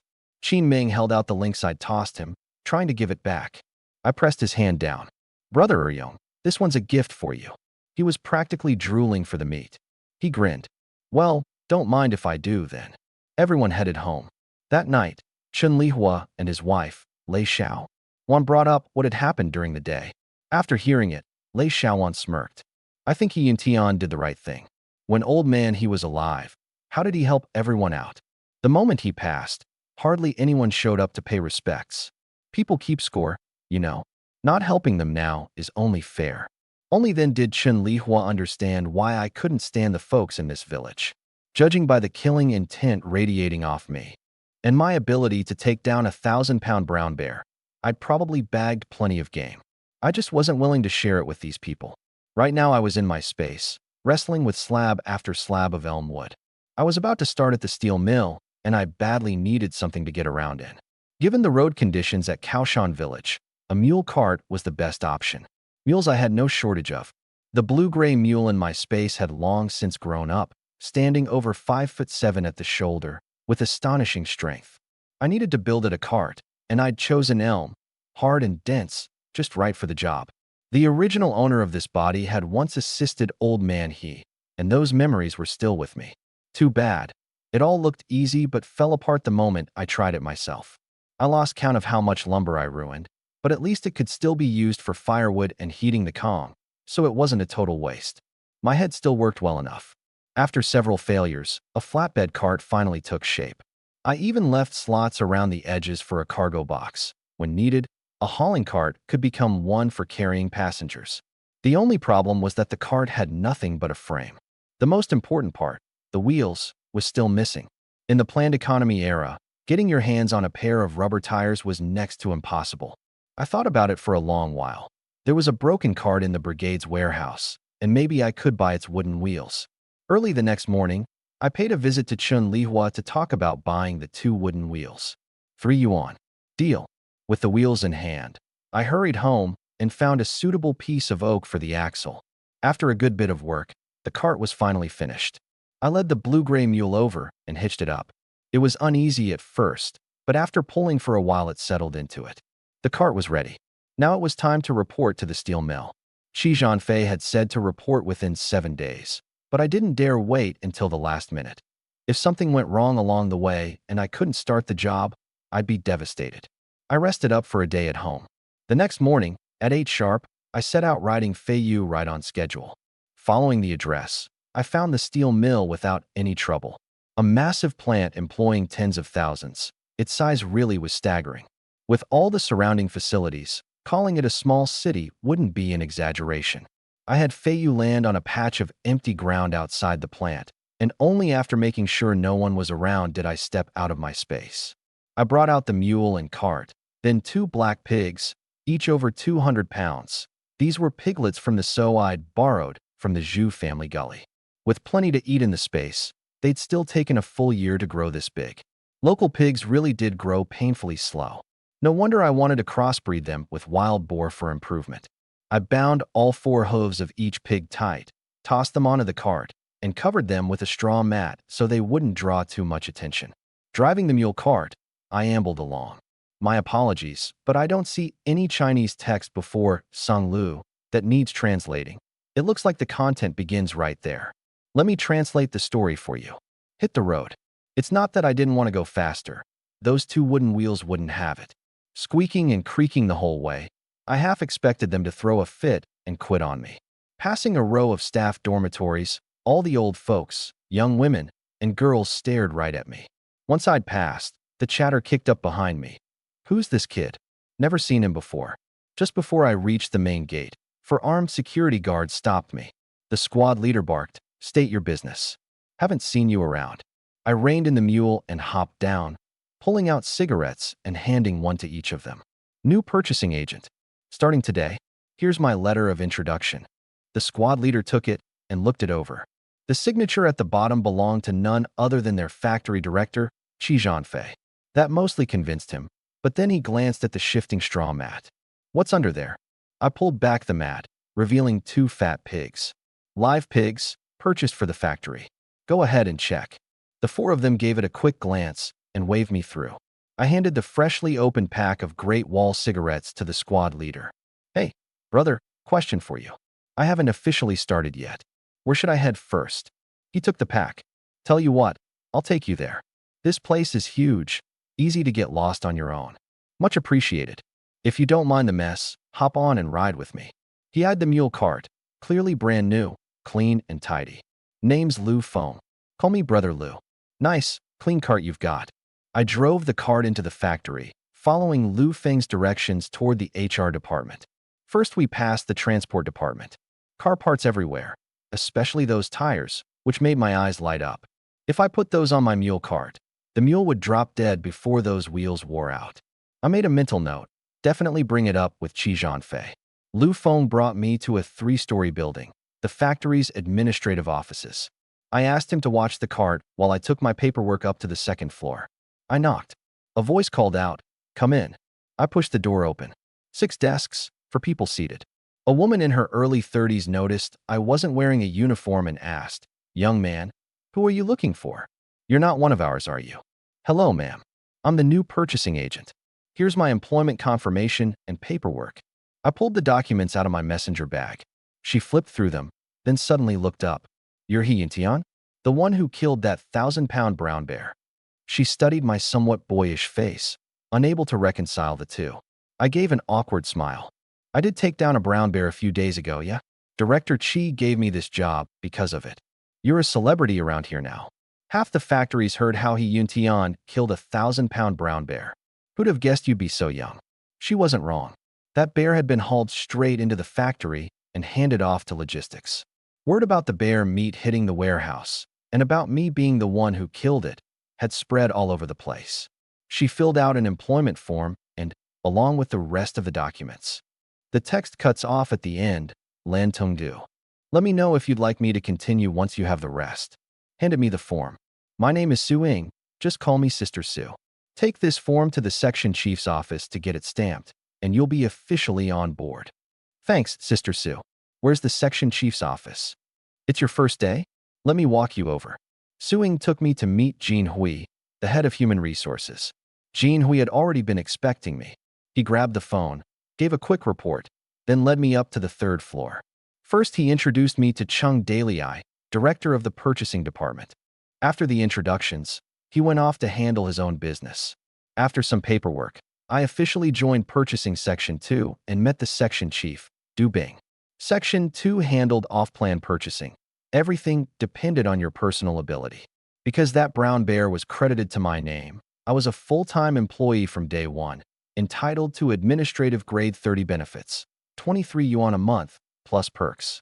With the perks came responsibility. A purchaser at this level had to procure at least 30 yuan worth of goods each week. Fail repeatedly, and you'd get demoted. Once the formalities were done, I said to Du Bing, "Chief, I brought 2 pigs this time. Shouldn't they go into the warehouse?" "What? You're kidding, right? Where are the pigs?" Du Bing looked skeptical. "Right downstairs. Lu Feng from security is watching them for me. Come on, let's take a look." Du Bing seemed eager. He'd seen hundreds of pounds of meat before, but live pigs were a rarity. By the time we got downstairs, 30 or 40 people had already gathered around the mule cart, all staring at the pigs on it. A middle-aged man with a beer belly laughed. "Hey Du, don't tell me this is one of Section 2's purchases?" Du Bing said to me quietly, "Remember this guy, Hu Shui, chief of Section 1. Runs his mouth all over the place. Steer clear of him from now on." Then he turned to the man. "This is our new purchaser, comrade He Yuntian." Hu Shui froze. "He Yuntian? The one who killed that 1,000-pound brown bear." He looked me up and down. "Doesn't look the part. Since when did brown bears get so easy to kill?" Du Bing waved his big hand. Make way. We're taking these to the warehouse. Anyone who hasn't gotten their fill can follow us there." At the warehouse, the 2 pigs weighed in at a combined 473 pounds. At 80 cents a pound, that came to 378.40 yuan. The warehouse issued a storage certificate and a receipt, which I took to the finance section to collect the 378.40 yuan in cash. Once all that was done, a single purchasing task was finally complete. After collecting the money, I went to the logistics department to get my work uniform and tools. I was supposed to be issued a bicycle, but I turned it down and requested 2 car tires instead. After some back and forth, logistics got a pair from the transport section, maybe too worn for a car, but on my mule cart, they were top of the line. Next, I took a slip to the security section. Times were dangerous, and purchasers heading out were almost always issued a firearm. I was no exception. Deputy Chief Chi Yuan took me into the armory. When the door opened, a dazzling array of weapons lay before me. Everything from mortars and heavy machine guns down to handguns of every kind, you name it, they had it. I picked a domestic Type 54 pistol, powerful and easy to find ammo for. Chi Yuan grabbed 30 rounds and led me to the range. He went over the basics first, then handed me a loaded gun. Target, the mark at 10 meters. Fire. I chambered a round and, without hardly aiming, squeezed off a string of shots. Crack, crack, crack. In under 3 seconds, all 8 rounds were gone. Chi Yuan shouted, "Stop, stop, stop. You didn't even aim and you're already out." I aimed. "Don't believe me? Go take a look." Skeptical, he walked over to the target. Every round had hit dead center. He came back. "You've handled a gun before, kid. Shooting this well." "I've used rifles. First time with a handgun. Same principle, really. Just aim and pull the trigger." A little white lie. Chi Yuan smacked his forehead. "Right? Anyone who can take down a 1,000-pound brown bear can obviously handle a gun." Next came 20 meters, then 30. All 30 rounds fired, every shot on target. With a handgun, you don't need pinpoint accuracy, just hitting is enough. Land one shot first, and the other guy's chance of hitting you drops that much. When I finished, I went back to the armory and picked out a new Type 54, plus 2 magazines and 50 rounds. Chi Yuan then helped me get a firearm permit, registering the gun's serial number and the owner. If I ever used it to hurt or kill someone, I'd be the one held responsible. By the time we wrapped up, it was mealtime. With my new lunchbox in hand, I followed Chi Yuan to the security department's little cafeteria and mooched a lunch. I paid plenty in grain coupons. I still had a good stash of local ones. Over that one meal, I got familiar with quite a few people in the security department. From now on, nobody would give me trouble coming and going from the steel plant. After lunch, I planned to head home. As a purchasing agent, I only had to meet my quotas on schedule, no need to show up every day. Those 2 pigs from this morning were enough to cover a whole month's worth. For the next month, I could come whenever I felt like it, or not at all. I set off with 2 car tires, heading out of the plant, and naturally got stopped at the gate again. The tires obviously weren't mine, so I had to pull out my logistics paperwork before they let me through.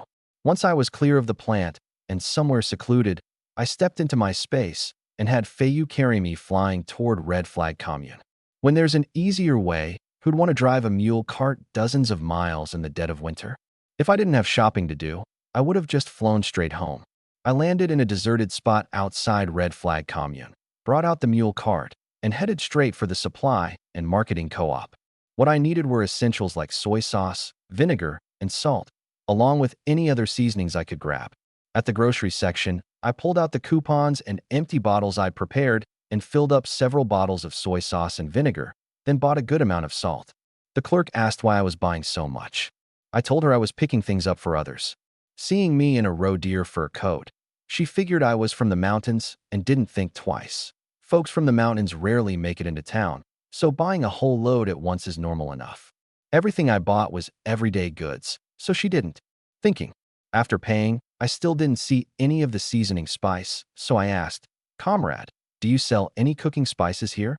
Since I bought a lot, she didn't give me an attitude. No, we used to stock it, but not many people bought it. That made sense to me.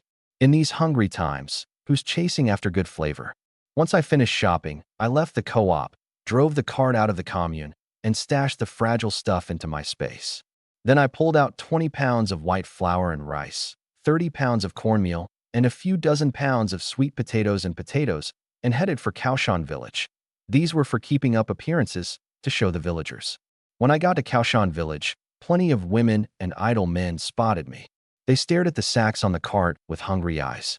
They didn't know what was inside, but anything you could bring home had to be good stuff. A few women were about to crowd in and try to get a handout, but one cold sweep of my eyes snapped them back to their senses. He and Tian had a bad temper, and he really would use his fists. Didn't they see I still had a horsewhip in my hand? Getting lashed with that was no fun. I headed home amid all the gossip. This was exactly the reputation I wanted. I'm not someone to mess with, so keep your distance unless you have a reason. Once home, I hauled everything into the house, then quietly moved it all into my space. Now everyone knew I'd bought a lot, but nobody knew exactly what.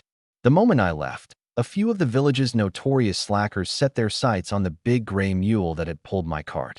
One said, "That mule doesn't look like it's from the village.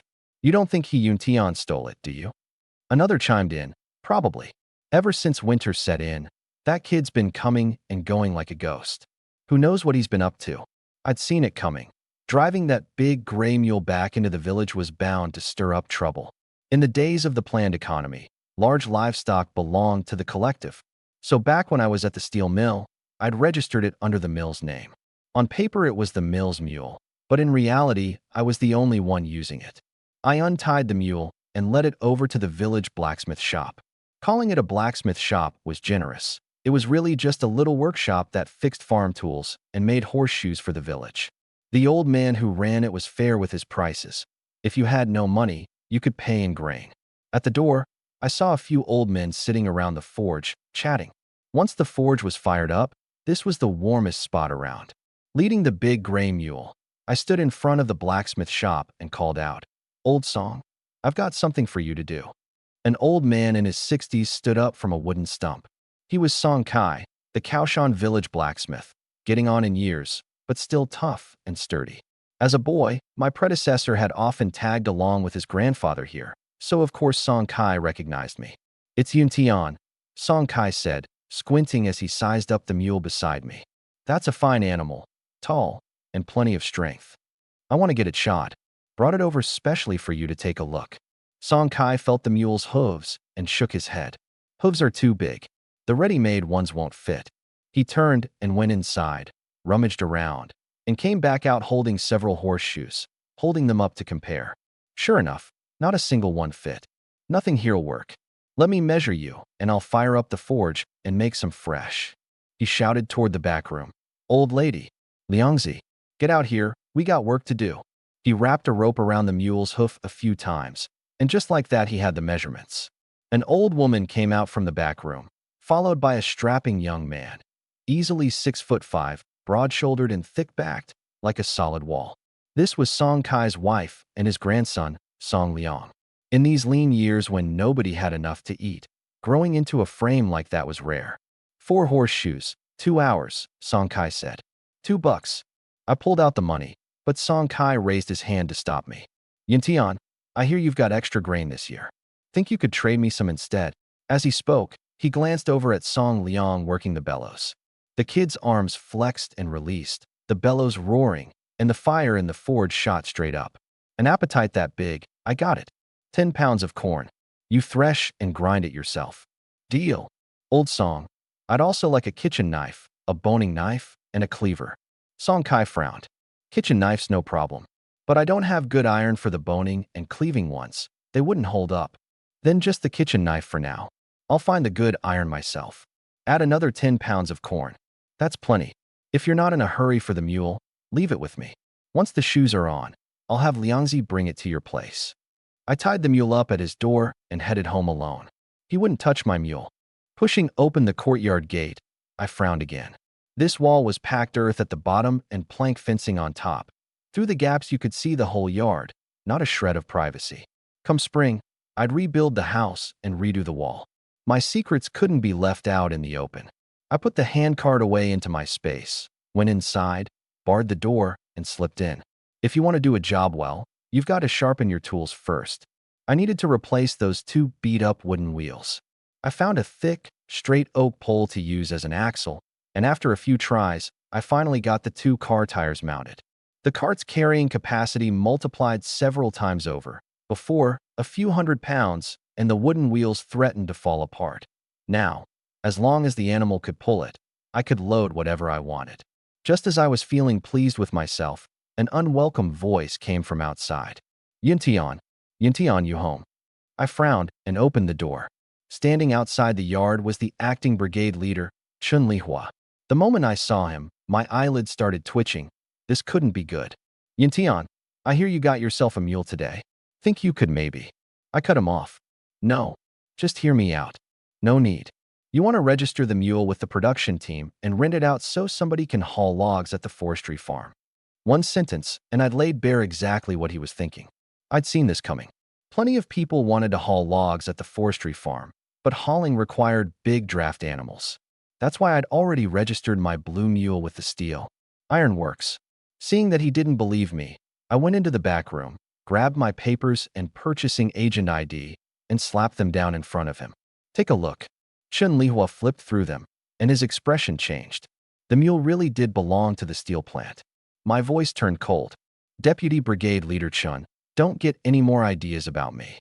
I don't have the means to feed this whole village. He froze for a moment, then suddenly asked carefully, Yintian, since you're a purchasing agent, the mountain goods from the village, could you buy them? In the past, when villagers wanted to sell mountain goods, they had to trek all the way to the state-run purchasing station at Red Flag Commune, where the prices were beaten down to almost nothing. Nobody wanted to haul their goods all the way back, so they had no choice but to sell cheap, just to trade for a few needles and threads. I thought about it. I can buy them, and I won't pay less than the purchasing station. But let me be blunt up front.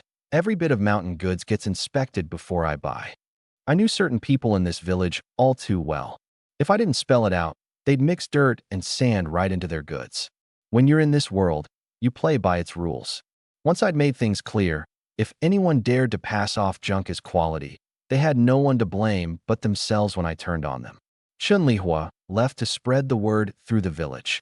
The purchasing point would be set up in the courtyard of the brigade headquarters. It was a big space, and it would keep a crowd from piling into my house. With too many people around, someone could walk off with your things and you'd never find them. At 6 that evening, just after dinner, someone banged on the door again. It was Song Liang, leading the gray mule by its rope. Yuntian, the horseshoes are nailed on. My grandpa says he'll come get the kitchen knife tomorrow. It's too late tonight. His voice was thick and mumbly. Come in, I'll get you some corn. No need, my grandpa's still waiting on me for dinner. I handed him a whole ear of corn, and the simple kid said goodbye and left. An honest sort, no bad intentions in him. It was almost December now, and the temperature dropped to 20 below at night. Worried the gray mule would freeze, I tucked it away into my space. No one came by at night, so there was no fear of being seen. I lit the Kong, then slipped into my space to sleep. That night, a northwest wind whipped up a blizzard, driving heavy snow down on Kaoshan village. The wind howled like ghosts and wolves, and the villagers were too scared to close their eyes, terrified their roofs would blow off. In just 1 hour, more than 4 inches of snow fell. When I came out of my space the next day, the whole world was a blanket of white. The snow in the yard was knee-deep, the roof buried under a thick layer, and it was still coming down with no sign of stopping. I fired up the Kong and swept the snow off the roof. Winter snow is the kind you can never finish clearing. I didn't bother with the yard. It would just fill right back up anyway. Once I'd cleared the snow, I sat down on the piping hot Kong. This was the perfect weather for hot pot, but all I had at home was a single iron pot burned black. Bored out of my mind, I decided to make a batch of dumplings and steam some big meat buns while I was at it, so I could just bring them along whenever I went up the mountain. I went into my space, poured flour into a wooden basin, and dissolved the sourdough starter with warm water. After all this practice lately, kneading dough had become second nature. I set the basin of leavening dough aside to rise slowly, then mixed up a smaller batch for the dumplings.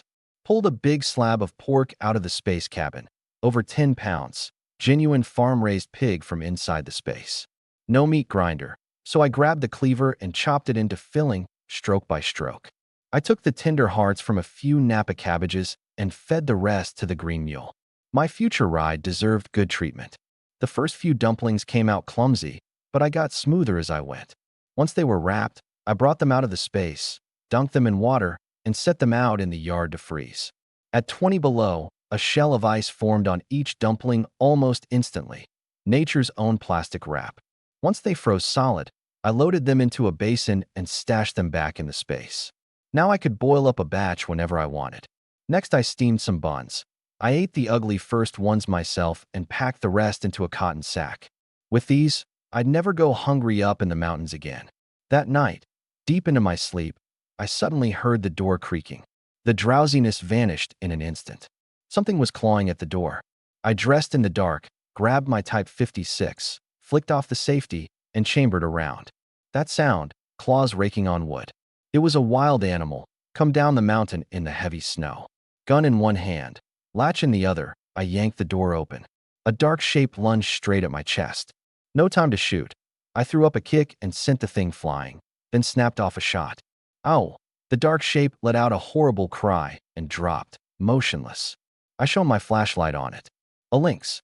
I swept the beam across the yard. 2 green points of light flashed. I raised the gun, another shot. The second lynx dropped dead on the spot. I went back inside and dug out a string of about 100 firecrackers, lit them, and tossed them into the yard. The crackling explosions rolled through the night sky.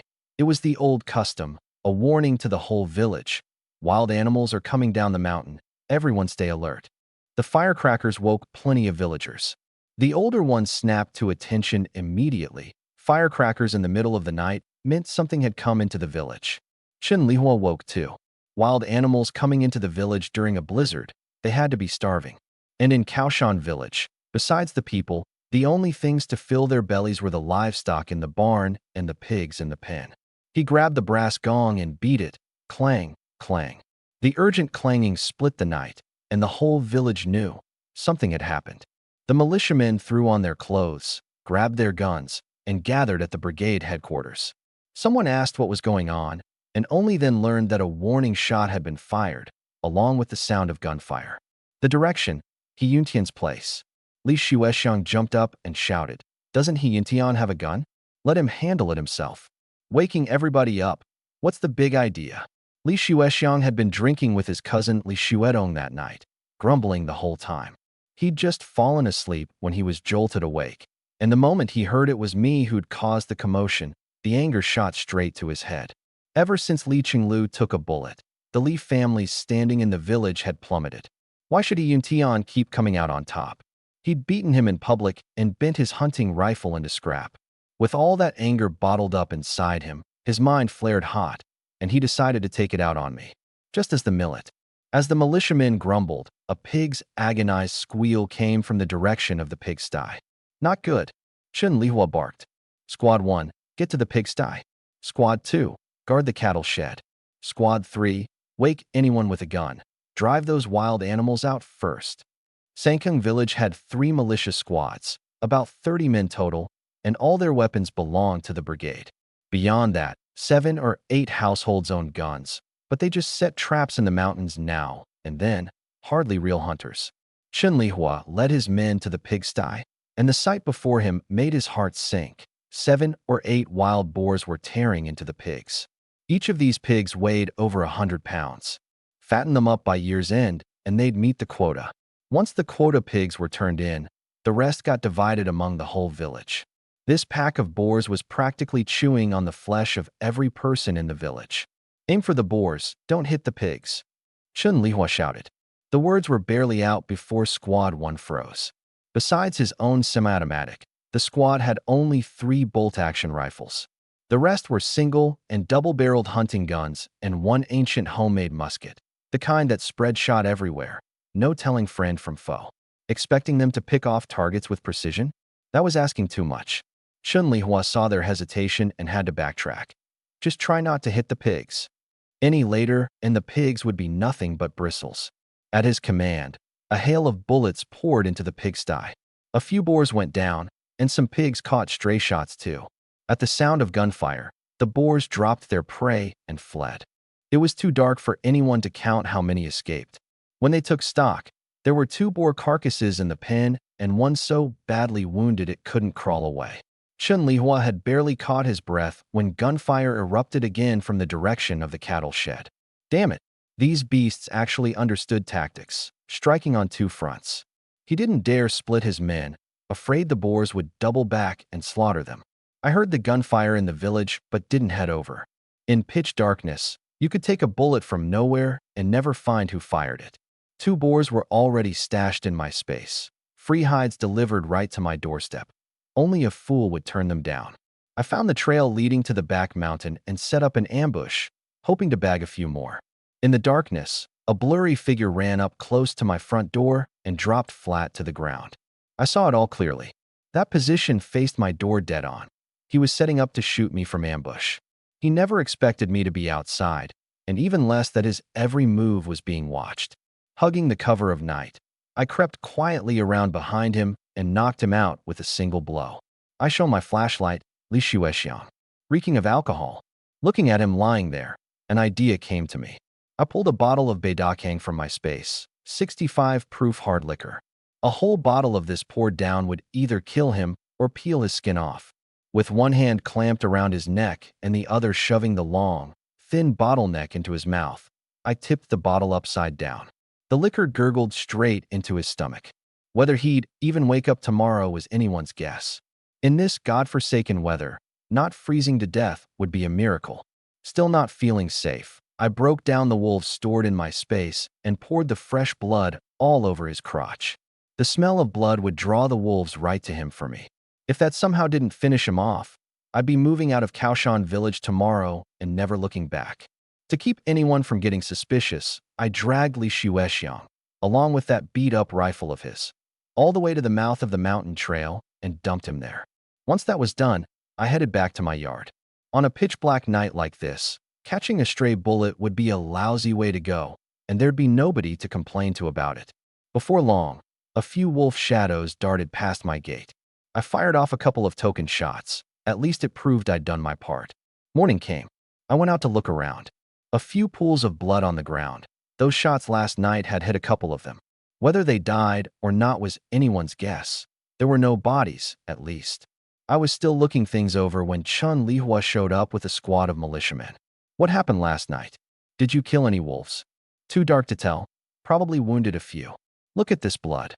The wolves in my space had long since been broken down, so I just gave a vague answer. The blood in my yard was already cleaned up too. I was worried the smell would attract more wolves, and with the snow falling all through the second half of the night, there was hardly a trace left now. Chen Lihua studied the 3 pools of blood. You got him, and more than one too.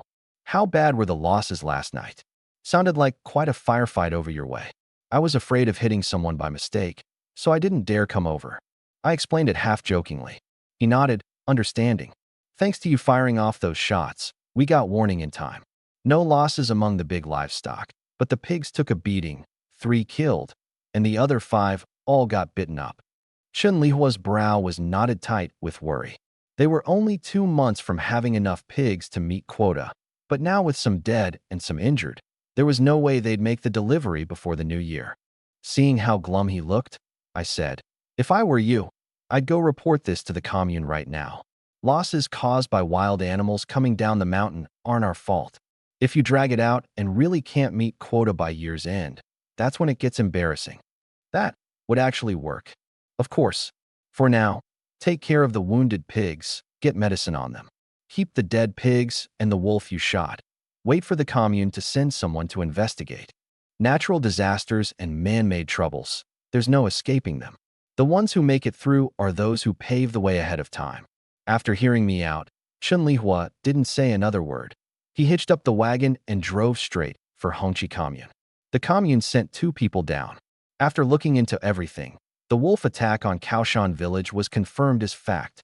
The 3 pigs that had been killed were slaughtered right there in the village and stewed into a big pork feast. When it was time to eat, every household came out with big bowls to get their share of the meat. I didn't go. That little bit of meat wasn't worth my while. 3 pigs, about 100-some pounds each, yielded maybe 200 pounds of meat. Some went to the commune. The cadres took a cut, and by the time it reached the villagers' bowls, it wasn't even a couple ounces a person. At the dinner table, Chen Lihua announced the news that I'd be buying mountain goods. Prices set on inspection, paid on the spot. Settling up. Right in the middle of the excitement, Wang Guixiang showed up at the door. Her son, Li Shuexiang, had gone out the night before to hunt wolves and hadn't come back in a full day and night. At first she figured he'd gotten drunk again and passed out somewhere. Li Shuexiang had done that plenty of times. But by the second evening, when they were dividing up the meat, he still hadn't shown up. She asked everyone who knew him, and the answer was always the same. Nobody had seen him that day. Chen Lihua had just been counting his blessings that nobody had gotten hurt this time. This news hit him like a bucket of ice water. He gathered the militia and announced it. Some guessed Li Shuexiang had passed out drunk in a corner somewhere. They searched high and low, turned the whole village upside down, not a trace of him. By now it was pretty much certain.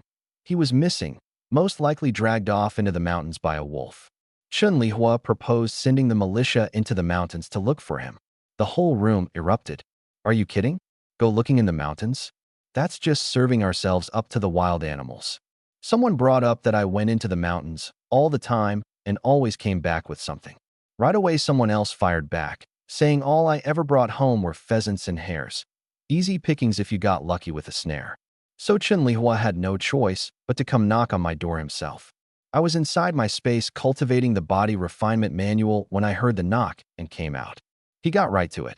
Yintian, Li Shuexiang's been missing a whole day now. He's probably been carried off by a wolf. Could you go into the mountains and look for him? Who else is going? I asked casually.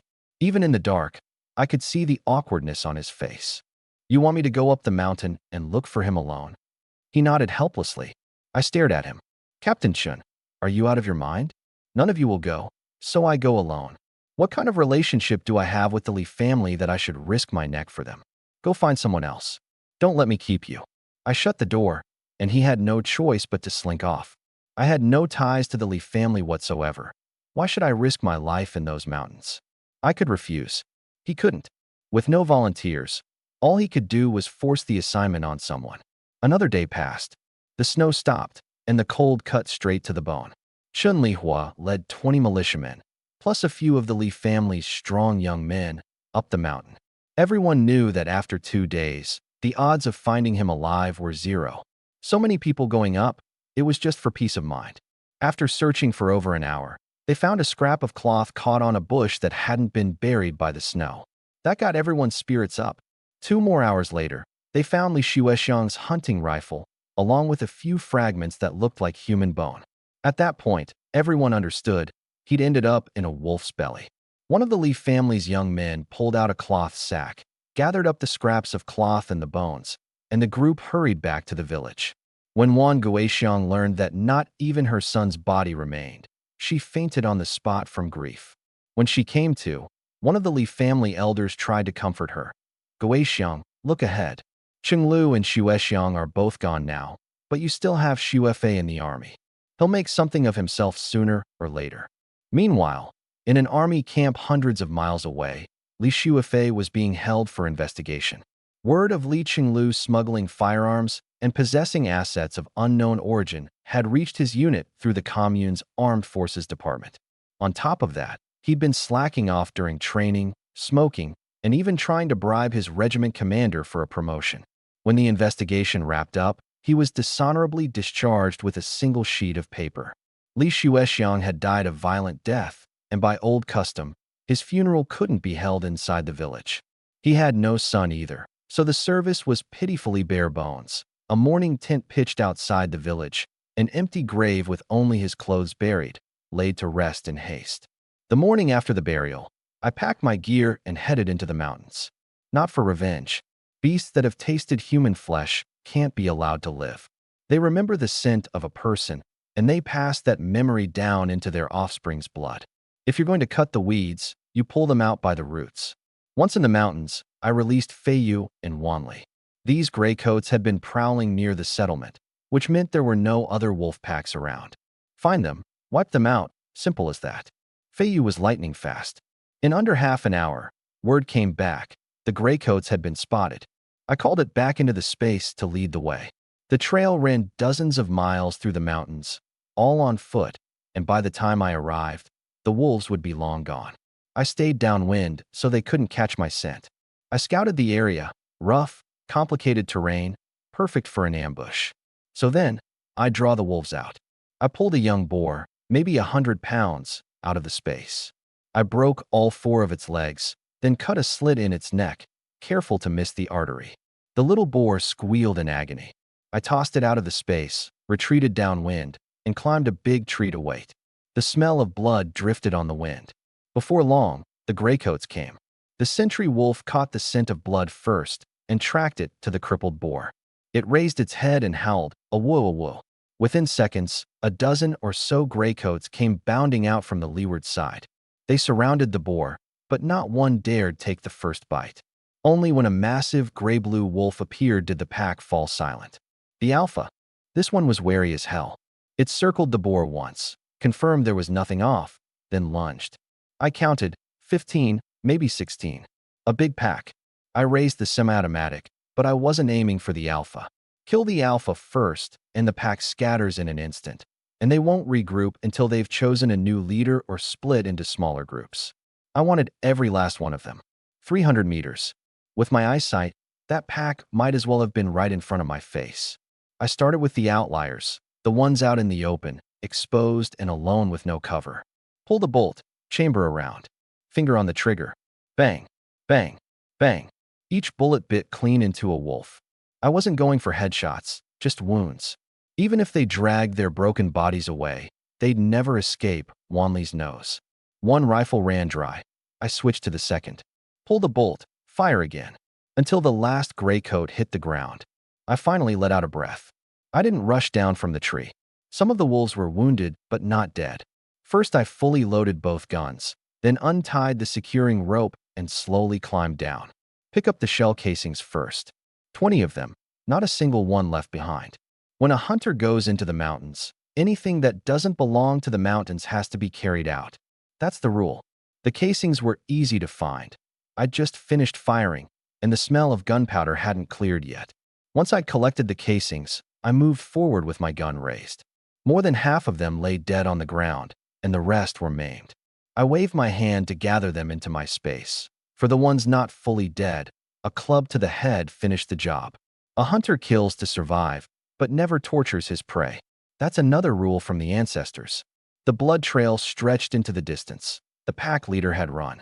I released Wanli to track it. I didn't chase right away. With wounded prey, the more you chase, the harder it runs. It can cross several mountains. But if you don't chase, it'll run for a while and then stop. By then, its wounded body can barely get moving again. Besides, with Wanli on it, I wasn't worried.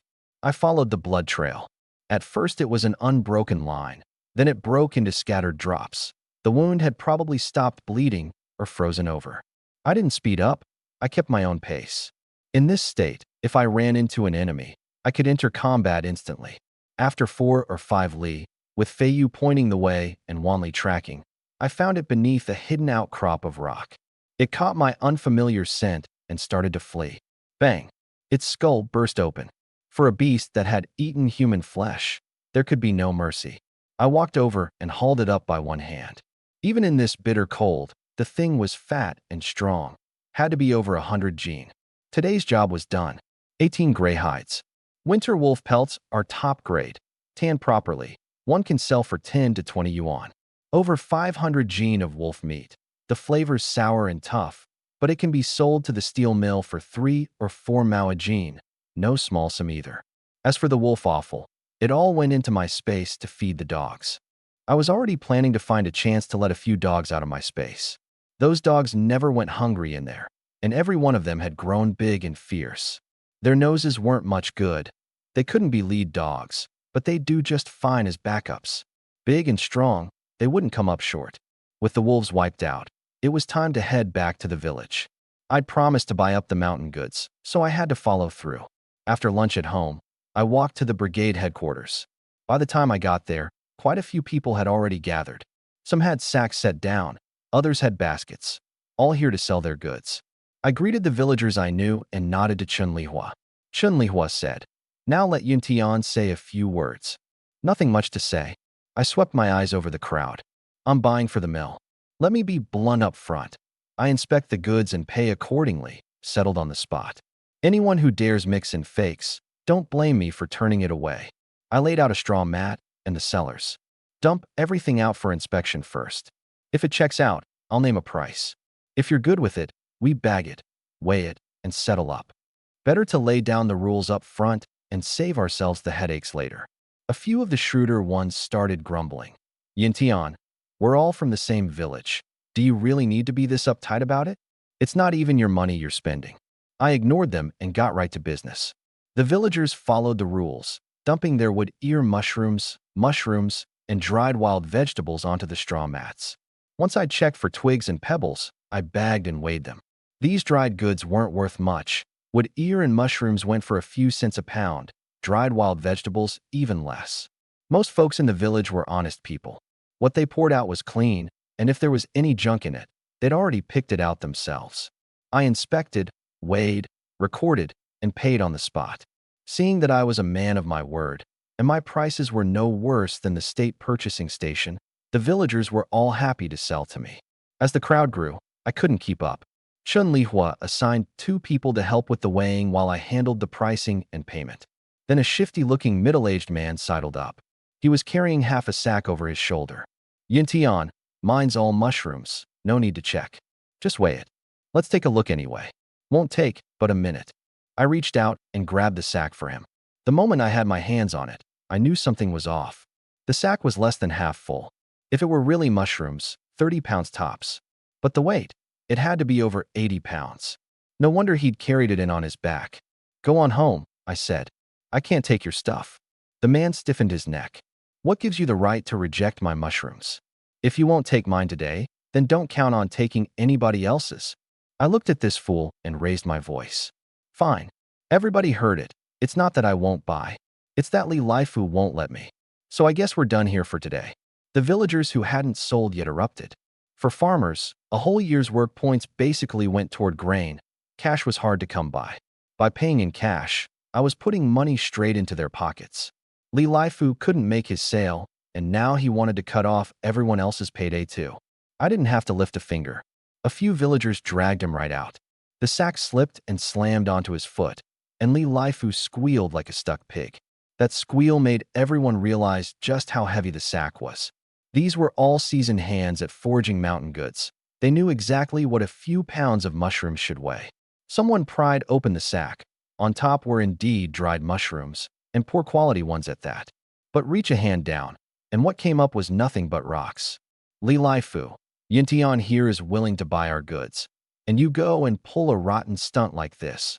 May you die without a son, one villager cursed. Dajuan, you got that wrong. Li Laifu doesn't have a son to begin with. The place burst into laughter. Li Laifu had fathered 5 daughters in a row, each one right after the last. His face was flushed red. Hard to tell whether it was from the cold or ashamed. He shouldered his sack and stormed off, seething with resentment. After that little scene, the villagers all fell in line, willingly dumping their goods onto the straw mats for me to grate. I figured everything I'd taken today would be dried goods, but then an old woman came along carrying a shoulder pole. Even through the wicker baskets, I could hear the cluck-cluck of chickens. She lifted the lid. 2 chickens, 1 rooster, and 1 hen. Yintian, boy, will you take these 2 chickens of mine? Granny Lu asked cautiously. I knew her. Her husband had died years ago, and now she lived with her son. She was getting on in years, too stiff to forage in the mountains anymore, so she kept a few chickens to help make ends meet. I hadn't expected her to bring a rooster too. I weighed them in my hands. I'll take them. Granny Lu, you selling the hen too? This hen's old now. I'll sell it and buy 2 chicks to raise instead. Both of them, 5 yuan total, that work for you? Good, good, she agreed at once. 5 yuan was more than fair. She left the chickens in the baskets behind when she went. I told her I'd return the baskets after selling the chickens, but she waved me off and said to keep them. She'd woven them herself. They were worth nothing. Seeing that I'd taken the chickens, a villager asked, Yintian, you buy geese? Geese. My mind immediately jumped to iron pot goose stew. Sure. How many have you got? Not many people raised geese. The things ate too much. 1 goose could eat as much as several chickens, and if you weren't careful you'd get slapped with the charge of cutting off the tail of capitalism. The man ran home and lugged back 2 of them. Most of the other villagers had already finished selling. I put them on the scale. The 2 geese came to a full 18 jin. This is my first time buying geese. 1 yuan a jin. If you're not happy with it, take them back home. Happy. They're yours. He agreed in a flash. He couldn't afford to keep them anymore either. Before the snow, he could still gather wild greens to feed them, but once the heavy snow sealed off the mountains, these past few days he'd been getting by on sweet potatoes and corn alone. A single day of feeding those geese ate up several meals worth of a family's food. Trading them for 18 yuan was enough to buy nearly 100 jin of coarse grain, enough to feed a family for a month. During the dead of winter, all that mattered was not starving. With no more goods to take in, I went home to fetch the mule cart. The things I'd already paid for were safer hauled back home. By the time I loaded up and got home, it was already dark. Under cover of night, I stowed the mule cart, goods and all, into my space. I tossed the 2 geese and the chickens in with the flock already there. After all this time, the chickens in the space had bred to over 100, all descended from the original 3, 1 rooster and 2 hens. Looking at those few dozen roosters, I made up my mind to process a batch tomorrow. At 3 or 4 jin each, they were at their plumpest and finest. Early the next morning, I had Feiyu carry me, flying toward the steel plant. The villagers who'd missed me still wanted to sell their goods. But when they came to my house, they found the door locked and no one around. Everyone was puzzled. No one had seen him leave that day, and there wasn't even a single hoof print on the ground. Someone guessed the steel plant's 60 or 70 li from the village. He must have. He left before dawn. Only then did everyone let it drop. I found a secluded spot on the outskirts of the steel plant to land. I brought out the wagon, first piling the wolves I'd hunted onto the flatbed, then covering them with sacks of dried goods to keep prying eyes away, winding the rope around a few times. Finally, I hauled out 20 roosters, not enough baskets for them all, so I just tied their legs together in one long bunch. And so, bold as brass, I drove the fully loaded wagon straight for the steel plant. Passing through the residential quarters, a crowd traced the crowing of the roosters, their eyes following me. Who's that young fella? No uniform. Doesn't look like an employee. An old man squinted. Few days back, another young guy drove a cart into the plant. Heard he hauled in 2 pigs. That's this kid? Quite the operator. And now another full load. Word of me delivering those 2 pigs had already spread across the whole plant. Entertainment was scarce these days, and a good topic could keep people buzzing for days. Both pigs had topped 200 pounds. In an era when hogs got slaughtered at just over 100, that counted as a modest little legend. The plant gates were shut tight, guarded by 4 security men. I stepped up and flashed my work permit. You gentlemen probably don't know me. I'm the new purchasing agent. The guard finished reading it and eased up. So it's Comrade He Yintian. Heard a lot about you. He pointed at the cart. This all stuff you purchased? What VE you got?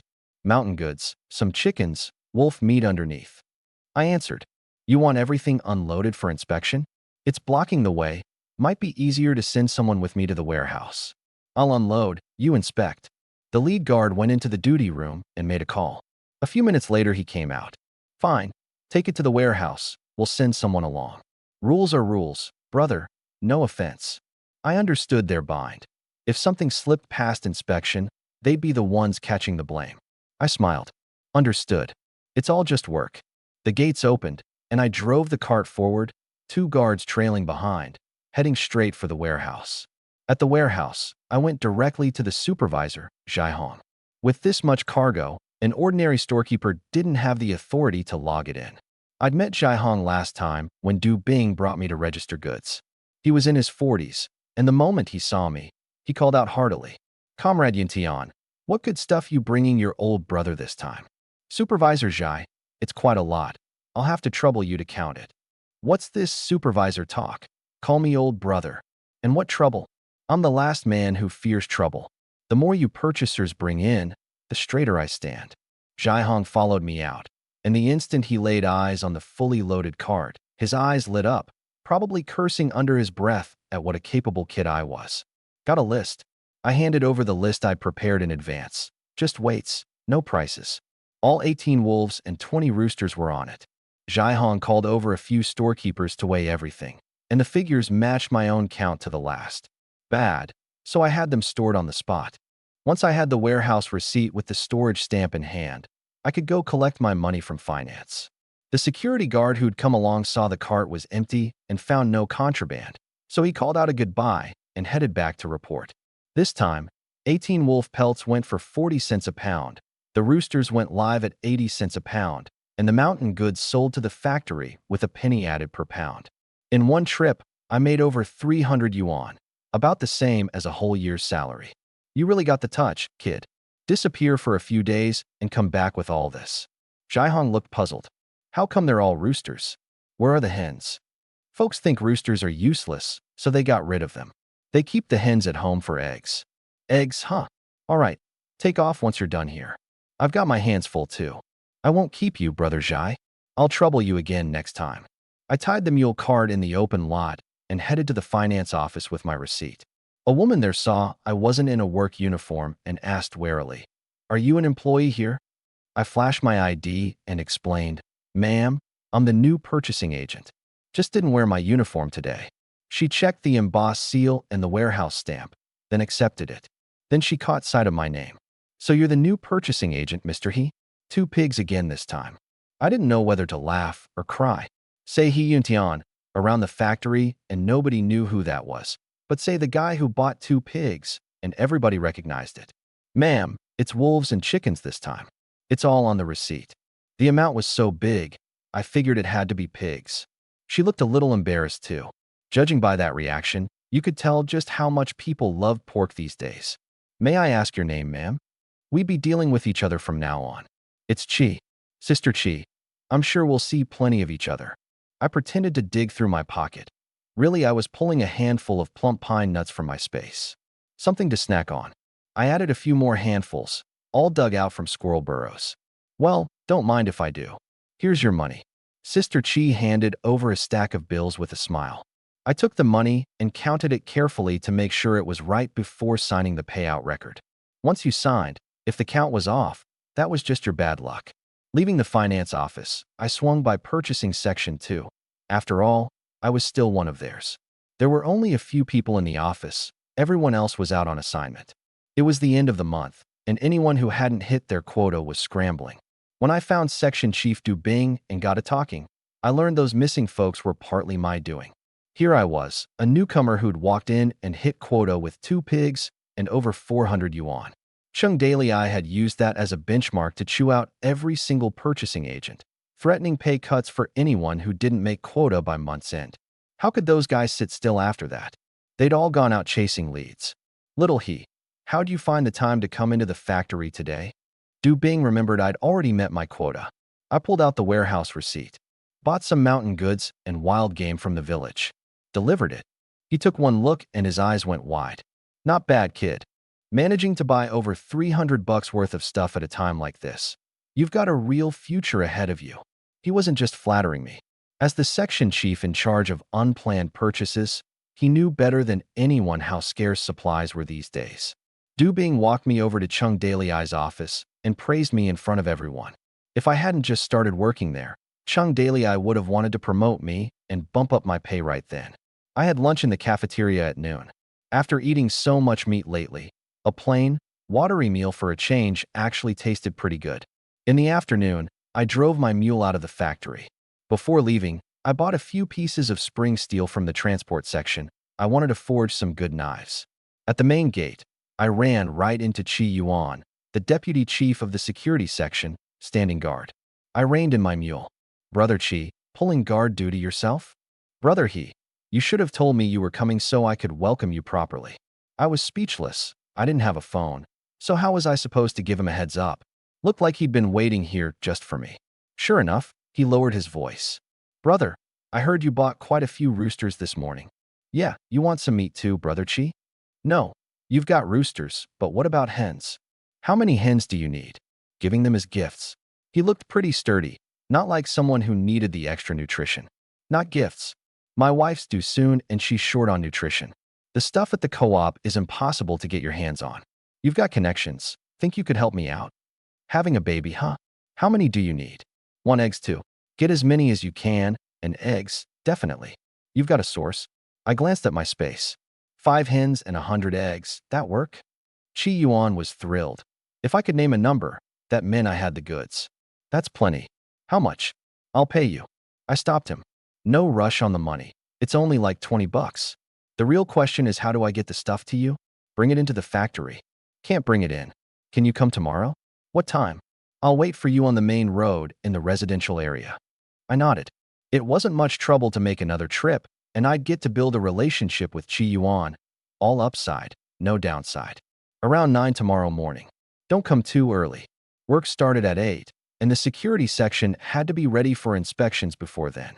The morning and evening shifts were the busiest. They had to stop workers from smuggling things into the factory and from stealing factory property out. Since I wasn't in a hurry, I made my way slowly toward Red Flag Commune. By around 3 in the afternoon, I was bored out of my mind, so I had Feiyu carry me down, landing less than a mile from Kaoshan village. I drove the mule cart into the village bold as you please. Instead of heading straight home, I went to the blacksmith shop first. I found Song Kai, handed him the spring steel, and pulled out several wooden knife models from my space. Here's what I wanted forged: a dagger, a kitchen cleaver, a boning knife, a bone chopper, a skinning knife, and a spearhead a full 50 centimeters long. Song Kai hefted the material. Iron's no problem. This'll take some doing though, given your specs. Come back in 5 days. No rush. Just make it good. How much? You already gave me 30 pounds of corn. Add another 20, bring it when you pick it up. Deal. Use oak for the handle. It's tough. Got plenty of oak. I'll use the best stock, don't you worry. With that settled, I drove the cart home, unhitched the mule, and fed it some crushed beans. I'd barely gotten back to the space to rest when someone called for me outside. By the time I stepped out, the sky had gone dark. It was Qin Yong, looking a little sheepish.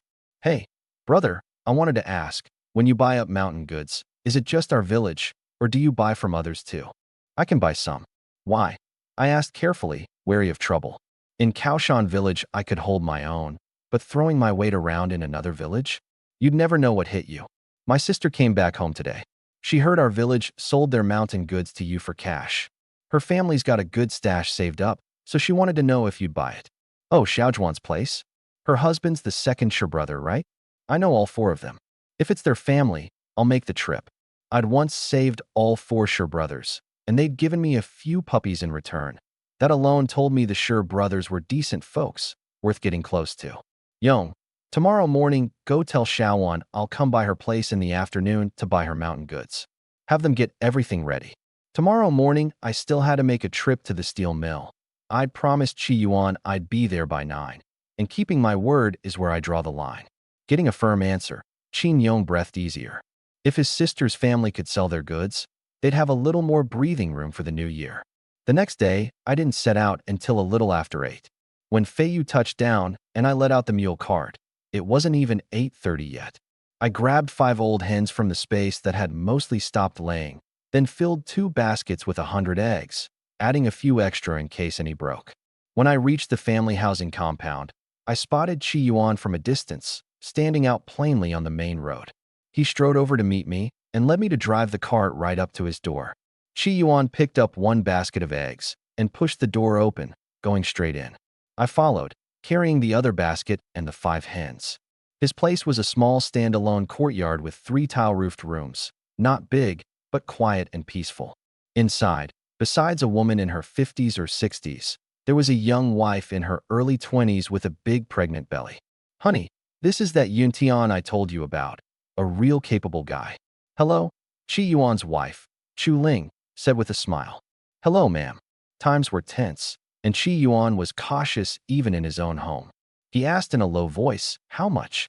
I held up 2 fingers. He nodded and pulled 2 10 yuan notes from inside his coat, handing them over. I took them, nodded to Chu Ling, and turned to leave. Chi Yuan saw me out, lowering his voice to warn, "Rough times right now. Be real careful with your business." I nodded. Strictly speaking, this trade didn't quite count as profiteering. Once the political climate tightens, any private dealing gets slapped with a label, so I have to be careful. Even if someone sees me bringing goods into his house, as long as I'm not caught red-handed, nobody can pin anything on me. Worst case, I just say a friend's helping out, that I'm dropping by to return a favor. After I left, the old woman clicked her tongue. This young fellow Chi Yuan knows must have some real connections, getting his hands on all these hens and eggs. She was Chi Yuan's neighbor, a retired cadre from the steel mill who dropped by often, and today she just happened to walk in on us. Chi Yuan had wanted to keep this between his wife, himself, and me, but now there was one more person in the know. Luckily, the old woman was an honest sort who had no use for shady dealings. "If you need some, we could have Chi Yuan reach out again and get you a little too," Chu Ling offered. The old woman thought it over. "Then I'll have to trouble Xiao Yuan. My daughter's due soon too, just a few days after you." I checked the time, barely past 9. Too early to head home, but too late to go up the mountain, and I still had to make it to Dashi village in the afternoon. I wanted to smack myself. Why on earth had I scheduled it for the afternoon? When I reached Dashi village, 2 armed militiamen stopped me. "Who are you? What's your business in Dashi village?" "I'm from Kaoshan village, here to see the Shi family. Shi Ying, Shi Xiong, Shi Hao, Shi Jia." "From Kaoshan village? You must be one of the second daughter-in-law's relatives. I'll take you there." The militiaman looked half convinced, but decided to just walk me over. I'd been worried about finding the place, so this was exactly what I wanted. The village lived up to its name, Big Stone Village. The moment you stepped in, there were stone mills, stone rollers, stone slabs, and stone posts everywhere. The militiaman led the way while I followed slowly with my cart. About 10 minutes later, we arrived at a house built of stone. Even the courtyard wall was stone. "Old man, you home? You've got relatives here," the militiaman called through the door. The wooden door opened, and out came Shi Jia, the 4th Shi brother. He grinned the moment he saw me. "Brother Yuntian, I've been waiting for you. Come on in. Xuanzi, you come rest a bit too." "No thanks, I've still got guard duty," Xuanzi said. Really, he'd only brought me over to verify whether I was actually a Shi relative. Seeing that Shi Jia knew me put his mind at ease. I tied up the mule and followed Shi Jia into the yard. The stone house and stone walls had all been hauled out of the mountains, piece by piece, by the Shi father and his sons. "Big brother, second brother, third brother, come see who's here," Shi Jia shouted across the yard. The brothers hurried out at the sound of his voice. Shi the eldest came forward with a smile. "Brother Yuntian, I'm really sorry to make you travel all this way." "Don't mention it, brother Shi. Buying your mountain goods helps me meet my quota too, so it's no trouble at all. Stay the night. You saved us, brothers, and we haven't properly thanked you yet." Shi the eldest tugged me toward the house. Inside sat a couple in their 50s, along with 3 women in their 20s and 30s. Shi the eldest introduced them one by one. "This is my father, my mother, my wife, and the second brothers. You know her. She's from the third brother's family." Then he turned to the 2 elders. "Pa, Ma, this is Yuntian. Back in the mountains, he shot dead a whole bunch of those red wolves and saved our lives." "Hello, sir." "Hello, ma'am." "Hello to all you sisters-in-law." Good to see you too. We owe you one from last time and never got the chance to thank you proper. You're staying the night, and we're gonna have ourselves a real drink. Sure, Fengsho said with a hearty laugh. Fourth son grabbed some stools. Qin recognized me and had already filled the Sure family in on my situation, so nobody pressed with questions. We chatted for about an hour before I spoke up. Sir, brothers, where are the mountain goods? Bring 'em out, and let me take a look. I'll pay you first. The Sure brothers laid out a straw mat, then hauled sack after packed sack from the back room. Without being told, they emptied all the dried goods onto the mat. One look at the quality told me everything. The Sure family were honest folk. Their dried goods were big and cleanly processed. I glanced them over and set the top-grade price right off the bat. Mushrooms, wood ear fungus, dried vegetables, plus dried pheasant and dried rabbit. I took it all, settled up on the spot, and pressed the cash into Sure Fengsho's hand. The old man tapped his pipe, looking a little embarrassed. Yin Tian, I've got a favor to ask. A lot of families in the village are short on grain, and getting through winter's gonna be rough. Could you buy more mountain goods? If it's too much trouble, forget it. I didn't hesitate. I'll buy, but let me lay it out straight. Anyone who tries to pass off junk as good stuff, don't blame me for turning nasty. Also, I need to meet your village chief. Wouldn't want some troublemakers showing up to stir the pot. The four Sure brothers burst out laughing. Sure Jie grinned. Brother Yin Tian, my pa is the village chief. I froze for a second, then laughed too. With the village chief presiding, we set the Sure home as the collection point. The three brothers split up to spread the word, and villagers came hauling and carrying their mountain goods over. Quality ranged from good to bad, but I gave a fair price across the board and didn't lowball a single cent. While I was busy, three young men walked in carrying shovels and rope, hauling for badgers. I've never bought these before. I hefted one. 50 cents a pound. You selling? Badger fat could treat burns, though there wasn't much meat on them. The three thought it over. They could always catch more badgers, but cash was hard to come by, so they sold. For badgers, 93 pounds total. I paid 46.50. Biggest single deal of the day. The Sure family had sold over 30 yuan worth of mountain goods, and even that didn't come close. It was pitch dark by the time we wrapped up. The Sure brothers practically shoved and dragged me onto the heated brick bed. Old Mrs. Sure and her daughters-in-law had already set out a table loaded with real dishes. Chicken stewed with mushrooms, stir-fried cured pork, braised wild rabbit. Stuff you'd rarely see even at New Year. The four brothers took turns going at me, each bowl holding at least a couple ounces of liquor. Not 10 minutes into the meal, I'd already downed over a pound. Off to the side, Sure Fengsho's mouth was twitching. These boys were clearly using me as an excuse to drink. The meal dragged on for over 2 hours. 4.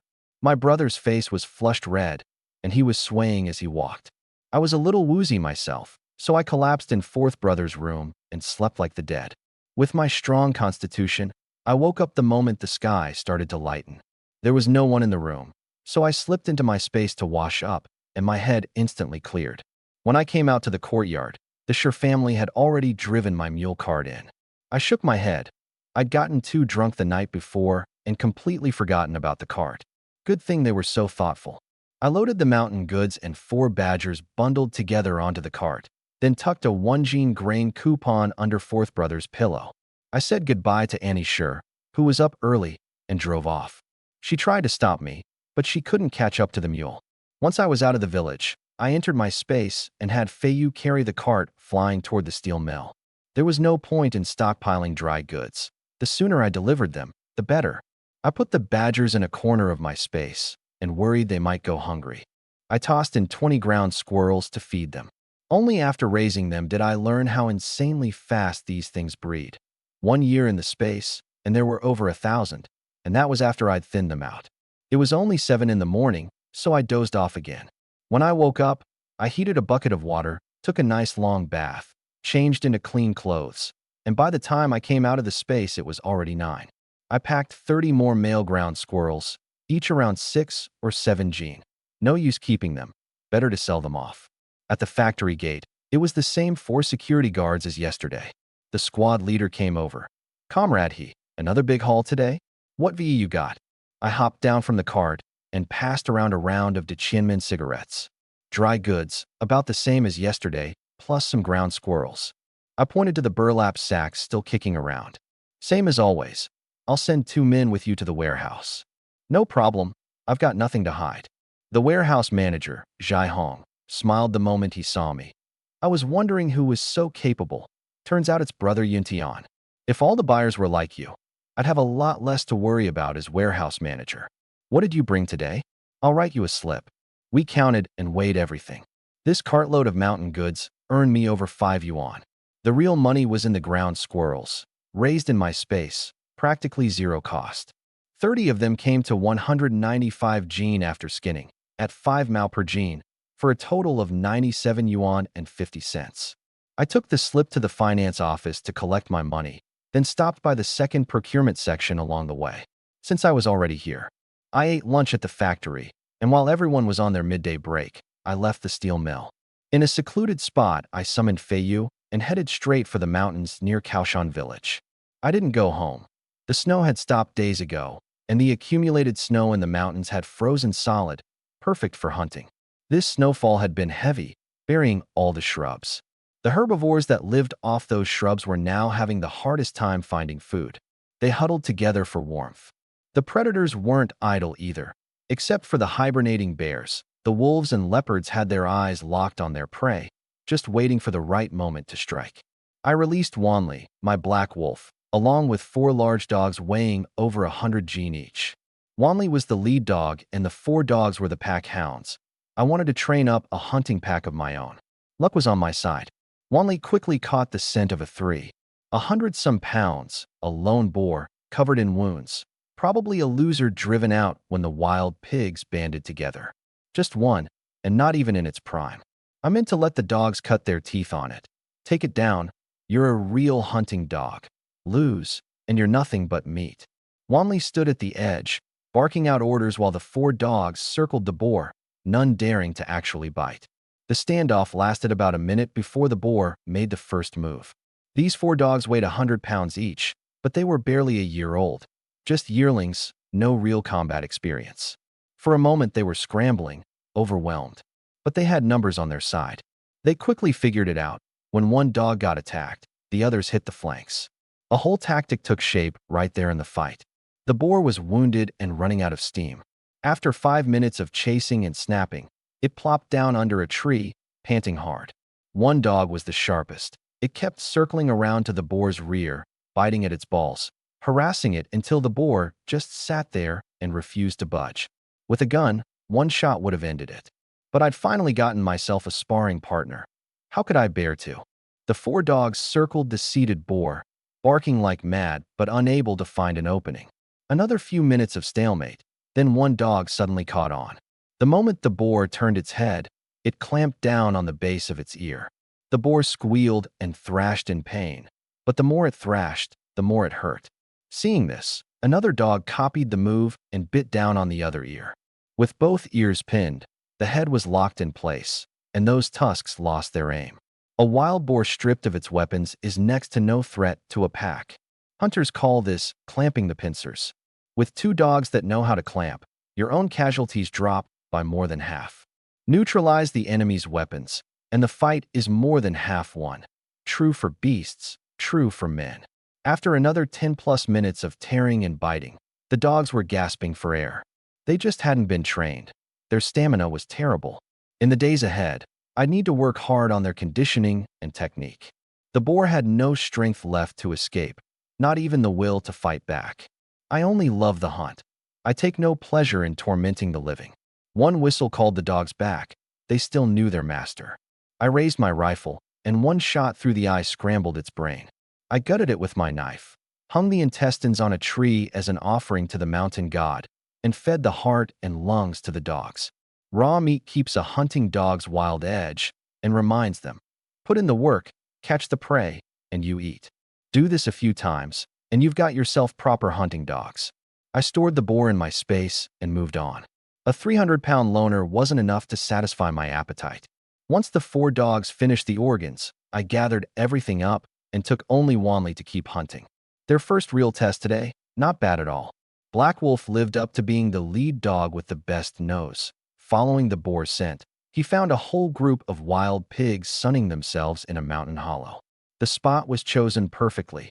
Mountain wall to the north to block the wind, the other three sides wide open, so any sign of trouble and they could bolt. I counted, one big monster over 500 pounds, and 8 or 9 sows over 200 pounds each. Pigs. The rest were all half-grown hogs, 100 pounds or so. No wonder that lone boar had been driven off after losing the fight. The size difference was staggering. If it hadn't run, it would have died. I climbed a tall tree and took out my .56 half rifle. For wild boars, I felt not a shred of pity. Come spring, this one group could breed over 100 more, and within a few months the young ones would be on their own. Every spring in the Shingen Mountains, patrol teams were organized to protect the farms, all to guard against wild boars. After surviving the harsh winter, the starving boars had noses sharp enough to dig up seeds buried in the fields, and their tempers turned vicious. Goring a person to death wasn't unheard of. I had no interest in that big bald boar, stringy meat, cheap price. My target was that pack of old sows. I aimed my muzzle at one of the old sows. I didn't need a clean kill. Wounding it would do. I slowed my breathing, lined up my targets in order, then squeezed the trigger without hesitation. Bang, bang, bang. 10 rounds emptied. I swapped magazines and fired again. In less than 30 seconds, 20 shots. Everyone hit its mark. How many would survive was up to fate.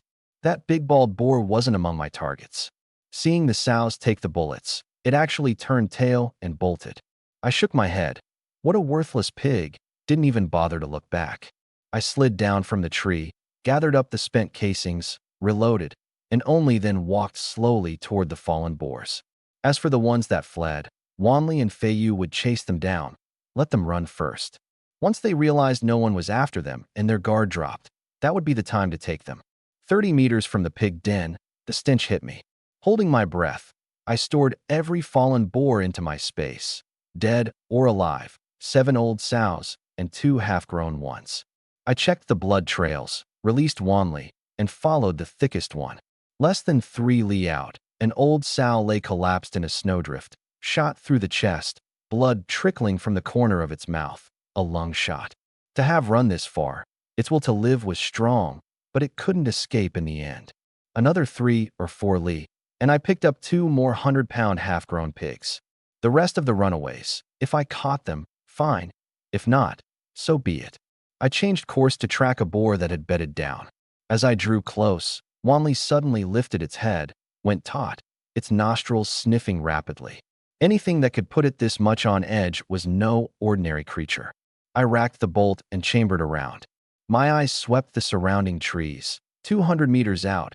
Up in one of them, a streak of grayish-brown. Something that could make a black wolf wary, that could climb trees, with gray-brown fur. Putting the clues together, I already had my answer. A lynx. I lowered the rifle. At this range I could hit it, but I'd ruin the pelt. The pelt was the most valuable part of a lynx. Damaged, it was worthless. Besides, I'd started thinking about taming it. A lynx's speed in the forest was second to none. Aside from the Amur leopard and the sable, few beasts could catch it. It was fixated on the small boar 100 meters off, drawn in by the smell of blood. But catching one alive was extremely difficult. The moment something felt wrong, it would turn and vanish. Unless you made it believe you were beneath it, there'd be no opening to exploit. I let all 4 hunting dogs loose, with Wanli in the lead. They went to feast on the young boar, luring the lynx down from the tree. To a lynx, wolves are nothing but a meal. 1 lynx can take on 3. Swap dogs for wolves, and it's the same story. The moment Black Wolf and the dogs started eating, the lynx in the tree couldn't hold back. It crept closer. Starved for days, it came to steal the kill, even knowing 5 wolf dogs stood guard. The beast was fierce, no doubt about it. It dropped from the tree and pounced without hesitation onto one hound's back, sinking hook-like claws deep into flesh and clamping its jaws down on the neck. Seeing their packmate in danger, the other 3 dogs abandoned the food and swarmed in. The lynx had barely pulled its claws free when all 3 were on it. It coiled its hind legs, about to spring away, when Wanli clamped down on its short, thick tail and yanked it straight out of the air, slamming it into the snow. That tail was its balance. Once caught, there was no escape. The 4 dogs piled on, tearing at it. The lynx fought like a demon, front paws slashing wildly, raking bloody gashes across the dogs' faces. Through our mind link, I ordered Wanli to hold on and not let go, then sprinted across the snow toward them. As I got close, the lynx, tail still locked in the wolf's jaws, swung a paw right at me. Too vicious. I couldn't get near it. I pulled a fishing net out of my space, meant for ice fishing, and here I was using it for the first time to catch a lynx. One sweep of my arm, and the net dropped over both Wanli and the lynx. I grabbed the mouth of it and pulled man, wolf, cat, and net all into the space. Inside my space, I called the shots. A single thought and the net dissolved, sealing the lynx off alone in one corner. I'd tame it later, back home. I checked my watch, 4 in the afternoon. No wonder it had come out to hunt. It was getting late, so I decided to head back. The wounded boars that had fled, if they survived, good for them. If not, they'd feed the wild things of the mountains, courtesy of me. Not a bad haul this trip. 8 old sows, each around 250 to 260 pounds. For young boars near 100 pounds. 1 chewed up by the dogs, leaving 3. Skinned and gutted, that'd yield a good 1,000+ pounds of meat. Sow and young boar both tasted fine, and they'd fetch $1.10 a pound on the black market. One trip into the mountains, 1,000 bucks in hand. Having a space sure was convenient. Every last bit of the haul, all of it, came out with me.